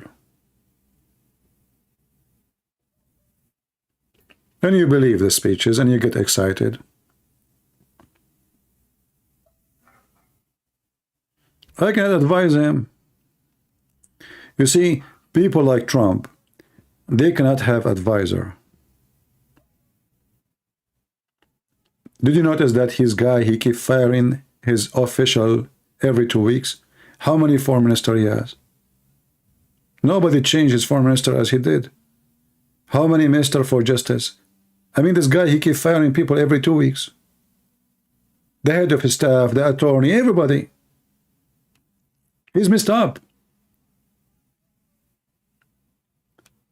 He is a spoiled man. He grew up as a rich person, rich boy. Women, parties, drinking, TV show, you know. And now he became the president. He thinks it's the same thing. He still deal with himself as a president, the same as he was a boy for show. Can Trump win once again? I think he can win if there's election. But if the claim that they won the election by false vote, then how we can trust that there is an election and why he is going for election if they can do it first time when he is the president? Listen to me carefully. If Biden was able to corrupt the election when Trump was in charge,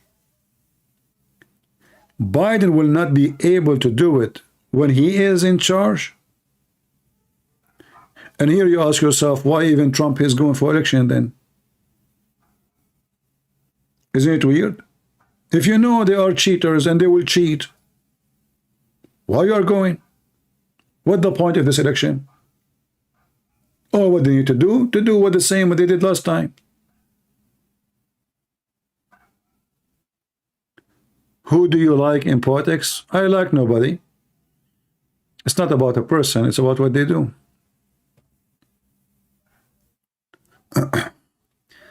Anyway, who should be the next president? I think DeSantis, he is smart, he's educated. His wife is very smart too. He have a good advisor. I heard her making a speech. And he did a lot of work, not like Trump. This guy, he drove those nuts, the woke culture like crazy. This is the guy they fear. Trump is nobody. Trump, if he take the election again, he win. All what he said before the election will not happen. Lock her down, lock her down. Second day, he's shaking hand with Hillary Clinton. He's a talker. After he become president, he will do nothing if he become. DeSantis is the man they fear. This guy, he gave his crew Disneyland. Disneyland is like an empire in Florida. They have their own land. They have their own police. They have their own governor. They are independent. They are totally independent.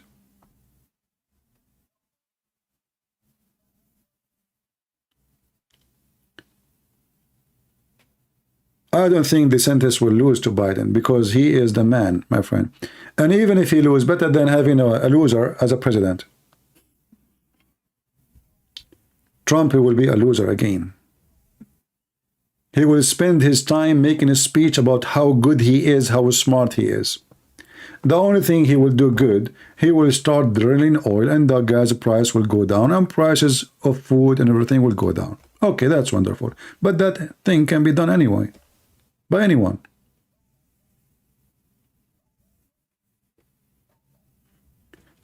If Trump he won, he will spend the first 5 weeks talking about how good he is and how smart he is and how stupid everyone else. And then he will hire people who praise him, which means he will hire people who they are hypocrite. Because the second you criticize him, he will fire you.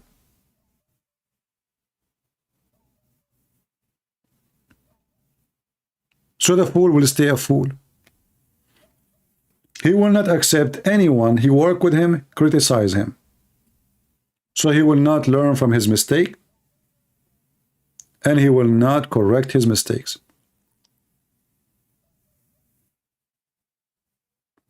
However, if you ask me, for sure I prefer Trump over anyone from the other party. Like imagine now this guy Biden, he die. I mean, that will be horrible. We will have this laughing machine, Harris. Ha ha ha. What do you think about Vivek? I mean, this guy should not even be in the stage. He's just a kid. Go right now, check where he is. I'm sure he is in the bar. Presidency should not be for someone too old. He cannot remember his name. And should not be for someone is too young, for it's easy for him to be doomed. Should be for someone is smart, intelligent, educated, have experience. Not just a guy, he just took off his jeans and he is 30 years old and now he want to become a president.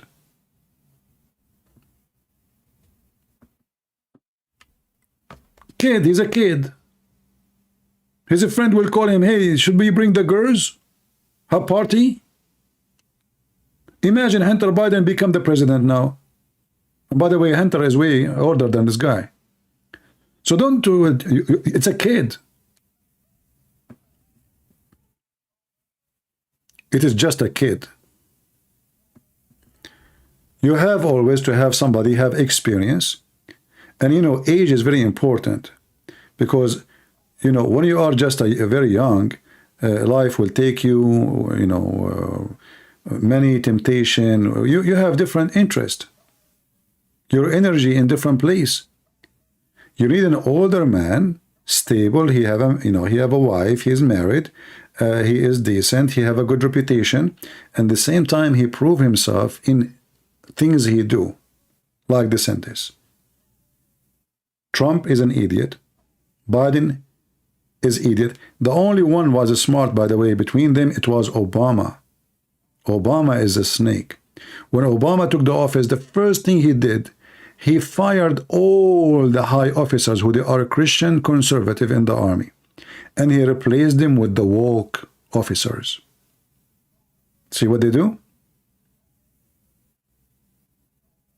He's like Erdogan, learning from his cousin Erdogan.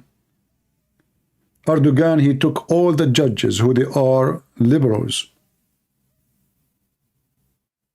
In the case of Obama, he did the opposite, because what make him survive is the liberals. So he took all the conservative from the army as high ranks. What Trump he did? Nothing. This is why when this happened, none of the officers in the army support him. I'm talking about the high rank officers. He's stupid. He was busy doing stupid things, meeting with the Kardashian and the other singer and the other guy who is supposedly, like, they consider him racist, inviting, you know, people to the White House to do stupid stuff, going to Saudi Arabia for things we do not need. And he is proud about a check from Saudi Arabia. He is proud about peace agreement with Israel, and the country inside is the worm is eating his White House. Before you go to check what's happening outside, you better clean your house first.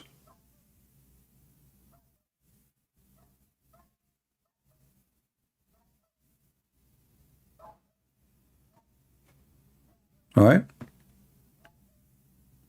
Before you go abroad to help Israel, he spent a lot of time about Israel.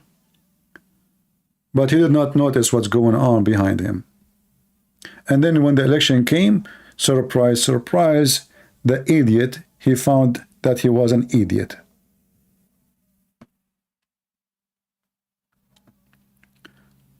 All right. And you know, me, myself, when this guy, he was elected, I was so happy. Extremely happy. We don't want to have Hillary Clinton, right? And then when he went and he says Qatar and Muslim Brotherhood, he want to put them in the list of terrorism, I said, finally, there's a guy who will say the truth. In fact, what happened now in Israel, if this donkey, Trump, did not protect Qatar at that time, the attack today never happened. Because the Saudi, they were planning to invade Qatar. Even in the last week of his presidency, he forced Saudi Arabia to lift and open the borders on Qatar. If you don't believe me, go check it out. He have 5 days left, I remember. 5 days left. He spoke to the Crown Prince of Saudi Arabia to lift and open the borders with Qatar. A week after, they shake hands. All because of him. Otherwise, Qatar, the terrorist country, #1 supporters of the world for Muslim Brotherhood, Hamas, the prince will not be there by now. The Saudi and the Emirati, they were planning for invasion, and they can destroy his kingdom, so-called kingdom, in 5 minutes. He's no match for them.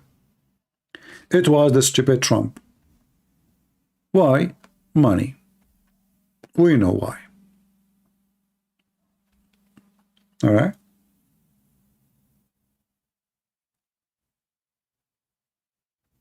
Now I sound like Jordan.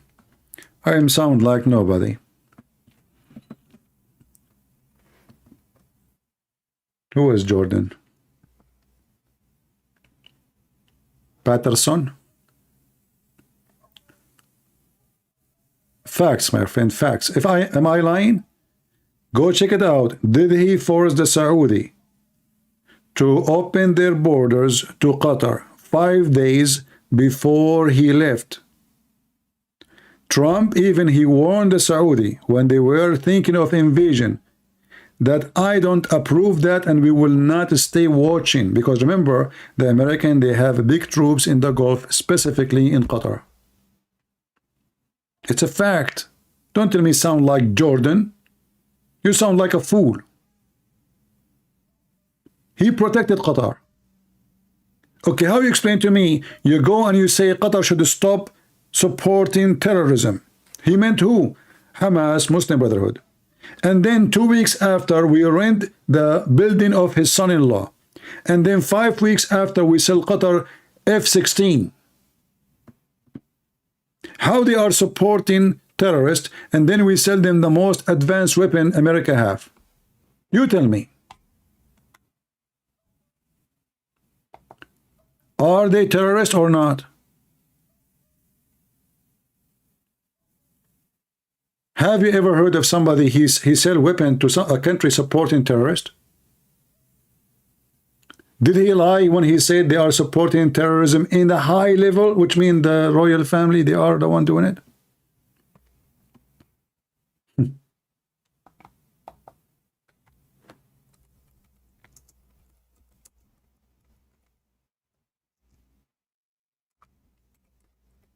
Yeah, just just say, this is what most of people do. The second you say something against someone they like, they'll start spitting at you.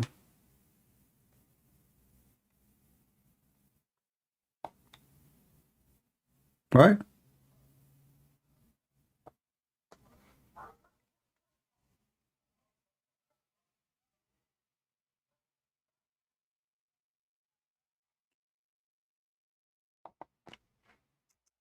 They support terrorists and we give them and we sell them weapon?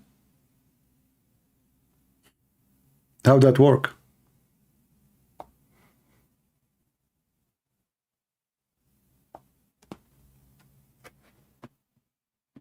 Right away. He accused them of terror. I mean, yesterday you accused him of terror.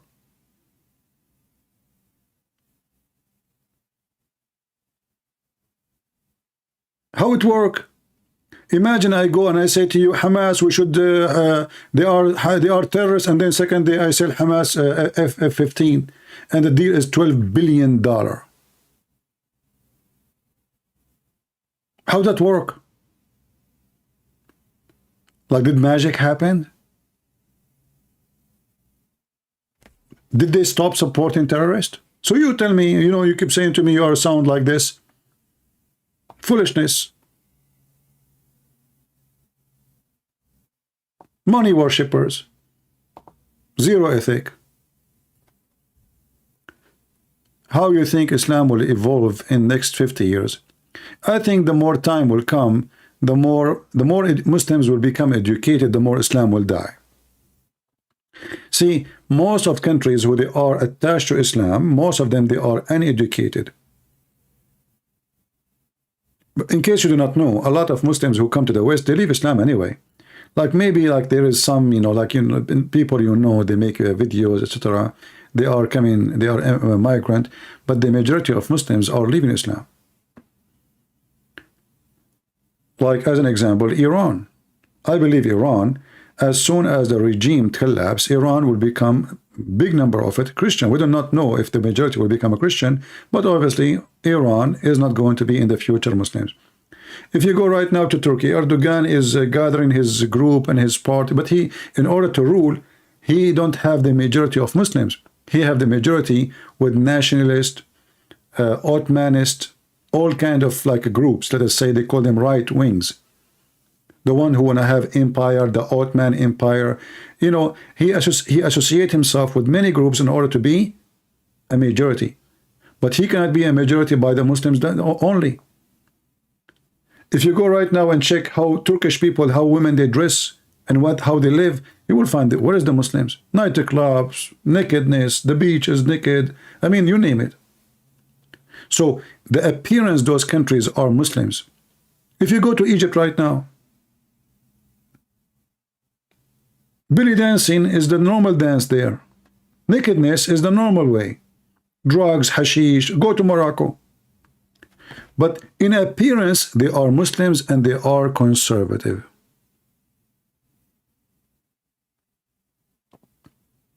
But in reality, Islam is dead there already. Who is a Muslim there? Even Saudi Arabia now, you can eat in the street in Ramadan. Women, they walk without any hijab. Women, they can drive cars. Women, they are wearing jeans. Women, they are wearing short. Who can believe this, that Saudi Arabia will be like this? It's impossible.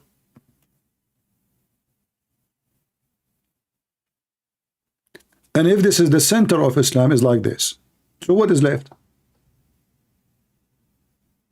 And you know, this is why I say it's very important to have a terrorist or dictator as a leader in the Middle East.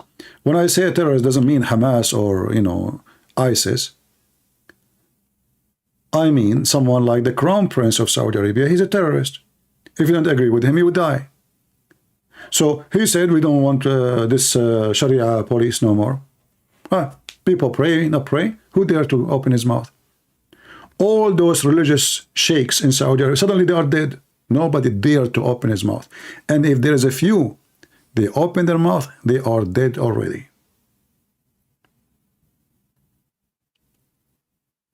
Dictator is the only one who can change the direction of a nation in the Middle East. He said women shouldn't, you know, none of the business if you, you know, women wear hijab or not. Yeah, women in the street wearing no hijab. And now they have theaters, they have nightclubs, they have competition for music. Music before it was haram. Who dare even to play music?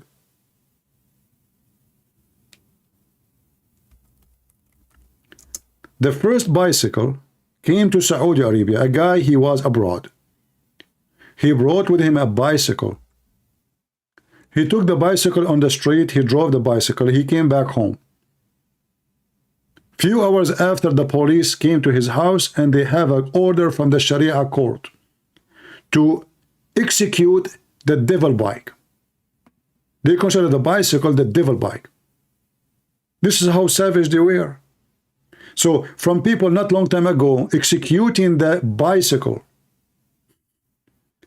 A guy, he have a ducks. You know, he made a concrete containers for his flowers in his yard in the shape of a duck. Somebody came to his house and he reported him to the Sharia court. Suddenly inside his house, like there's 500-600 people, the whole town is coming. Allahu Akbar. And the judge is coming and the guy wearing a mask and he have a sword in his hand. They knock at his door. What I did? What happened?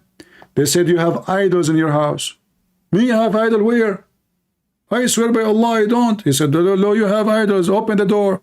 They look, yeah, he have idols. He have ducks. And then they open the doors all the way. The two metal doors, like the two side of it. And the crowd came inside. And then the sheikh, he read the judgment of the Sharia court. And then the sayyaf, the guy who hold the sword, he carried the sword. Allahu Akbar. And he broke the neck of the idol, which is a duck container, plant container. And the crowd chanting, Allahu Akbar, Takbir, Allahu Akbar. This is how savage they are.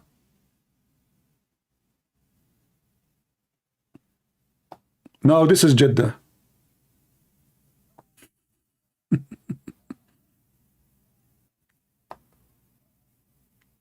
This is the Middle East. This is Saudi Arabia. This is what? This is Saudi Arabia. Now,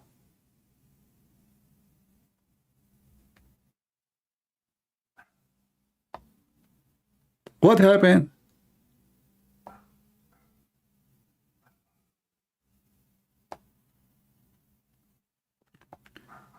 So it doesn't matter how much they claim about Islam, and you will notice that those who they are living in the West is too much Muslims, more than the Muslims in the Islamic countries.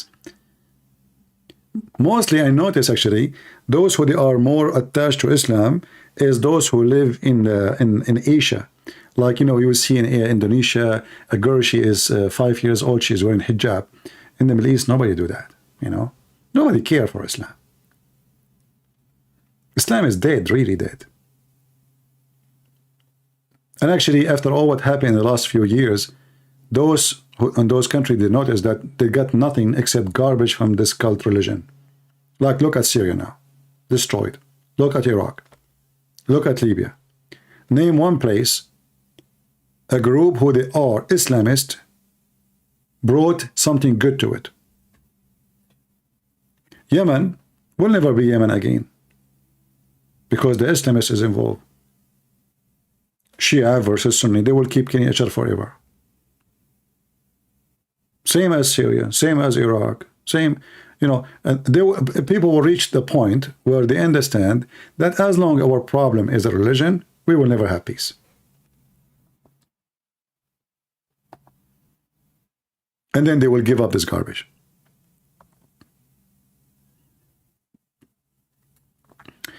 The second issue is education. As long people are uneducated, then people, this Islam garbage will stay. You will notice that Hamas is flourishing in Gaza. Why?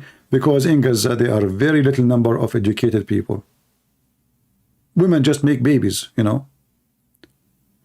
The new generations, maybe 30, 40 years from now, if they are better educated, they will not be the same. Education subdued Islam, changed Islam.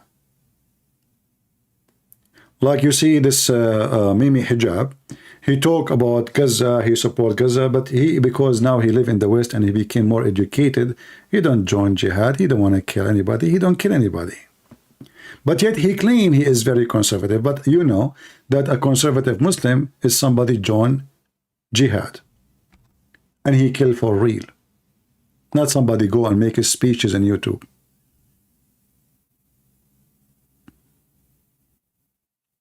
Syria should belong to Israel. Well, based on the biblical, the promise to in the Old Testament, that it is from the river to the sea. But if God can make such a promise, well, that's good. But for now, Syria is not for Israel.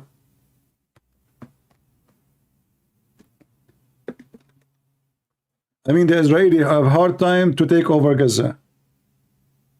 They have a hard time to take their own temple. It's in their hand, and you don't have a leader. You don't have, the leaders in Israel, they are potatoes.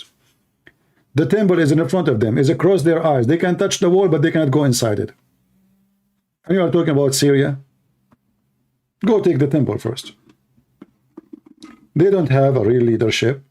They are just doing partition.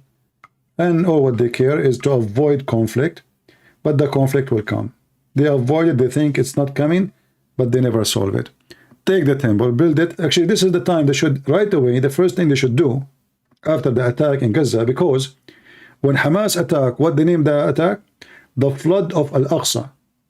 Shouldn't you respond B, by taking Al-Aqsa? To show them that next time you do such a thing, the response will be massive? If you have a real leader in Israel, the response should be take the Aqsa, not take Gaza. The first thing you do, you take Al-Aqsa. You attack us because of Al-Aqsa, here we go. You are out. And who can stop them? The same, nobody can stop you to go to Gaza, nobody can stop you to take the temple. So why you don't take it?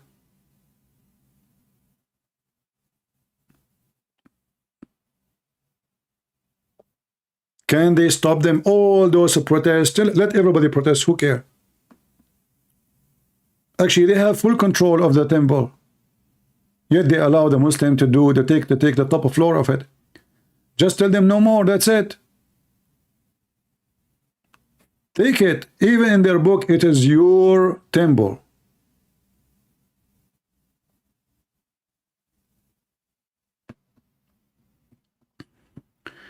What is my opinion of Assad? Well, he is a dictator like the rest. And he is better than the rest. And in fact, the stupid American, they made this guy become a toy in the hand of the Iranian. After the American, they support the terrorists in Syria. Even Netanyahu, he supported the terrorists in Syria. This guy, he found himself, he have no friends. Only the Iranian. So instead of making it better, we made it worse. So the stupid American and the stupid Netanyahu, they made Iran have full control of Syria right now. So now the president of Syria is not independent no more because he need Iran. He's bankrupt. He need Russia. He's bankrupt. This is how stupid the Americans are. They could not take him. They could not replace him. And in the top of that, they brought Iran to the borders of Israel. Before the war, Iran was not there. Even Hezbollah was not there. But now the Assad became captured by Hezbollah and Iran because he needed their support. Thanks to the American and thanks to Netanyahu. Very stupid. Do you think we will get the hostages back? You see, my friend, if you have a leader, true leader, getting the hostages back should be the last thing. Thinking too much about the hostages is your weakness, is not your strength. Hamas, did you ask yourself why Hamas took the hostages?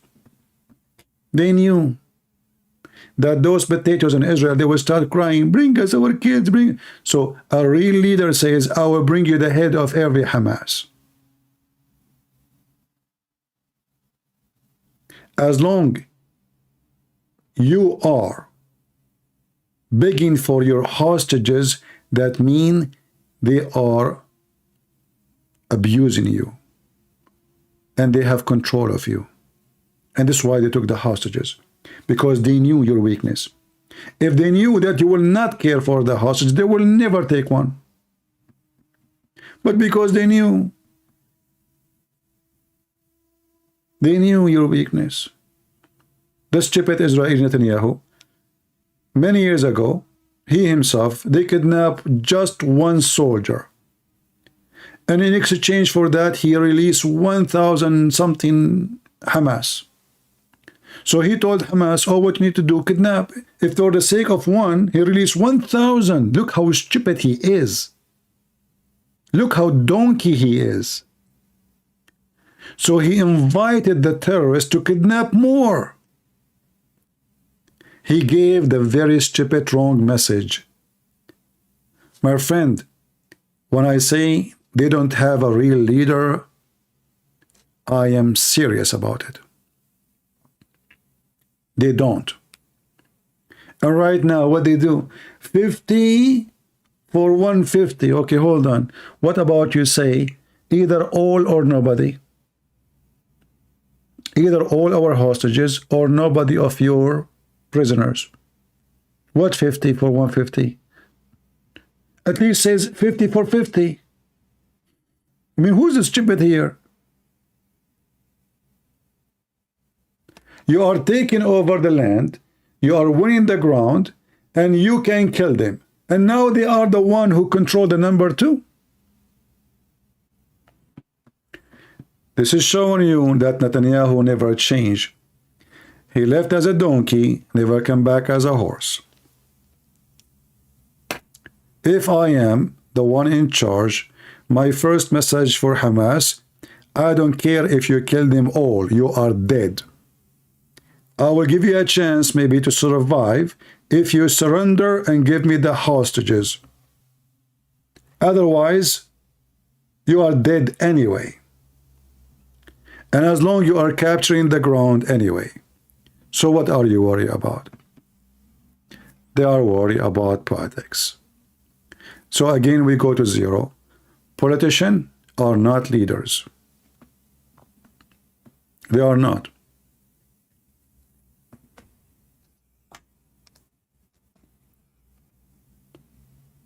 If somebody kidnap your son and he says to you, give me, etc., I will release him. And let us say they keep their word.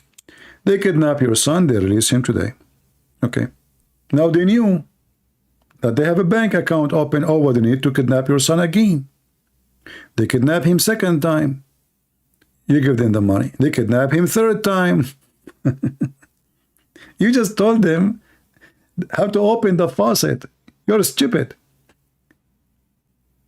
It's evil. What you can do about it. And time will come, you will be out of money. And then what they will do, they will kill your son. This is a joke, I say. Like once a group of terrorists, they kidnapped me. And they called my dad. They said to him, you know, you pay us $3 million, we release your son. My dad, he says, I will pay you $3 million if you keep him. This is what you should do. It's a wartime. Sacrifice is a price. It's not an option. You win to win a war. You cannot win a war by being a politician or have a soft heart leader. You have to be tough. You have to learn that win war, the price for it is blood, not ketchup. How they will win a war now and they are negotiating with Hamas over? Now they knew that still they are the same. They said we want to kill every one of them. How you want to kill everybody one of them and you are saying give us 50? So now what we will do with the second 200?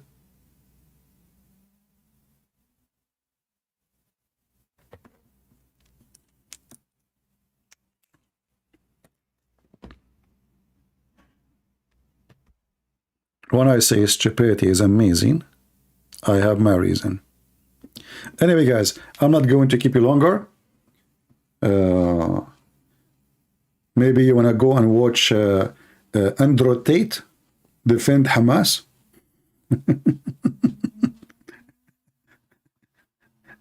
I see Apostate Prophet and David Wood, they are live on air, and they are getting Andrew Tate busted, supposedly. He defend Hamas. Why he don't go and join Hamas? I mean, what's wrong with those people? Everybody defend Hamas by microphone? Oh, okay. Well, Hamas, thank you. Well, I hope he will defend Hamas when he goes back to jail. Let us see. Anyway, guys, I want to say thank you all for being here. May the Lord bless you. As you know, I don't keep my videos, so if you want to download, feel free. You know, download the video before we take it down. I will leave it maybe until tomorrow or the day after. And after that, if you wish, you can, you know, you post it whatever you want. Always remember, when you speak about something serious, don't be just a fool who follow what they say to you in the news. Don't.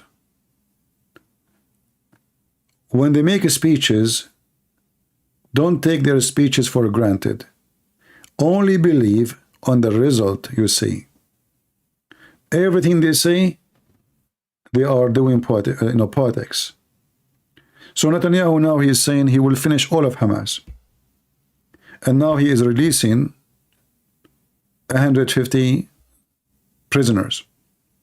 So now 150 fighters, they will join. And he is saying, by the way, that those are women and children. But the fact they are fighters.